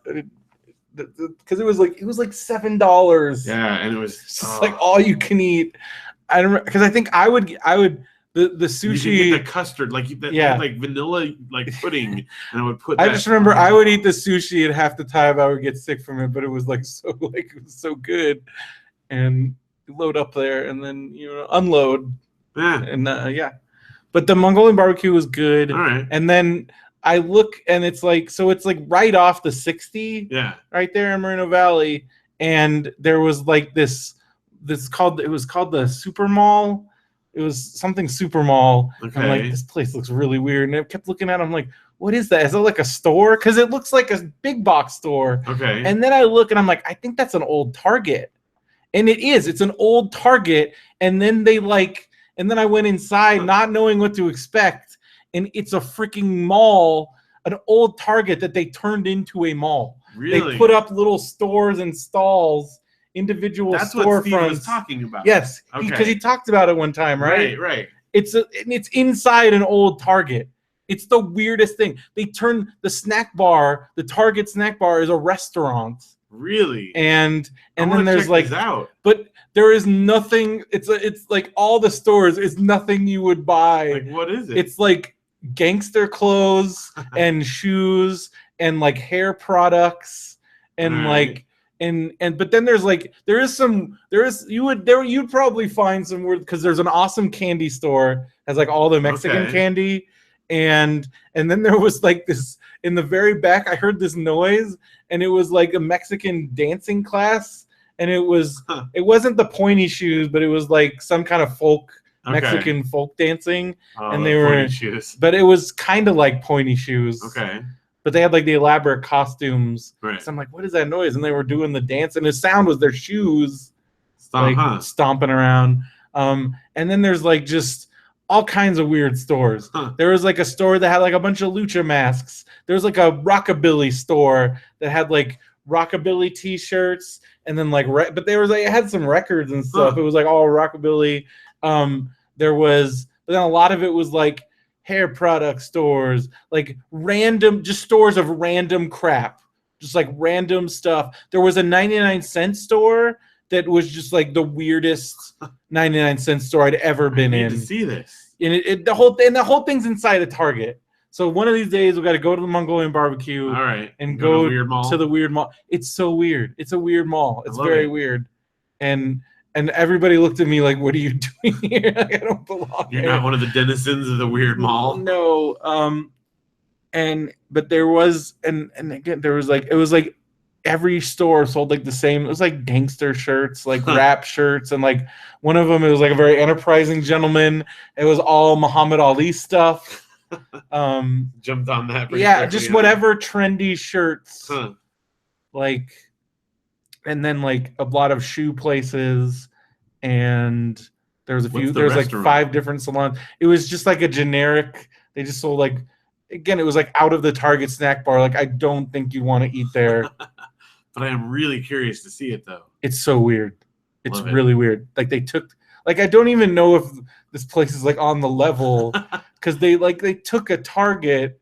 And like I guess you could divide it just like into individual. In there. No, it's like individual shops. Like I wonder how much we could set up Phil and Brendo's everything but food store, and it would be a glorious month, and then nobody would come into it because again it wouldn't fit. But it can't be that expensive for these like stalls. Well, it's not a stall because it's like individual. Like it's like a mall. Right. There's like mall stores, like storefronts in an old Target. That's what we can do. Because there's still the like, you know how a Target. And there's like a track like to take you around the store, yeah. And you're supposed to, and there's like the little red line. Those are still there. Weird. And it's so weird. I gotta see this. It's a trip. I wanted to take some pictures, but people were looking at me. Because this guy. Well, like, I was one of the few. Because we went over by that. We never actually ate at the Mongolian barbecue, but we went. Is it in the same parking lot? Yeah. It's like this strip mall. I remember like old buildings in there. There's a bunch. There's a bunch of like there's a whole strip mall and some of those are empty. But there's malls inside this Target. There's the Mongolian barbecue place. There's some other places. The whole place looks pretty dumpy. Well, because did you go for lunch to Mongolian barbecue? It was the dinner, because only dinner is all you can eat. But the dinner starts at like 3:00. I think that's what it was. I think we were gonna go, but then like we weren't. We went there at lunch. Yeah, lunch is not all you can eat. Okay, that's what it was. And you and your like anti-one trip. If I'm going, I want to get all the trips I can. Did I ever tell you this story? I was out with my grandparents like in Albuquerque, and I was a dumb kid because we went to a Wendy's or somewhere, Okay. and they had a salad bar, and I guess I don't know what I was thinking. I was like 7, and I'm like, 1 trip salad bar. I guess I didn't know what 1 trip meant, because I'm like, yeah, that sounds great. Just get a bunch of croutons. Just get a ton of stuff, and I'll eat tons of salad. And then I try to go back, and they're like, Brendan, what are you doing? It's 1 trip, and I'm like, oh, that's what 1 trip means. I don't know what I thought. I don't know. This is the same kid that got mad that we couldn't ride on the Spruce Goose. I just thought you could. Yeah. And I started crying, and my grandpa made it up because I'm like, then I just got 1 plate of salad. Like, we thought you were like, he's not gonna want just 1 plate of salad. Brendan. So then they ordered me some more food. Like, I think I got a Happy Meal. So the Mongolian barbecue, that's the appeal. Part of the appeal for me is I can just get as much or little as I want. But we used to go to a place that was 1 trip, and you just master the art of piling up on your bowl. I'd rather just not have to do that. But it's kind of fun. Like, well, those guys at that one, the super walk where they had it stacked up like 10 feet. Well, that's like, you get that. That's a skill that you learn over time. It's fine. And you mash it down, and then you build it back up, and you pile up those noodles. But it is nice when you get the all you can eat and you don't have to do that, and then you don't look like a total slobbo. Right. Because those guys, like, I'm like, okay, they were holding up the whole line as they were stacking just like it up. The tower, like balancing, the Mongolian like, tower. Because Mad Wolf, I would do the 1 trip sometimes. The 1 trip was like $5. Yeah. And like for $5, and then you just figure out the way to like balance everything on top. And like, yeah, and you get pretty good at it. It's true. But if I can pay $2 more and do it as much as I want, I will do that. Other than that, like I said, I've just been trying to stay cool. I have not left my house very much. Like, we got back from Vegas on Monday, recorded Radio BrendoMan, and then I have not left. I went to go get your mail. I went to Del Taco the other night. Dude, our Del Taco. Yeah. I waited. It took me like a half hour. Like, I don't know what's going on over there for the drive-through. I haven't been to Del Taco in a long time. But you don't time. do drive-through. Not very often. It's not if I can help it. I hate drive-thrus. Okay. I also discovered, I forgot to tell you this. Okay. You can never go to Baker's. I don't like Baker's. I found out that it's the ultimate fill. No refills. Yeah. What the heck? Paid refills. Like, not only do you have to ask. So at first I thought it was like Wendy's or something where you ask them. So like nicely, and she's like, that'll be 25 cents. I'm like, are you kidding me? Yeah. Paid refills. What kind of place charges for refills? Their food. Is that why their food is so cheap? Also, do you know what else they like? But here's the plus. I went one day, and I guess I don't know. They're like, oh, congratulations. Like, I guess I won a thing or something. They just doubled my order. Really? Yeah.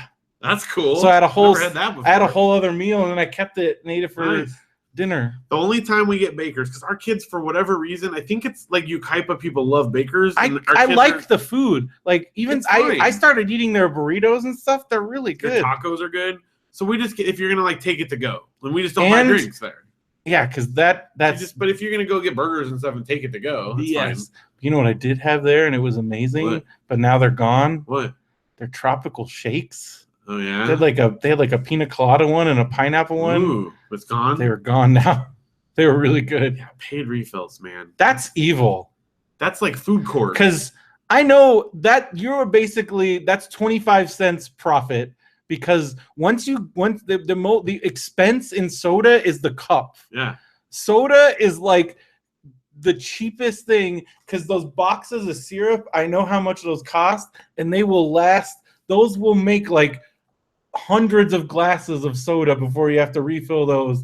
You're making like insane. That's where most of the so charging $0.25 for a refill, that's just robbery. Especially when you pay like $2 for a soda. That's like $1.95 profit, if maybe more, because cup, like cups are like 2 cents, 3 cents. Especially when you've got something that's like corporate, where the cups are, they're getting them by the truckload, and it's not like. Anyway, that's why we only get it to go. But the thing is, though, they do give, like, their power size drink is huge. Yeah, they do give you, but I want a refill. That In-N-Out next door to the Baker's is almost it's coming along. That area when they open that In and Out, insane. and when they open that bakery right next door to it, there, yeah, you're not gonna be able to get around. The line for In and Out is gonna be crazy, but I can't wait. So good. And then that 24-hour bakery place. Yeah, but that's not open until 2017. I think they said. But right now, the closest In and Out is all the way out by like Costco. San Bernardino. Yeah. Hospitality. Yeah. So that's this is like, and then the other way is out probably like, for the best. I don't know. I love In and Out. It's good. You want to have In and Out like where you can get it anytime. Lettuce wrap burgers. It's all good. That works. You don't know how many In and Out burgers we have eaten on this like diet, because if you get them lettuce wrapped, we ate at that In and Out in Barstow. That In and Out that's got to be the craziest In and Out. Because it's everybody goes constant, nonstop. Yeah, like just nutsos, and like they got to be making so much money. It's constant. Barstow is a crazy town because it's just it's at the right time. Barstow is so hopping. But it's just there's nothing else. It's just like a place to stop on the way. It's a pit stop town. And it's like our friend Chris Harris made a joke once about he's like Barstow and like San Bernardino, because like if you read the history of the town, it's a bunch of quitters. It's people that got to a certain point on the like Pacific Trail or the Oregon Trail. It's like, nope, we're done. Just gonna stop. It's like Blaine, Missouri, and they're like so close. Like, I mean, like San Bernardino, even more so than Barstow, they're like less than a day they would have made it to the ocean, but they were just like, no. And like Barstow, the Pacific. They're like Barstow. It's like they're so hot. They were so hot, and they're just like, and then they're like, let's just live in this forever. And then like they're a bunch of quitters that just don't mind. It's like they're just like, nope. But Barstow is where Del Taco started. Yeah, we went to. John loves going to that the original Del Taco. Yeah, they still make the tacos, the tomato to the point where Veronica refused. Oh, did you see the new Del Taco? No, here. Though they have a new item. It's called the Del Taco. Really? Does it have the tomato slice? I think it does. Because that's like one of the original things they sold. Yeah. You know, my dad used to work in Barstow. He was a teacher out there. Your dad's worked everywhere. Yeah. All over. He taught there for 3 or 4 years. Yeah. That's how we found out about Rainbow Basin. Did he live in Barstow? No, he commuted from Big Bear. Ugh. Yeah.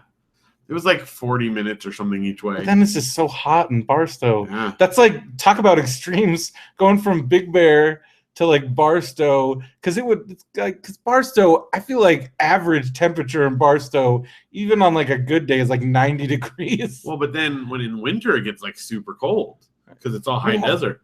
Then he worked. Yeah, the high desert, I guess it does get really cold, but it gets so hot. It's too hot. Well, then he worked in Lucerne most of the time, and that's down there they would get snow in the winter, but then it was like desert hot in the summer. So ugh. I don't know how anybody lives in the desert. Just every time I drive to Vegas, you just see like those like random places where like there's people living. Like, what do you? I want to just be like, I want to go around. But like, what's your deal? Like, there's definitely people that just love living in the desert. I think the desert is beautiful, and I love visiting. I could never live. Well, plus there's just nothing. There's nothing. But that's part of what people like. I know, they like being out and alone. That's nuts. But I wouldn't enjoy it. Nutsos. But there's people that enjoy that, and I get that. And a lot of them are kind of nuts. I like camping in the desert when it's not like when it's not too bad. But it gets so hot, and then and that's another one where it's like you have to be prepared for both, because like you go to like Anza Borrego or somewhere where it's like during the day it's like super hot, but then at night it's like freezing. Yeah. Like Joshua Tree. Yeah. It's like, I remember you have to bring like super warm, like you have to bring both extremes because you're living in both. But there's a lot of cool things that come with that, Yeah. It's not for everyone. Well, because it was so hot, I spent a lot of time reading. Yeah, would you turn on my air conditioning and I just read those books. Well, I finally finished S. And which the book itself is amazing, but then like I'm like, all right, I know like there's way more to this, and like by the time I got done, I'm like, I think every chapter has a cipher in it, and they like so the two fictional characters that are writing the notes. So basically, if you haven't heard of S, we talk about it quite a bit, but it's this author Doug Dorst teamed up with J.J. Abrams, and they kind of created this it's like an art piece basically. It's you this is like you have to read the actual book. So it's like an old library book, and you have the actual book, and then there's like notes in the margins where it's two people, like it's one guy's book, and then this girl finds it at a college, and then they start writing back and forth to each other, and then there's this whole like who is the actual author. There's a whole mystery behind the author, and then there's like a whole in the Eric and Jen, there's people trying to find out who the author is, and there's this big giant thing going on with that. And then in the actual story, it's like the story itself is like really cool. And so I finished it, and my method, everybody has different methods. There's like whole different methods. So the way I finished the book is I read a chapter of the actual book, and then I'd read the notes. Right. And then I'd go through each chapter that way. But now that I'm going back through it, I was trying to read the notes, because once you figure out the colors, because there's different color pens, and that way you can figure out the chronology of the notes. Okay. And then you can read the notes in chronological order. Interesting. And then that's kind of as they're kind of figuring things out. But even then there is like stuff missing from like the story that's going on. And there's actually, and then I don't know. So I started like looking online, and there's a subreddit, of course. Then there's like just clicking around at things. I found the Tumblr, and it was set up for the book, and it's Jen, the character. She has a Tumblr, and there was stuff on there. And one of the things, there was the alternate final chapter to Ship of Theseus, like Straka's version, and so you can read that. That's awesome. And because it's translated, so like the translator. Right. So then like this was the original version, and then there's a freaking audio like podcast. There's 5 episodes of that. And again, like I did find out. So in the book, Jen and Eric find the answers to like most of the ciphers, but then even they say like, oh, I don't know if there's one for this. But then one of the authors in interviews like, no, there's the ciphers in every chapter, and there's stuff. And I just read an interview just within the last couple months, the author said, like Doug Dorr said, there's still stuff people haven't been found yet. That's so cool. There are puzzles. There's cipher, like real ciphers, like really tricky stuff. That's and awesome. Because there's like a freaking code wheel, and then there's another websites, and I found these other websites, and it's like deep, really, really deep. And that's my next. When I finish Harry Potter, that's the next thing I want to dive into. It's really great. And because I started reading it when I first got it, and I kind of got bogged down. I think I was reading everything all at once. Yeah. And I think I need to do the chapter method and going through the notes, because it got to. I mean, not that I didn't enjoy it, but it was just. Well, now reading, there are people that do that, and that just seems like crazy to me, because it's hard to follow. But the book itself just got really good, and I couldn't stop reading it, and I just wanted to know what was going to happen. Yeah. And then also the story, the meta story, also got really cool. But again, there are certain things where to figure out what actually was going on, and because they don't. Again, it's like JJ. It's a lot of ambiguous stuff, right? And some people hate that, and other people, I think it's great. And so you can. There's these puzzles that you can get more information about the whole meta plot and and all this stuff if you go online. Like I found a website where this guy, like they talk about like when Straka was supposed, like the whole Straka's whole, like the author, the fake, like the guy that you don't know who it actually is, his whole career, like I guess he was supposed to accept an award, and then like he had a monkey come up to accept the award. Like they talk about that, like there's like letters, but then there's a website where this guy like actual like a supposed picture of the monkey, and then like all this other stuff from that event, and then it's like then there's this whole like mysterious like disappearing people over in the 1900s, the Santorini man. If you type that in, you start finding stuff. That's cool. It's crazy. That's cool. And then so I talked about a book a while ago called Head Full of Ghosts by his author Paul Tremblay, who was a teacher. I think he still might be a teacher. But The Head Full of Ghosts was like a demon possession thing. Yeah, I remember talking about that. His next book, it just came out. I read it the day it came out, and I read it the entire day. I didn't stop reading it until it was done. Okay. It was one of those ones like I have to find out what happened. It's called Disappearance at Devil's Rock. If you ever watched Picnic at Hanging Rock, sounds really familiar. It's like an Australian movie where like those school kids, they go for a picnic and then they just disappear. Yeah, I feel like I watched it in school. Yeah, is that possible? Yeah. Because it's the most because nothing like it doesn't like show like anything. It's all in your head, and then like you never really find out what happens. So I don't know if he was inspired by that or it seemed like because this is like some kids. There's like it's called Split Rock, and then these kids like they hang out there over the summer, and then one of them one night disappears. Okay. And then this book is told from the mom's perspective most of the time, but then it'll go where she finds like his diary, so there's actual diary pages, and then there's a part where the police get involved, and then it's like transcripts from interrogations, so it's like multi layers there, and it's not like super scary. Like I was never a point.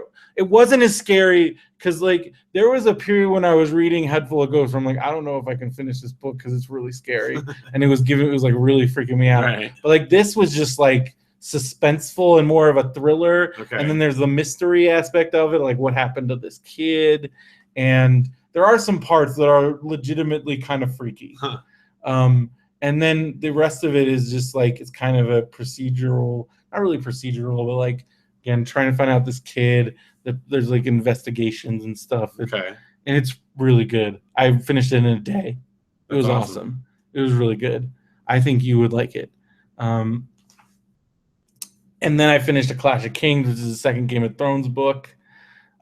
It's weird because when they're ebooks, I don't realize like how long or how short these books are. But like then I'll see somebody has them, and like I keep forgetting that like the Game of Thrones books, like each one is like 800, 900, and I'm already on the third one. And I'm like, this is my like second read through of them. So finished Clash of Kings.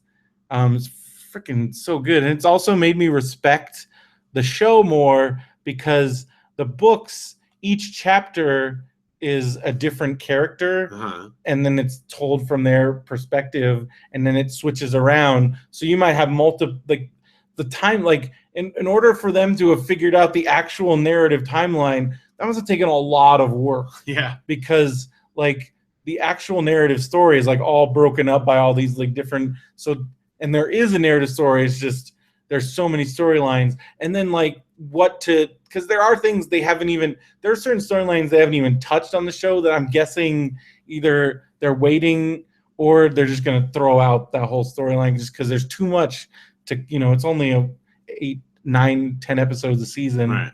And so it's kind of cool to see how that's kind of. And then there's things that because of the structure on the show, there's things that happened or flashbacks or things that happened in the first. Like there's something that was in the first book that we just now saw on the show, and I was like, oh yeah, man, that's like wow, that's cool.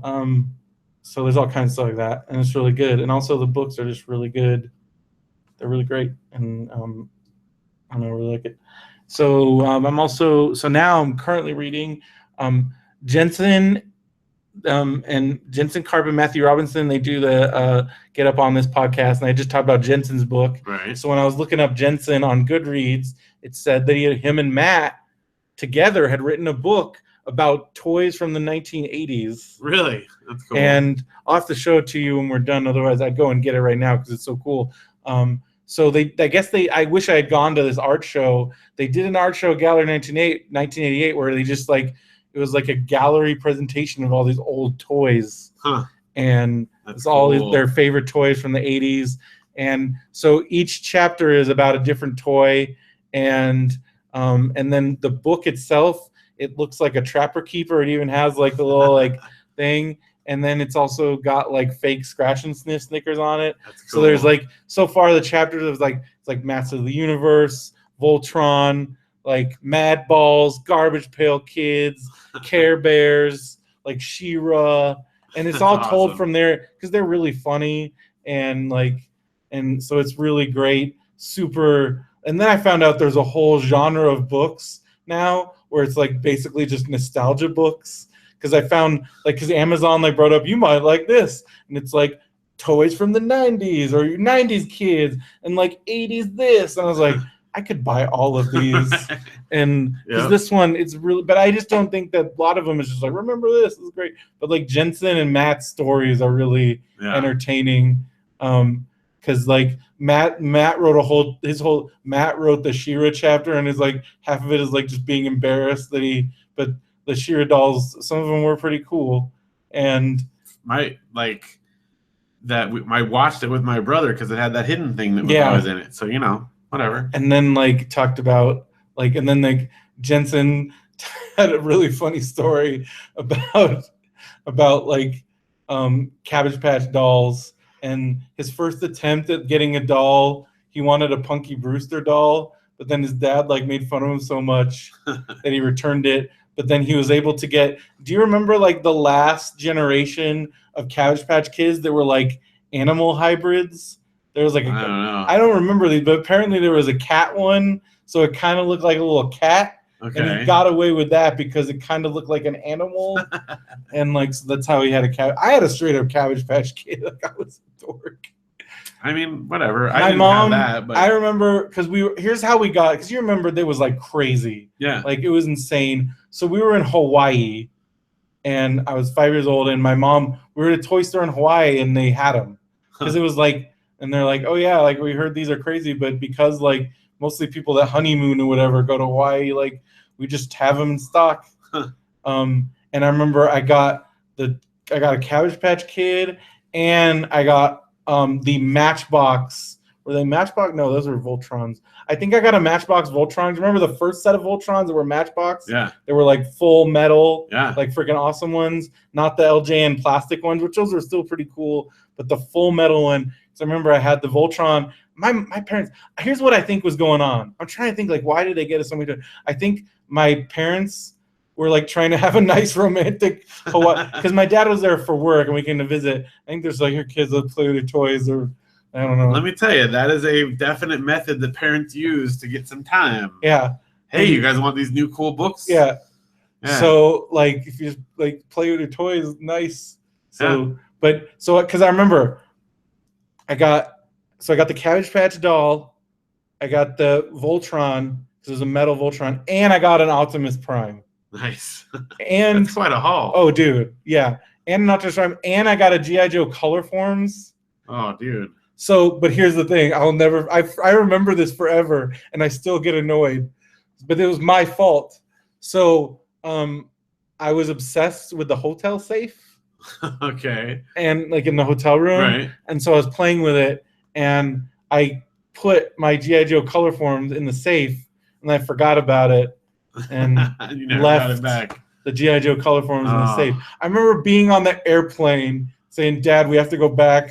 Get my color forms." Get my color forms. And he's like, "I'll get you another one." But I remember we got back and we could not find the G.I. Joe one anywhere. So I got a Wuzzles Color Forms. Let me tell you, I love that Wuzzles Color Forms set. Color Forms were awesome. I still have my Return of the Jedi Color Form set. That's how cool. Those were great. Because you could I remember just get a little play set. Yeah. But just for poor reusable kids. stickers. No, those were great. I loved them. Yeah, because I remember my Wuzzles one was pretty great. You never got the G.I. Joe one again. Well, I'm sure it probably popped up later, but I remember looking at 2 different toy stores, not having the G.I. Joe, because that's how big of a fuss that I made. And I got the Wuzzles one.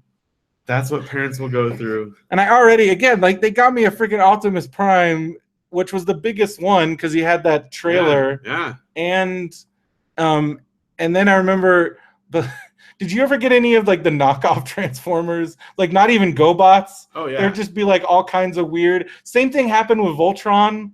There'd be yeah, well, Voltron, there was tons of different iterations of various. Well, because once LJN happened, then they had the car one, and this one. Because I remember someone made fun of me because I told them, because they didn't believe me, because I'm oh yeah, because it's like Voltron with the car guys. They're like, no, they're lions. I'm like, well, but they're also cars. And they're like, you don't know what you're talking about. I'm like, no, I have a car one, and it was the toys. They had a car one. They had the lion one. They had like 2 more. There was like a bunch of them. You've seen. I still have mine. Yeah.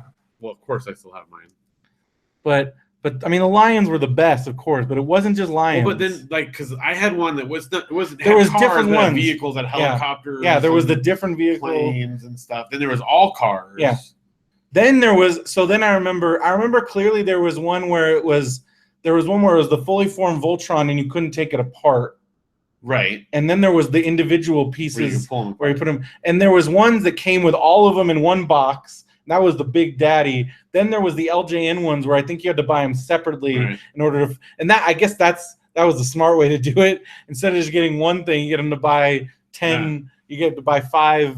And I remember fighting. Everybody always fought over Black Lion because that was the big one. Yeah. Like, Now.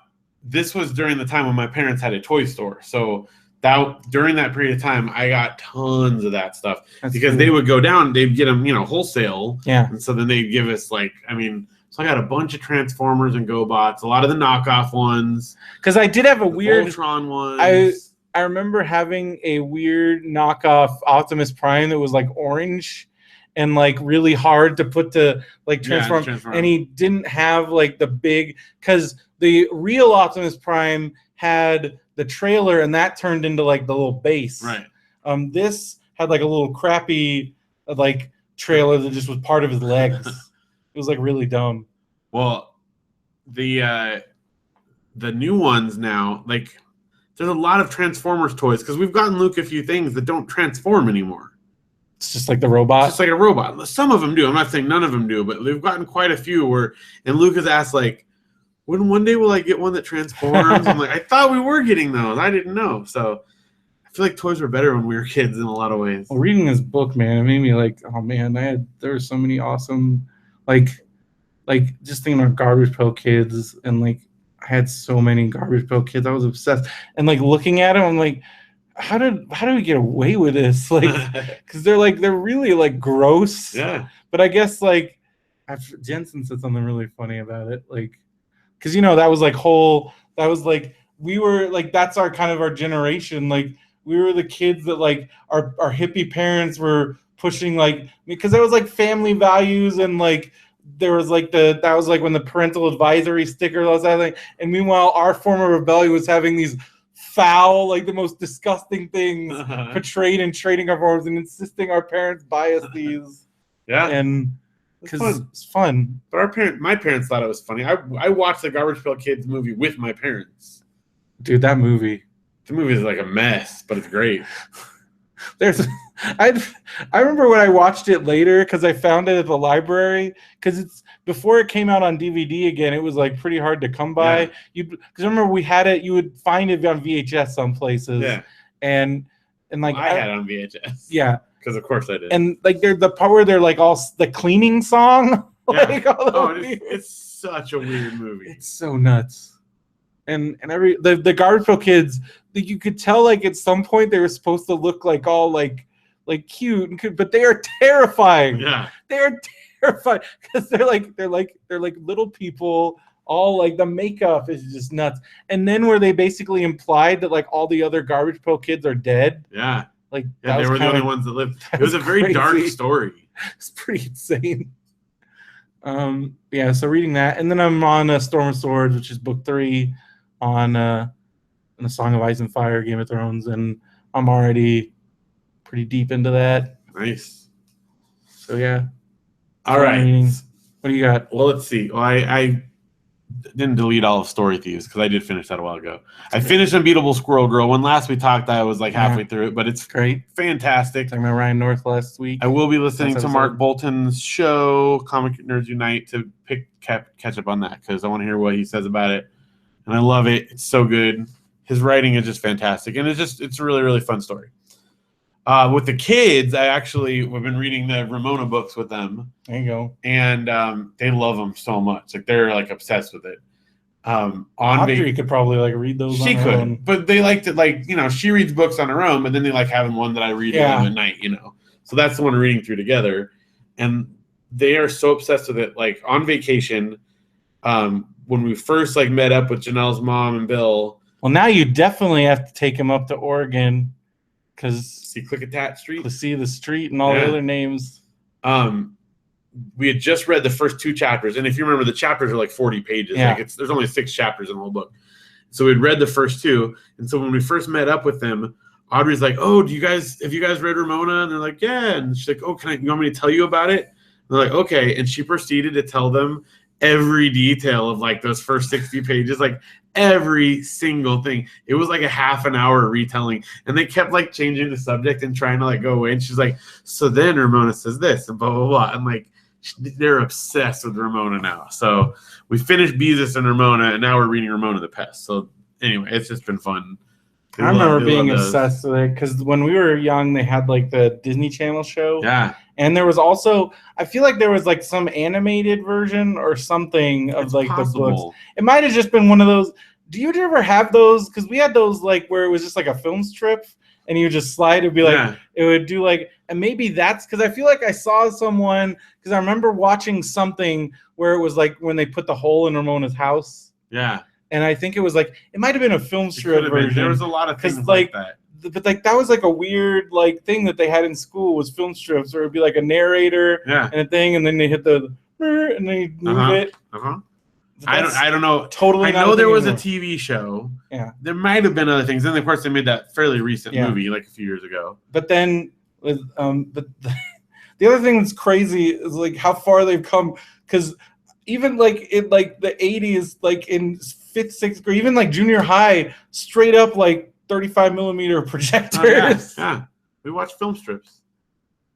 I mean, like films. Film. Yeah, it was crazy. And slide shows. Always like watching like I remember projector issues and like dealing with the projector. Yeah. Like that's pretty crazy that was like that was in our lifetime. Like watching movies on like when I was first hired at Pine Summit, when I did my first job as a sound tech, like we didn't have a computer projector. I literally ran a slideshow. People like groups would come up and they'd give me their block of slides and I had to load them in the projector. Oh, yeah, Mike had like when we did slideshows, like before the like video slideshows, he had like, because he would do like the fall slideshow, everything, and like he had the crazy like multi, so you could like do the crossfades. So he had like 2 projectors and like all the carousels and like all that stuff. I remember the one at the camp, the carousel was kind of jacked up, so it would get stuck and it would skip and and I'd have to like reload it, and like one of them, or like the slide would get caught in it, and I kept asking him to buy a new one, and eventually of course they got a computer, but for a long time, like that was my first job, I was operating a slide machine. Like that's how far we've come. Anyway, and then so I've read quite a bit more of Harry Potter and the Goblet of Fire. Right? Now that I'm past all the sports, the story. Mad Eye Moody is really, really cool. Like I love his character and his stuff. He's great, and he's played by Brendan Gleeson in the movies. Very cool. Not my namesake, but fellow buddy. Fellow Brendan. One of the greater Brendans. A greater Brendan. But it's good. I don't know. I'm probably 3/4 of the way through it or something like that. The freaking Wizards Tri-Wizard tournament. Yeah, it's great. And the other schools coming to like compete, and so it's good. It's very, again, it starts out with sports and now it's like a competition thing. Yeah, but they're not like. But it's different. It's not sporting, but it does feel a little. They have to like going up against dragons and stuff. I'm just saying, it's probably not my favorite of the books thus far. That's nutsos. But I'm enjoying it. It's much better now, and I'll finish that. I mostly was. I'm really excited for you to get watch. I want you to read all the books and then watch the movies again. Oh, I definitely plan to, for sure. And Order of the Phoenix is so good, especially the movie is so good, but the book's really good too. And again, the stakes just keep getting higher and higher. And this book, you don't even know what you was about to. I'll get there. Don't worry. About to happen. Don't worry. I love that you just have you're like pure. That's crazy in this day and age. Somebody that hasn't even watched it, because everybody I know has either read the books or watched the movies or both. Like you're the only person I know that just has no idea what's in store. Nothing. Oh, it's great. Nothing. Can't wait. All right. Well, that's it for me. for books. It's a book corner. You got some new movies. Well, yeah, briefly, we saw a couple movies on vacation. We saw Alice Through the Looking Glass. We talked about it on Mandarin Orange Show. You're the only people I know that like this movie. I don't understand why people didn't like it. I liked it better than the first one. I thought it was really fun. I thought it was great. It took a little bit to get going. Like, I would say, like, it was kind of an awkward, like, catching you back up and whatever. But once the story got going, I thought it was really good. So, I don't know. I don't understand. So does it follow, like, the book Through the Looking Glass? I mean, not really. But the first movie didn't really follow the first book either. So because but the second book's where like all the really crazy stuff. I mean, there's elements of it. There's elements from it, obviously, but it's not. It's kind of its own thing, much like the other one was. Yeah. But it's good. I thought it was really good. It was a cool. I don't know. It looked great. It's definitely not doing well because I don't think they were. Well, here's the thing, and anybody could have told him this. The main reason why the first one made all that money is because it was one of the first 3D movies after Avatar. And that's pretty much what was part of it, because there was a huge curiosity factor. Yeah, what it's doing. Because I remember the only reason why, because I remember I went with you and Janelle and baby Audrey and Jeff and Ebony, and the only reason why Jeff and Ebony went was because of the 3D. Right. No, I think this one is performing along the lines of like Cinderella and those things where, but they were expecting fine, but it's not way more close to that. Yeah. So, but maybe they knew that. Maybe they knew it was good. Whatever. They got plenty of money because Finding Dory had like the biggest animated movie opening was like 130. Yeah, something like that. And then it's gonna win this weekend. They're saying it's gonna kick like 77 again. Independence Day is not doing well. The word of mouth on it is horrible. Is it? Like even among people that are like really excited, they're saying like it's like it seems like it's a very huge cash in, and like the story, but like the fact that the story, like nothing about the story makes like any sense. It's very nonsensical, very like I don't know, just the things I'm hearing. I mean, I'm probably still gonna watch it like at some point, but I mean, I'm down for it. I just.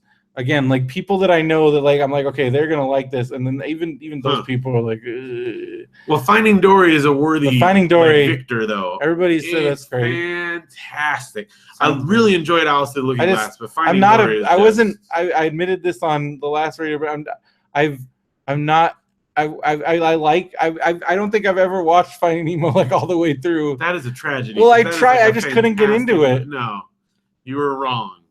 You did like it. You just have to have the right mindset. I just couldn't get into it. That's one of my top. I'm not big on like water stuff. Oh my gosh, the ocean! I love the ocean. I like the ocean, and I like documentaries, but I don't know like water. I'm telling you, you got to give it another chance because it is great. But this one is interesting. I mean, it definitely, obviously, is a sequel character-wise, but it's a very different, like. Tone, I would say. Well, everyone is saying like Ellen DeGeneres was amazing. Oh, it's hilarious. Like her voice work, like everybody. All the voice actors are fantastic. It's and then apparently there's some hilarious baby. Well, so Baby Dory is like the that's cutest. What everybody. If they give an Oscar for like cutest thing, it would definitely be Baby Dory. Like just that's what everybody's cute saying. Factor, like off the chain. Everyone's really funny in it. It's definitely, to me, whereas the first one was very much a journey and it was funny and cool and beautiful and also emotional. This one has that, but it's also more of just an outright comedy. Like it is hilarious. We were dying, like just crying laughter. So kids loved it. Kids loved it. We loved it. It was a hit all around. The theater was. We went to the theater we saw it was this teeny tiny one up in Mendocino. There's like 3 screens and it was packed. I bet. Every person from like the whole county was there. You know, it was great. Really, really liked it. So. 10 thumbs up. There you go. 10 thumbs. I'm glad you don't have 10 thumbs. 5 people watched it and all liked it. Well, I've been watching a lot of TV, WWE Network. Been watching a lot of like old stuff. They keep putting up more old, like they put up Nitro, WCW Monday Nitro from 2000, and it's like the worst. It's like the best worst thing because it's so bad. It's good. Like I watched a Monday, like one of the last Monday Nitros they put up there. This is when WCW was about to die. Okay. They ended up getting bought by WWE and they were just like dying. Where I swear to you, there was like maybe 2 actual, like in a 2-hour television show, there was maybe 2 actual wrestling matches, and it was just nonsense. Like there were 2 different storylines where children were involved, or like, oh, it kidnapped your kid, or like, oh, we're forcing your kid to watch you like suffer. Like, why all this stuff with kids? And like, there's like a lot of weird, just so much weird, like garbage stuff. Just like I no wonder, like, cause like if you're like what, I don't know what they were thinking. It's just such a mess. But it's fun to watch because it's like it's just garbage, like hot garbage. And it's really funny because it's like it's such a time capsule also, like of that time, right? And it's just so weird. And then I was watching old Monday Night Raws, which are really silly too for different reasons. And then on New Japan we had the finals. So you weren't around to hear about this. You know how I said like the guy that I picked was doing terrible for Best of Super Juniors? He came back. Really? Won it all. Nice. But I still didn't do very well in the pool. I finished 30th. So what Even though I didn't get in the prize. You had to be in the top 3 to get the prize. It was like, they had some really good prizes from Japan, like some Japanese wrestling stuff. Like they even had like second place, you got a program from the Best of the Super Juniors. But I did so bad on some, like, because it's a round robin tournament, so each match you predict and you get points for. Okay. And because so many of my predictions didn't go well, I still, even though I picked the winner, still didn't do very well. Okay. But it was still fun to see him because the dude's 23 years old. His name's Will Ospreay. He's the first British wrestler ever to win the Best of Super Juniors in its 23-year history. Wow. And then again, he's 23 years old. He's amazing. And then they had their big pay-per-view show, Dominion, which is fun to watch. A lot of good matches. And they had their first ever ladder match in Japan. Wow. And but to watch the Japanese audience who had never seen it, they were going crazy. Like they were freaking out. And that was kind of fun to watch. And it was really good. It's just weird. New Japan's kind of in this weird state right now where they're still hurting very much from losing their top 4 guys to WWE. Right. And I don't know if they're making the right choices, and like they need to get some like more big main event stars. And I don't think they have that. So that's my little wrestling corner. If you want to hear more about wrestling, listen to MBWS at MBWS Pod. Me and Veronica talking about it. And also Lucha Underground. You weren't here, but I get to last week. Jesse and I were very highly featured because I think they got some good reaction shots while we were watching the band, and they went to that shot like at least 2 or 3 times because other people were commenting. Stephen Day even was like, "I finally saw you." So I'm like, if you couldn't see us on that episode, because I'm in like every episode and I can always point back because I remember where I was sitting. But if you would have to be like blind because they do full on close ups. That's awesome. This week's episode, we're a couple weeks away from Ultima Lucha Dos, which is like their WrestleMania, and that's a 3-hour thing. Wow. The first hour, so they filmed it over 2 days. The first hour, so that's where I'm hoping they kept the shot, and I teased it. I don't think I talked about this, but Mark Ariano and I went, listener Mark Ariano, that's right. And we were seated behind the announcers, and there's one match in Ultima Lucha Dos where one of the wrestlers pushes another wrestler through a door, and we are like right there. So I hope they kept that shot in, because otherwise we're too far away from the ring. You won't be able to see us. But if they kept that shot in, we're going to be right there. So we'll see. This past week, it was cool. You could see me. I was sitting next to Vin. His name's Vin Digi. Well, that's his nickname because he is Vin Diesel's stand-in. Oh, nice. And that's why he's Vin Digital. Right. Digital Vin. And he also plays some of the the masked thugs and some of the vignette videos in Lucha Underground. So I sat next to him for this past episode, and he was really cool. Talking to him about some of that stuff, because they do put him in the front specifically for wrestlers to land on. Because he's big enough. Because I've seen that happen a few. Because that's why when I talk to him, I'm like, because I didn't want to be like, oh, are you a plant? I'm just like, man, what was like, how does that feel when Pentagon? He's like, oh, I do it all the time.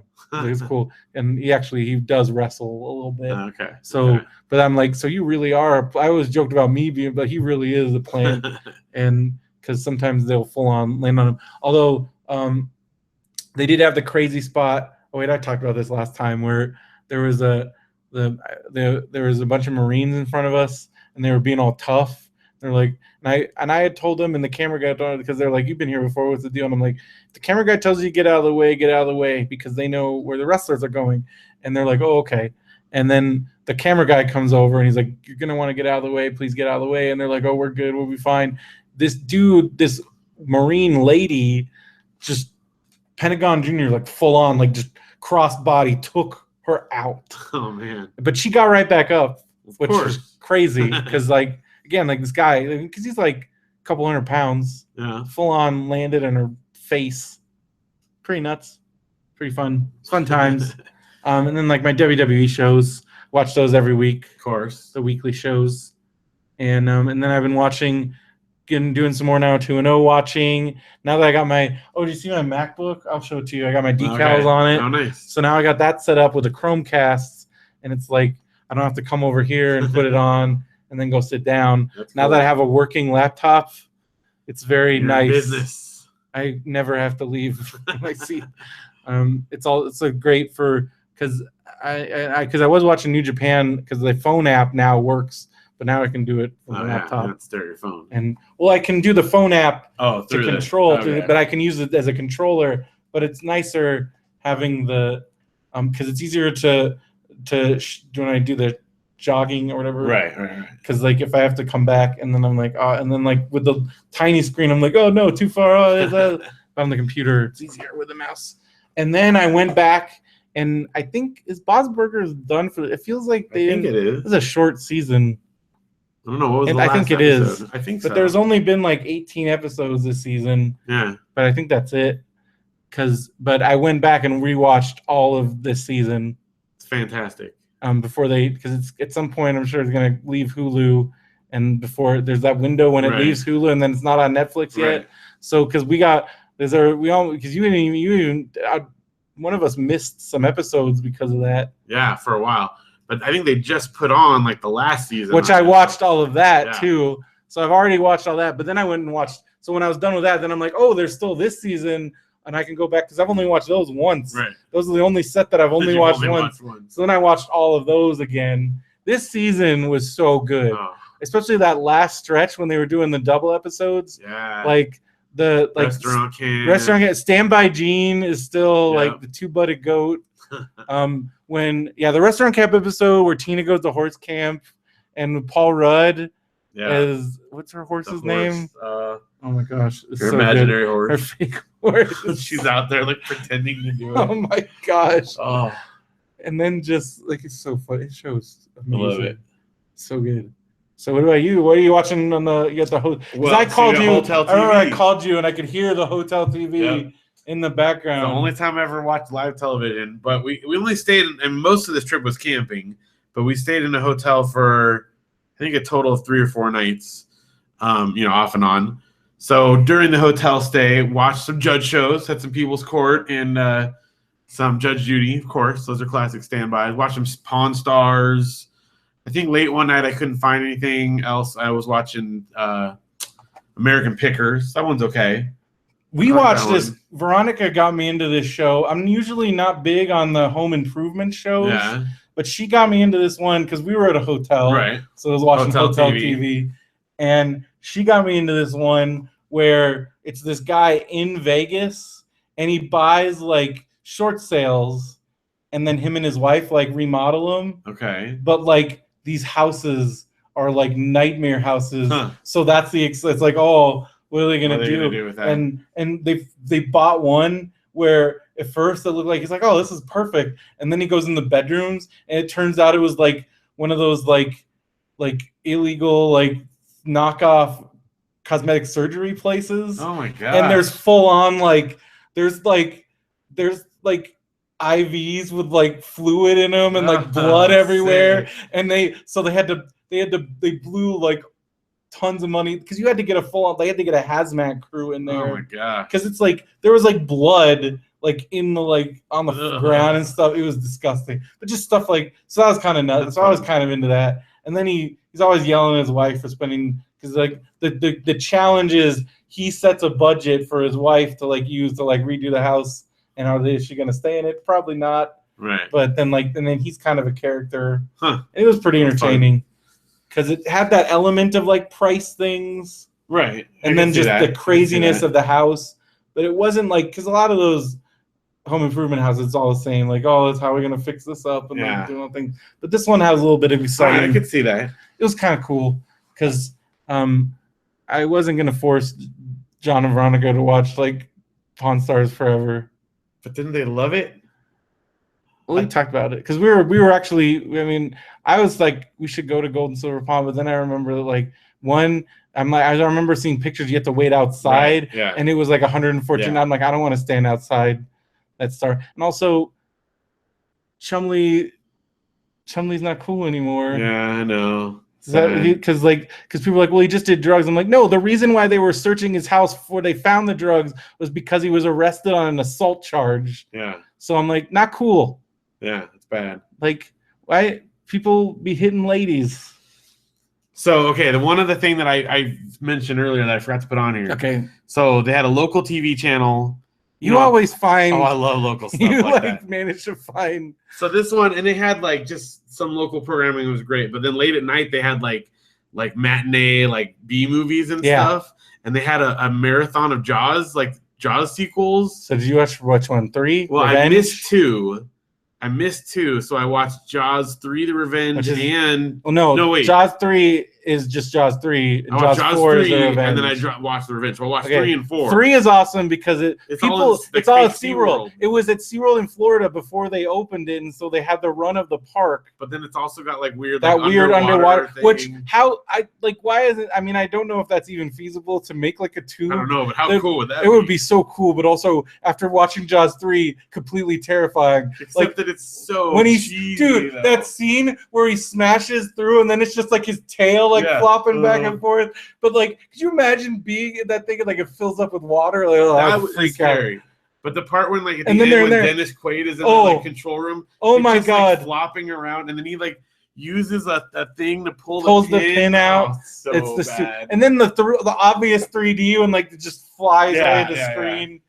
Oh, and then it's what's her name? The Leah Thompson is like one of the people that randomly gets attacked out in the thing. It's so like it was great, like super cheese. And then The Revenge is like it's like insane. Just it's cuckoo nonsense. It's cuckoo bananas, and that's where like I forgot what Michael Caine, like I think that was like how he paid his alimony or something. I'm sure. I think that he said he's like that was an alimony movie because like how is Michael Caine in this? Oh, they can only bring back the mom, and then the thing that people constantly bring up is so there's the big finale part where she's like she has flashbacks to Roy Scheider fighting the shark but like she wasn't there. Right. So like what? Right. And then like that's the one that's famous because Jaws roars. Yeah. The shark roar. Oh, and then he like psychically follows her to the Caribbean or something. Follows him because he knows. And then the sons are different because Dennis Quaid was one of the sons in the third one, but then totally different people. Yeah. They could only get the mom. Was there a son in the second one? Yeah. Well, the second one. one. I've ever seen Jaws 2. Jaws 2 is almost exactly the same thing as Jaws 1. Okay. So Jaws 2 is Roy Scheider and the one son. You sure you never seen this one? Maybe. Okay. I don't know. The one son, I think it's like the youngest son or maybe the middle son gets the oldest son goes on a boat trip with his friends, and then the little ones sneak on and come along. They want to follow them, so they're in their little boat. Okay. And then they're both out there in their boats, and then Jaws comes, and then that's the one where like Jaws somehow manages to bring down a helicopter, and there's a helicopter crash. Okay. And like the guy comes to try to save him, and then so they're out there stranded on their boats. People are getting eaten, and it's like the kids are on a boat, and then Roy Scheider comes, and then that's the one where he takes the electrified pole and shoves it in his mouth. See, it's almost exactly the end is exactly the same as Jaws 1. I've probably seen it on TV, much like I watch these. You know, but Steven Spielberg wasn't involved in because they just take the killer shark, which all the storytelling and nuance of the first one is just totally gone in the sequels. Like, because you again, like in the first one, you don't see the shark till like almost the very end of the movie. Whereas in Jaws 2, 3, and 4, you see him right away. Yeah. Like just Jaws. Jaws. The SeaWorld one, that's the third one. Yeah. Oh. Is like they have like the world's first. They have the baby shark in captivity. Yeah. But then like supposedly it's this huge deal, but then it's just like in this random tank. Yeah. People are kind of wandering around, and then it like spins in circles and dies, and they never explain why. And that's why the shark comes to like get its baby back or something. Well, so they had it in one tank, and then they try and put it in like a lesser tank so people can see it, but then the tank's not big enough, and so the trainers are running to be like, no, and then it dies because it's not enough water. And that's when Jaws and then Jaws is like, you killed my baby, and it gets in through the like pipe, and then it just starts murdering everybody. I watched that pretty young, and I would not go on bumper boats for a while because there's a bumper boat scene. Okay, so the boyfriend with the bumper boat scene, Mia Thompson is her boyfriend, and he's like the whiniest actor. Yeah. The whole scene is like, I don't know. She's like, come on the bumper boats. He's like, what's that? And she's like, they're really fun. You'll like it. And he's like, I've never heard of these. I don't want to. It's like the weirdest like that's acting supposed choice. To be the youngest son because he's like he freaks out when he gets in the water, right? Like he like freaks out. Yeah. All right. Because he's scared. He's traumatized of the water because of the fourth one he gets eaten. Yeah. But it's a totally different actor, and he's like in the military or Coast Guard or something. Yeah. And he goes out to like see like a random log that's out there at night, and then he gets eaten. They're nonsense. They were great though. It was good like late night like local TV because it was one of those, you know. I love that you watched all of Jaws 3 and 4 with commercials. Yeah, it was great. Do you like not sleep? I like to stay up late on summer vacation. Because that's like 4 hours of TV time. Oh yeah, and this was like after because Janelle fell asleep watching Pawn Stars with me, and then when that was over, I'm like, ooh, what else is on? How many episodes of Pawn Stars did you watch? Probably like 5 or 6, you know. There's nothing like any good TV. Like video game stuff. No, they were all ones I've seen like 50 times before. Gun Guy, Museum Guy. Yeah, I got there was a Cabbage Patch one actually. Yeah, they bring that in. She's like, "Oh, I want $5,000," and the guy comes, "Oh, it's like $100." Oh, I'll probably just keep them for my memories. I've seen them before, but it doesn't matter. They're great. Yeah. Well, my big thing that I watched was Orange and New Black came out last weekend, and since I was gone, I didn't. Normally, I watch everything in like a day, but I did that over the course of a few days this week. I just watched the last few episodes today. Let me tell you, this season it was so good, but it was like devastating. Yeah, it was very emotionally intense. They're doing a lot of good stuff. It's a very powerful, amazing TV, and I also think it's bringing a lot of awareness to like prison and like the privatization of prisons and what that has done to our prison system, and it's kind of bringing a lot of that to light, and also some of the like human rights issues with like solitary confinement, and they address all of those things really well, but also just really emotional. Like they don't pull any punches. There's also really funny, and like Lori Petty's in it again this season, and she's great. And a lot of the actors that they bring are really good. Still crazy. Like one of the favorite, Kate Mulgrew, the Bionic Woman herself, and she plays a Russian lady. She's been in it since the beginning, but she's one of the best. And also Captain Janeway. She was Captain Janeway. Right. But she's amazing. And then Bob's Burgers on Netflix. I finished the 6th season of Skins. Now I'm on the 7th season, which is where they brought back people from all the series. And they kind of did it like Arrested Development, where they only had these people, so they made 2 episodes with these guys. And then they had these guys, so they made 2 episodes around these guys. And they're pretty intense. The adult ones, they're like really intense, but they're really good. And then I started watching Parks and Recreation again. Nice. It is so weird to watch. Have you gone back and watched season? Because it's so weird. Because it's different. Like they have not figured out what the show is. Yeah. They haven't figured out what they have with Nick Offerman and it's like Retta, I think that's her name. She like starts off like she doesn't even talk for like the first. Jerry's like a totally different character. Like Jerry's just like this cheerful like nature guide type guy, and like they haven't figured like April's pretty much April, but like the only people like right away like Chris Pratt like immediately he's like Andy. He's the best. Like they come home like from a long day and Andy's just sitting there playing rock bands and then there's that other guy that they ended up ditching after that season. City planner guy. Yep. Like and he's been in a bunch of stuff and he's really funny, but like it's just so weird. And like but like they just haven't figured out like Nick Offerman, he's totally straight. Like completely like he's not Ron Swanson. No. He's just like he does like talk about how he hates the government, but like nowhere near the level of like Ron Swanson is. No. Like none of that Swanson swagger is there. I think Leslie Knope is pretty. Yeah, Leslie but Knope-ish. it's pretty like, but she's pretty like just not quite. It very much feels like a Office spinoff at first. Yeah, and then it very much becomes its own thing quickly after that. But like even season 2, it starts to like go off on its own thing. But that first season was a little. It's weird. It is weird. It's weird going back and watching it because like I love that show so much, and going back is weird. And then I watched. I've been wanting to watch this for a long time. I recommend everybody should watch it. It's so good. Even if you're not a wrestling fan, it's a great story. So it's called The Resurrection of Jake the Snake. It's a documentary. Most people know who Jake the Snake Roberts is. Probably one of the most famous. Heard the wrestlers. Name, definitely. He brought a snake to the ring in the 80s. He was also featured, if you've ever, this is a great bookend to, if you've ever seen Beyond the Mat, they basically follow him around and he like does crack on camera. Like in this? Yeah. No, in Beyond the Mat. Okay. And so you're like, oh man, he's like the inspiration for like The Wrestler, the movie The Wrestler. Right. And it's like, oh, he's done. Like, so this starts off where he basically is about to die and he's just on a bad path. And Diamond Dallas Page, a former wrestler who has he's created this yoga for like, it's like for yoga. He originally was called Yoga for Regular Guys. And it's basically like, he's kind of adapted yoga where it's more like it's not like super, you don't have to be like super flexible, right? But it's like a lot of yoga stuff for like wrestlers and athletes and for dudes basically.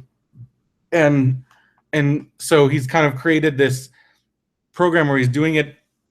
He bought this house and he's called it the Accountability Crib. And he brings people that are either trying to lose weight or trying to like just improve their lives. And they live there and they do this and he trains them and he takes Jake the Snake and sets him up in his house and he's training with him. And it's this and ups and downs of that. And the end is Jake the Snake getting sober and getting accepted into the WWE Hall of Fame. And it also follows another wrestler, Scott Hall, and Diamond Dallas Page like saved these dudes' lives.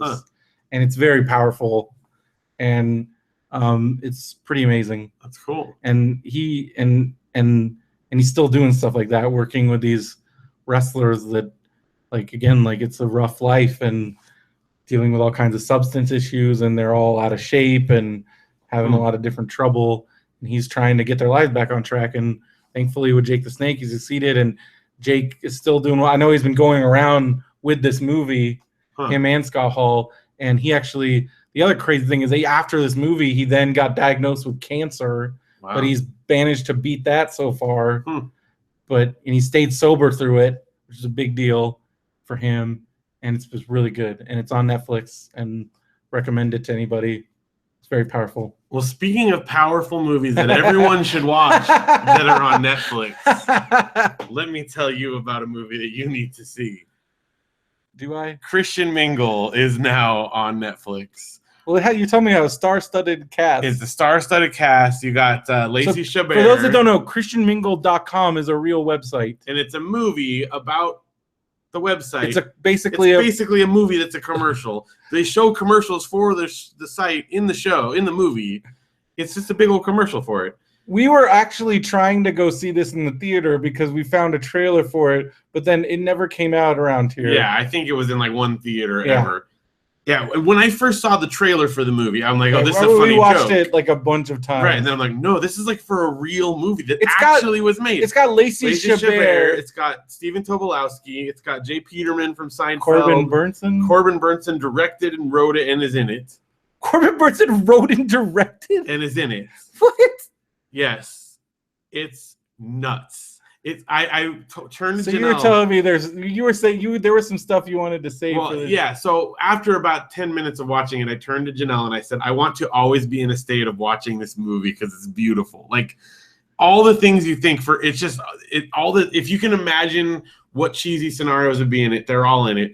The direction of it, like the editing or whatever, it's the weirdest pacing of any movie. Like they'll show an establishing shot of an outside of a building and it just lingers on there and it's just on there and it's on there. And then it cuts to like her walking inside the building and then it goes back to the like establishing shot again and it's just on there. And then it like clicks and she's on like her computer in the house again. Like it's the weirdest editing. Like there's no flow. The jokes, like it's supposedly like a romantic comedy. Like there's no comedic timing whatsoever. There's a part where she goes on a date with her first like mingle guy, her Christian mingle guy, and she takes him to sushi. And first of all, like I mentioned earlier, they've got the like like that kind of, I mean, not that exactly, but might as well be. Yeah. Like it's super like at a sushi restaurant where it's all like white people serving them. It's not like they're not in Asia even, And so first of all, the things that like they suppose that a Christian guy from Christian Mingle come from, like he's like, oh, sushi, like Mama and Papa have never taken me to have sushi. Oh my god! And I'm like, is he like Amish or something? Like, but no, he has like a job in an office, but he calls his mom and dad Mama and Papa, and he's like all shocked about getting sushi, and she's like, here, try. It's like she's bringing someone who's lived in the jungle out to like the real world or something. Like it is so weird. And so he like tries. So the joke is he takes a bite of like tuna and he chews it like Monty Python long. Like he's just and it just keeps going and going. And she's like, oh, and it cuts to her looking, and then he just keeps chewing and finally goes, oh, I didn't really like that. And that's like a whole scene. Like it's so crazy.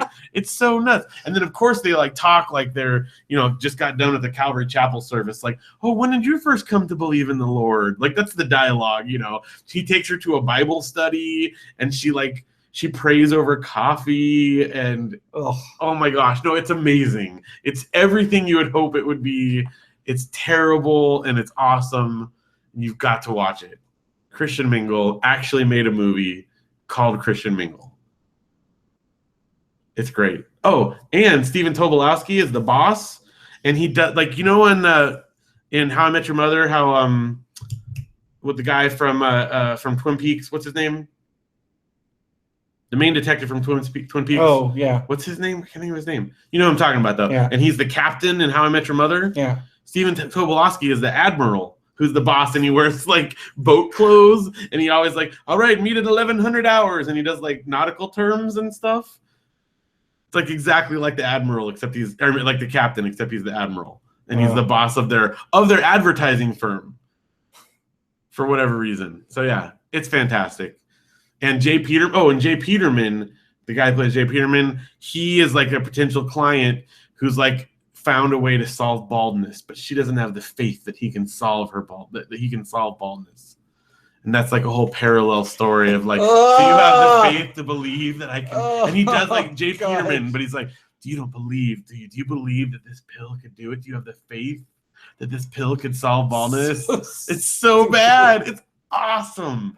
It's awesome. It's right up there with Praise Band the movie for like worst Christian movies.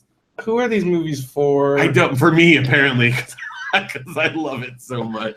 It's so bad. Doesn't it bother you though that like they're making like Christians look really stupid? Yeah, but people do that anyway, so at least I can appreciate it from it. This is so bad. Like it's bad. It's a subgenre of like the bad B movies. I love those little B sci-fi movies where they're trying to make something that people are going to want, and it's that earnestness, earnest appeal to artistic, endeavors that like I can't stop looking at because it's so bad. And again, like just the basic filmmaking things. And then the whole time you're like, they spent so much money on this. Because all these actors, and the extras in it are just like epic, like just some of the worst. Like, and there's a part like when she comes in. Okay, just another like basic film that she walks into her office, and it kind of shows. I don't know, I can't remember the exact term, but you know the rule, like you have to stay on one side of the camera, and if you make a left-hand turn, you have to show them going to the left. You know what I mean? Mm-hmm. In order to keep track of where they're going. The way they set up her office, it's almost like an old Star Trek episode where it's just like one hallway they keep redressing. And so she walks in, and then she turns to the left, and she turns to the left, and all these people. But it's the longest scene. Good morning, good morning. And she's all sad because she can't get a boyfriend. And she just keeps going in circles down the hallway. And I'm telling you, it's like 3 minutes of her just walking in a circular hallway, the same hall, and people like waving her, and she's depressed. It's horrible.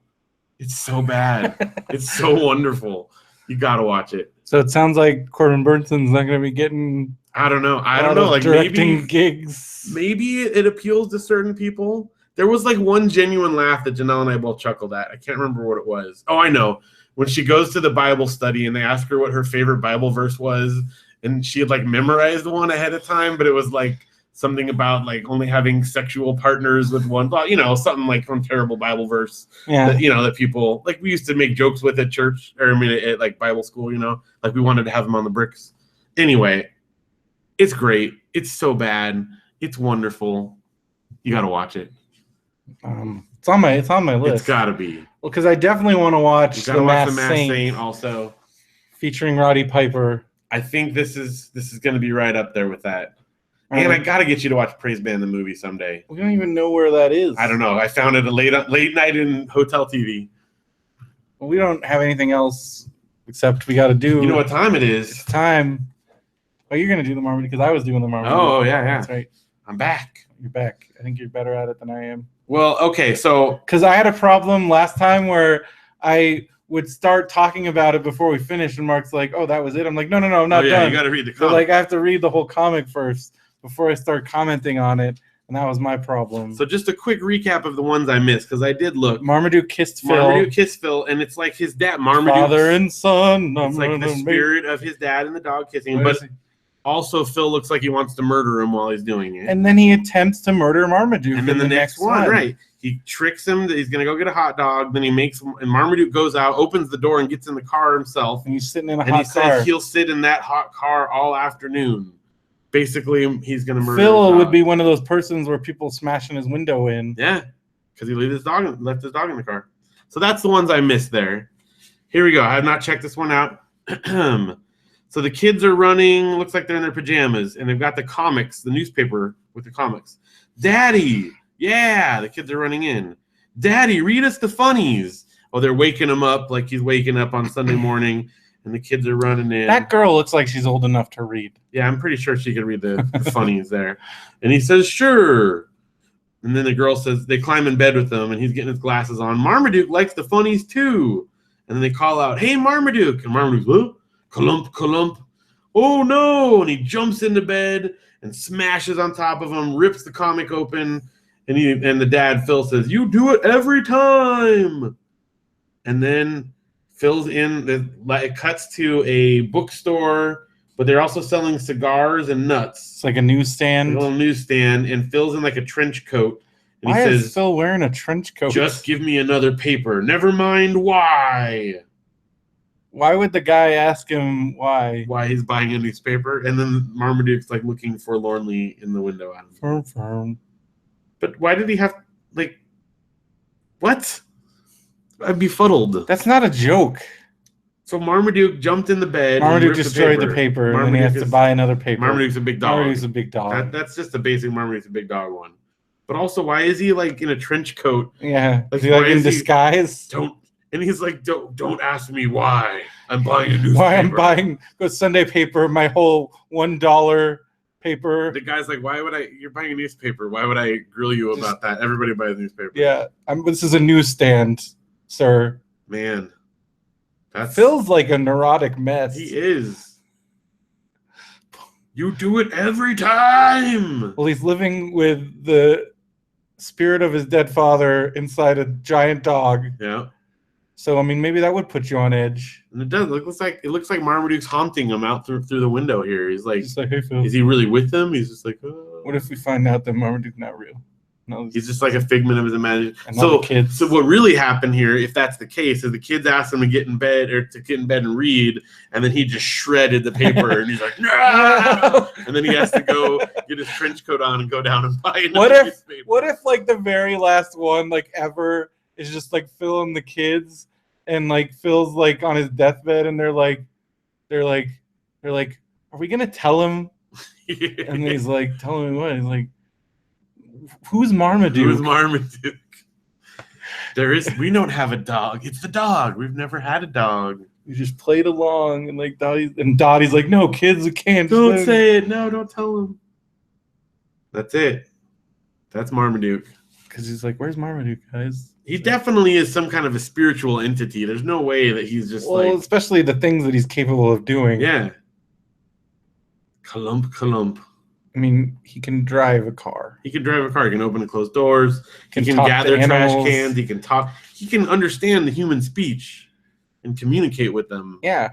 He can communicate with humans, animals. Read. He speaks turkey. Yeah. Yeah. He can kiss Phil on the top of the head. Yeah, he understands human emotion. He's quite a dog. Definitely a person inside there. Definitely. There's something going on. We're gonna find out. But that's Marmaduke for tonight. I just want him to do. What if they do like some kind of like exorcism of Marmaduke, and then he turns into like just a big dumb stupid. Then he is just a stupid dog. That's what we always expected. And then they're all mad. So they do an exorcism. So then he's just dumb Marmaduke. And then like, wait, he can't drive cars anymore or do his other stuff. We want the old Marmaduke. So then they put the spirit back into him. That's probably what reverse exorcism.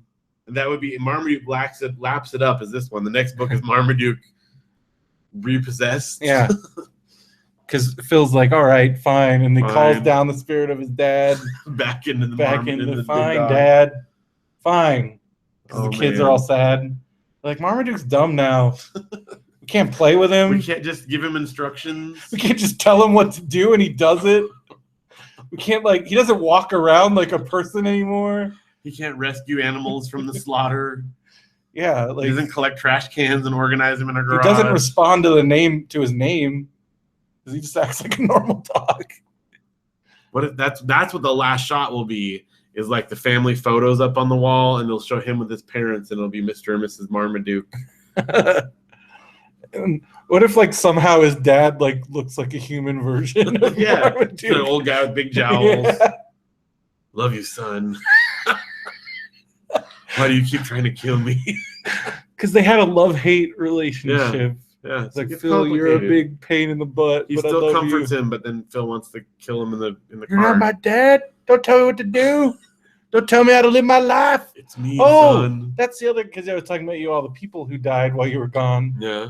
The big dude from Varsity Blues and Freaks and Geeks. Oh, I did see that. Yeah. He died. Knucklehead. Yeah. Yeah.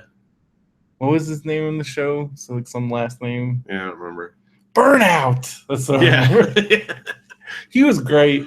Yeah, he was good. Oh, sad. Gosh, Freaks and Geeks is so good. Best show. Watch Freaks and Geeks.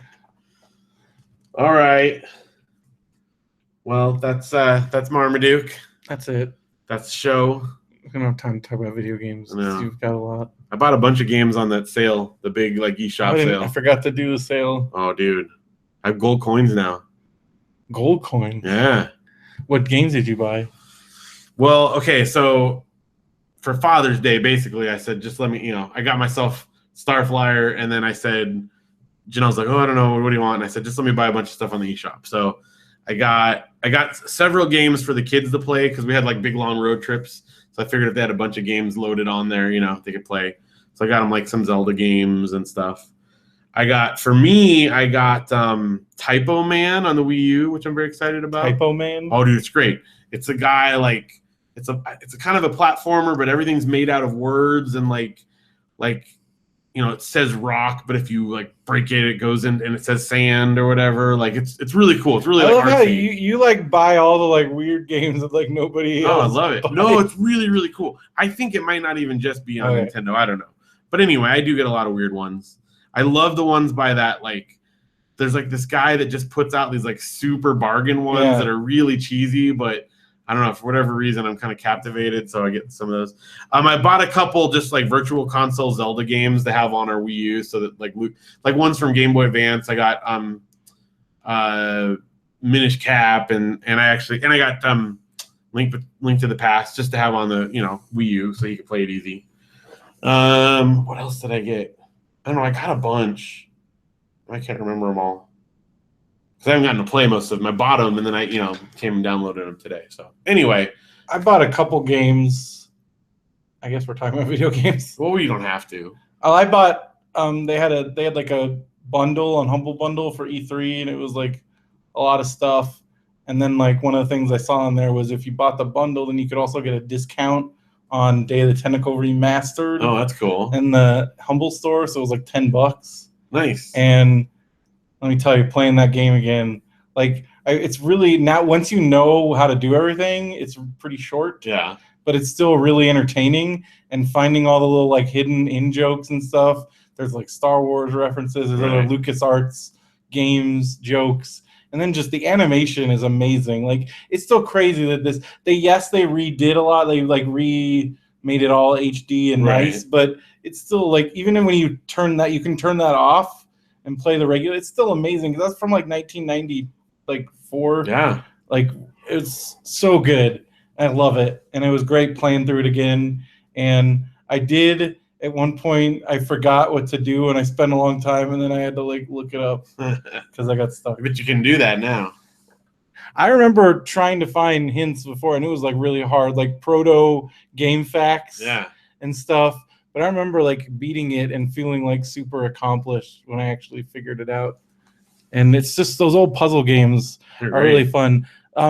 It's Maniac Mansion 2 is a lot more linear than the first one, because the first one, like, which also is in Maniac Mansion 2, if you go into Weird Ed's room and go out on his computer, you can play Maniac Mansion 1. So it's got both of them. Nice. And there's actually an achievement that you can only get by playing Maniac Mansion 1. But Maniac Mansion 1, there's like, depending on what characters you use, there's like totally different endings. Right. And there's like different ways to beat the game. There's pretty much only one way to beat the game, but it's still really good. But especially since it was like one of the first ones that had like voice acting and actual animation, and it's really amazing. And I really like it. And I hope it does well, and like they make some new Maniac Mansion game. That'd be cool. Amazing. It's really cool. It's fun playing all those games. Ooh, I got a new BrendoMan All-Stars application for my 3DS. Yeah. What is it called? It's one of the like music creator. Did you get the one from the guy? It's not that one. It was a different one that was on sale for like $10. What is it called? I don't know. It's cool. I haven't messed around with it too much, but does it mess up your brain that now there's that one DS game that you play? Yes, it does. It's horribly wrong. So stupid. Here goes. Rhythmic Ultimate. But it does like a lot of bit chips or chiptune stuff. One I got Box Boy. One that I got. Man, look at all this stuff you got. Oh, dude, I got a lot of good ones. That's all from the other. Jeez. All right. Well, I think we should wrap it up here. Yeah, probably so. And don't forget to go to our website, radiobrendo.com. Use the Amazon banner, the DreamHost link, Amazon Prime free trial. Don't forget Comic-Con Palm Springs coming up August 26th to 28th. We'll see you at San Diego Comic-Con. Yeah. You're going to be on vacation for a bit. You'll be back, though, for our Comic-Con preview. Definitely. In time for that. Yeah. We're going to have the next 2 weeks. We'll have some special guests. Are you going to put together the Comic-Con app again? Yes. Okay. Just for you. Okay, well, I don't know how I would get around otherwise. Use the actual Comic-Con app. No, I like your app better. It's curated for me. All right. I intentionally now do find things that I think I know. like, and then I keep it on my phone, and then I know where to go. Go to BrendoMan.com, and it's right there. Yeah, it's very convenient. Yeah. Well, that's exciting. And anything else? Thanks for listening. What are we going to call this episode? I think the first one should be Back, a Brief Return or something. Yeah, it's good. But this one... The Exorcism of Marmaduke. All right. Something like that. Yeah. All right, that's good. Marmaduke Repossessed. There you go. Marmaduke Repossessed. I like that. All right. Well, it's late and it's hot, and I'm ready to turn on the air conditioning for a while before I go to bed. Sounds good. Cool off. Yeah, it's hot. And then I'll wake up because like I wake up late and it's already and it gets like really hot, so I'll wake up and just be like, like gross. So I actually have gotten to the point where I'll wake up, turn on the air conditioning, and then go back to sleep. Good plan. Because I don't leave it on all night because I don't have central air. Right. So if it's just on all the time, one, it's loud, and then also it's just like it's a lot of money. Yeah. And like I have to be a little bit conscious, and also like I'm just trying to be a little bit good citizen of Earth, not just like I don't need to like. But once I'm asleep, I'm asleep. You won't worry about it. And it's fine. Like at night, it cools off a little bit. Yeah. But still gets a. My freaking heater is still giving off like radiant heat. I don't know what to do with that. And I think that there has to be like you have to turn it off completely. But then I'm like, if I do that, then I'd have to when it's time to turn it on and like again. That's always scary. Yeah. And also there's spiders down there, and I don't want to mess with lizards. Who knows what else is going on in there? So yeah, I'm scared of my heater basically. You live in constant fear of an appliance in your house. Well, like the one time, like when I was messing around with it, it almost blew my face off. I understand. I don't like lighting the barbecue, so your barbecue thing is really nuts. It's out. We ran out of gas. You've watched way too many movies. Yeah, I have, and that's all I can think of. That's not a real thing. It's going to explode, and the bottle jet into my face. That is not a real thing. Could happen. No. All right. I think that's going to do it. So, for Radio BrendoMan, I'm Brendan Creecy. And I'm Phil Vecchio. Have a good one, everybody. Second episode, we always go long. You with Mark, the second episode, because we got to pack it all in there. It's all right. It's good. That's bonus since I'm gone. Maybe we'll get our numbers back up. People missed you. Oh, I missed them.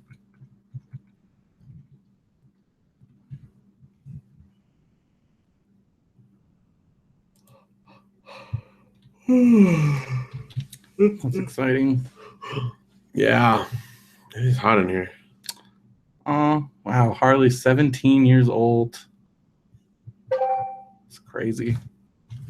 When does Yoga Hosers is it ever they're touring around with it in some theaters. Okay. And then I think it goes on demand I think next month. I want to see it. You haven't seen it yet, right? Nope. Derek's already seen it twice. And she's like a grown-up person. That's cool. Stormtrooper, Chicago Blackhawks, jersey. Oh, they're in Edinburgh for it's him and Jen. There and he does I think he's doing some speaking thing out there. That's cool. I want to go to Edinburgh. Never been to Scotland, Ireland. Freaking Asuka. This is you would like Asuka. All she does, she's an awesome wrestler, but then she just tweets about video. She's from Japan, and she's obsessed with Nintendo. So she just tweets about video games all day. She even she gives out her Wii, her username, and then she pretty much when she's not wrestling, she wears exclusively video game shirts. Huh. That's cool. She's really cool. And so I was a picture of me saying how awesome she was. So I'm she tweets constantly video games, she wears cool shirts, and she could probably murder you with her bare hands. Because she's a very physical, she'll kick your freaking head off. And she has cool hair. It's all this wrestling. It's all wrestling. Wrestling. Your feed is very different than mine. Oh my gosh, they actually booked that match. That's amazing. So Vader, whose song we got the Marmaduke, it's time. He says Vader time on his shirt, Marmaduke time. He trashed. So I showed you a clip of that Will Ospreay Ricochet where they're bouncing all over the place. Vader is very old school. He's oh, it's choreographed BS. Get out of my. So now they're actually going to wrestle each other. Okay. That went from Twitter feud to actual wrestling match. That's a smart wrestling promoter. Pretty good. That will draw money. Although I don't know, and then also just having a giant guy fight a 23-year-old spry Because like Vader's like in his 50s and he's like 400 pounds. So we'll see what happens. That's Where's exciting. that? Are you gonna go to that? That's in England. Oh, so probably not then. Probably not.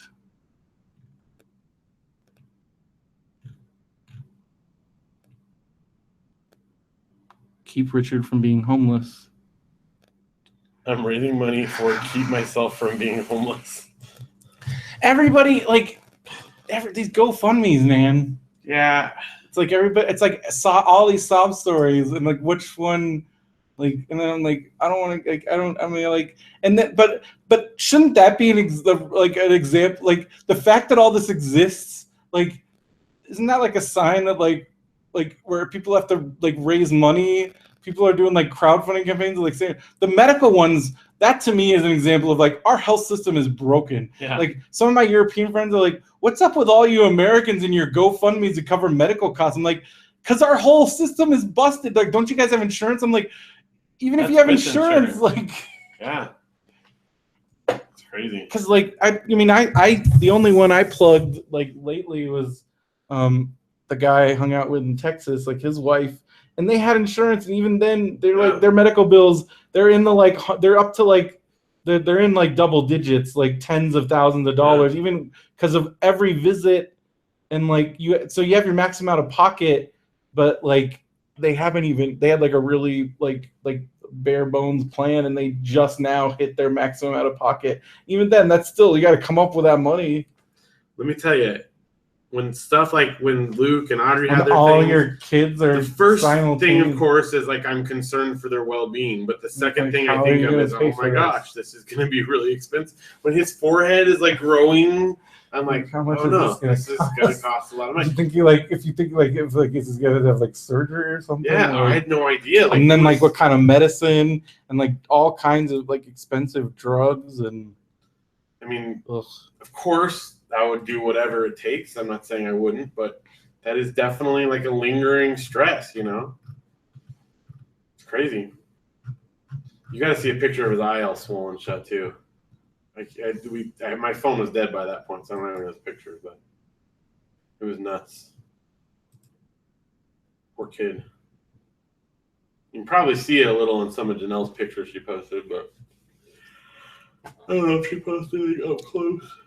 I think I'm going to be able to, because the StubHub tickets for Brian Wilson at the Bowl are really.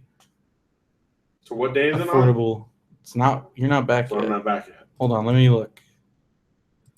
Because I think I'm going to just do that. Because like lawn seats on StubHub are still only like $30.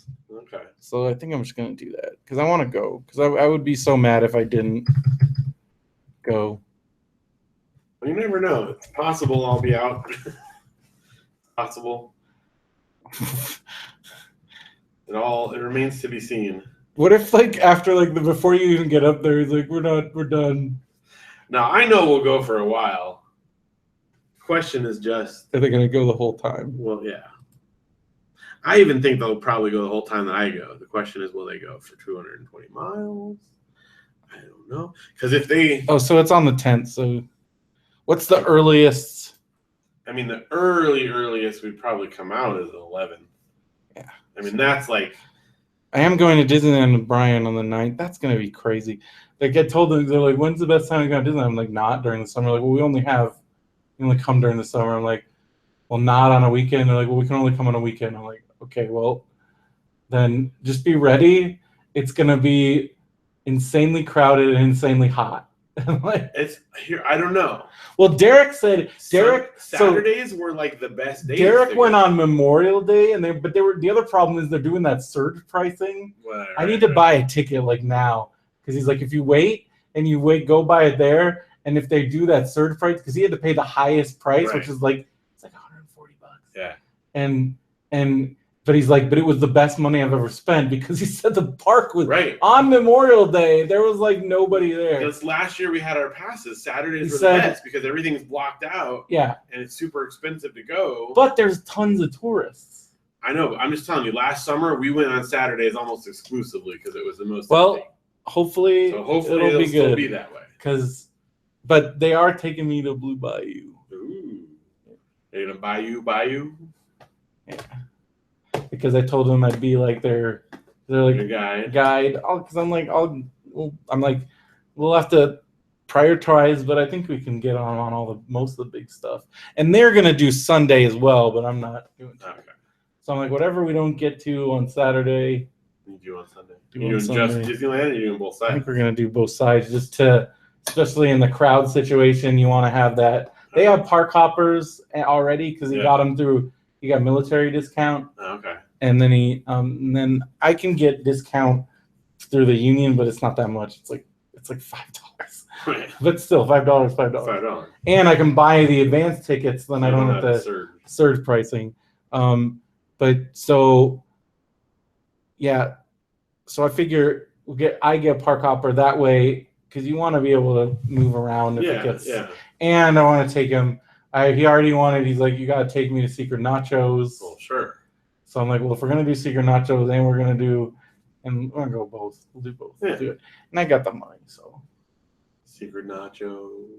Because he kept. Speaking of Disneyland, okay, so we got you. Wait, we got you. You got a book. Oh yeah, you texted me. You got the book on your birthday. Yeah. That's right. I haven't read it yet. I got Janelle a book. So I got her like a bunch that of encyclopedia one. So I got her encyclopedia one, but this other one that hadn't come yet, but it just What's like, it called? was there. My mom had grabbed it before. It's one of the like tour books or the souvenir books, but it was from 1969. Oh yeah, you told me about that. It's amazing. It's just got all these great old pictures. It has like the Peter Pan pirate ship. Yep, it's got all that tons of like Tomorrowland pictures from then, and then it like talks in the end about like the new adventure they're going on to create this thing in Florida, and it's going to be insane and blah blah blah. And yeah, it's nuts. And it was like $8 or something. Just some random person was selling it on Amazon. So that one wasn't Prime, but that's so I knew it was going to come later. But I think I might if I go out. That's perfect though, because if I go to Disneyland O'Brien and I stay out there somewhere, that'll be easier for me to get up to. Yeah, that's true. That's true. Definitely. Like if I get a hotel like up in LA. Yeah, and I just drive up to LA. That'll be a short drive, and then that's good. Don't have to drive all the way back to Ukaipa and back, and I'll be worn out anyways. Yeah. They're staying. Where did he say they were staying? I think they're staying in one of the places like right down the street, not like Disneyland. Right. But like one of the around there. They did like they got a deal. That's cool. Are we still on this YouTube? Oh yeah. Because it's super interesting for everyone. I'm sure they're super into all this. We got my Michael Rowe shirt on. Yeah. I forgot I was wearing that. It's weird now that there's that Mike Rowe, spells his name differently, the 30 Jobs guy. Yeah. I guess Patrick went to like a conference that he was doing. Yeah, I saw like a picture there. Some kind of. Did you see he's got a pool? Yeah. I said we should have a pool party. Webcomics Advocates meeting there or something. Webcomics Advocates pool party. Yeah. Does he live in Ukaipa or does he live in Cal Mesa? I'm not sure. Because I know he was looking in both. Yeah, I don't know where he wound up. All right. Later, YouTube. Bye.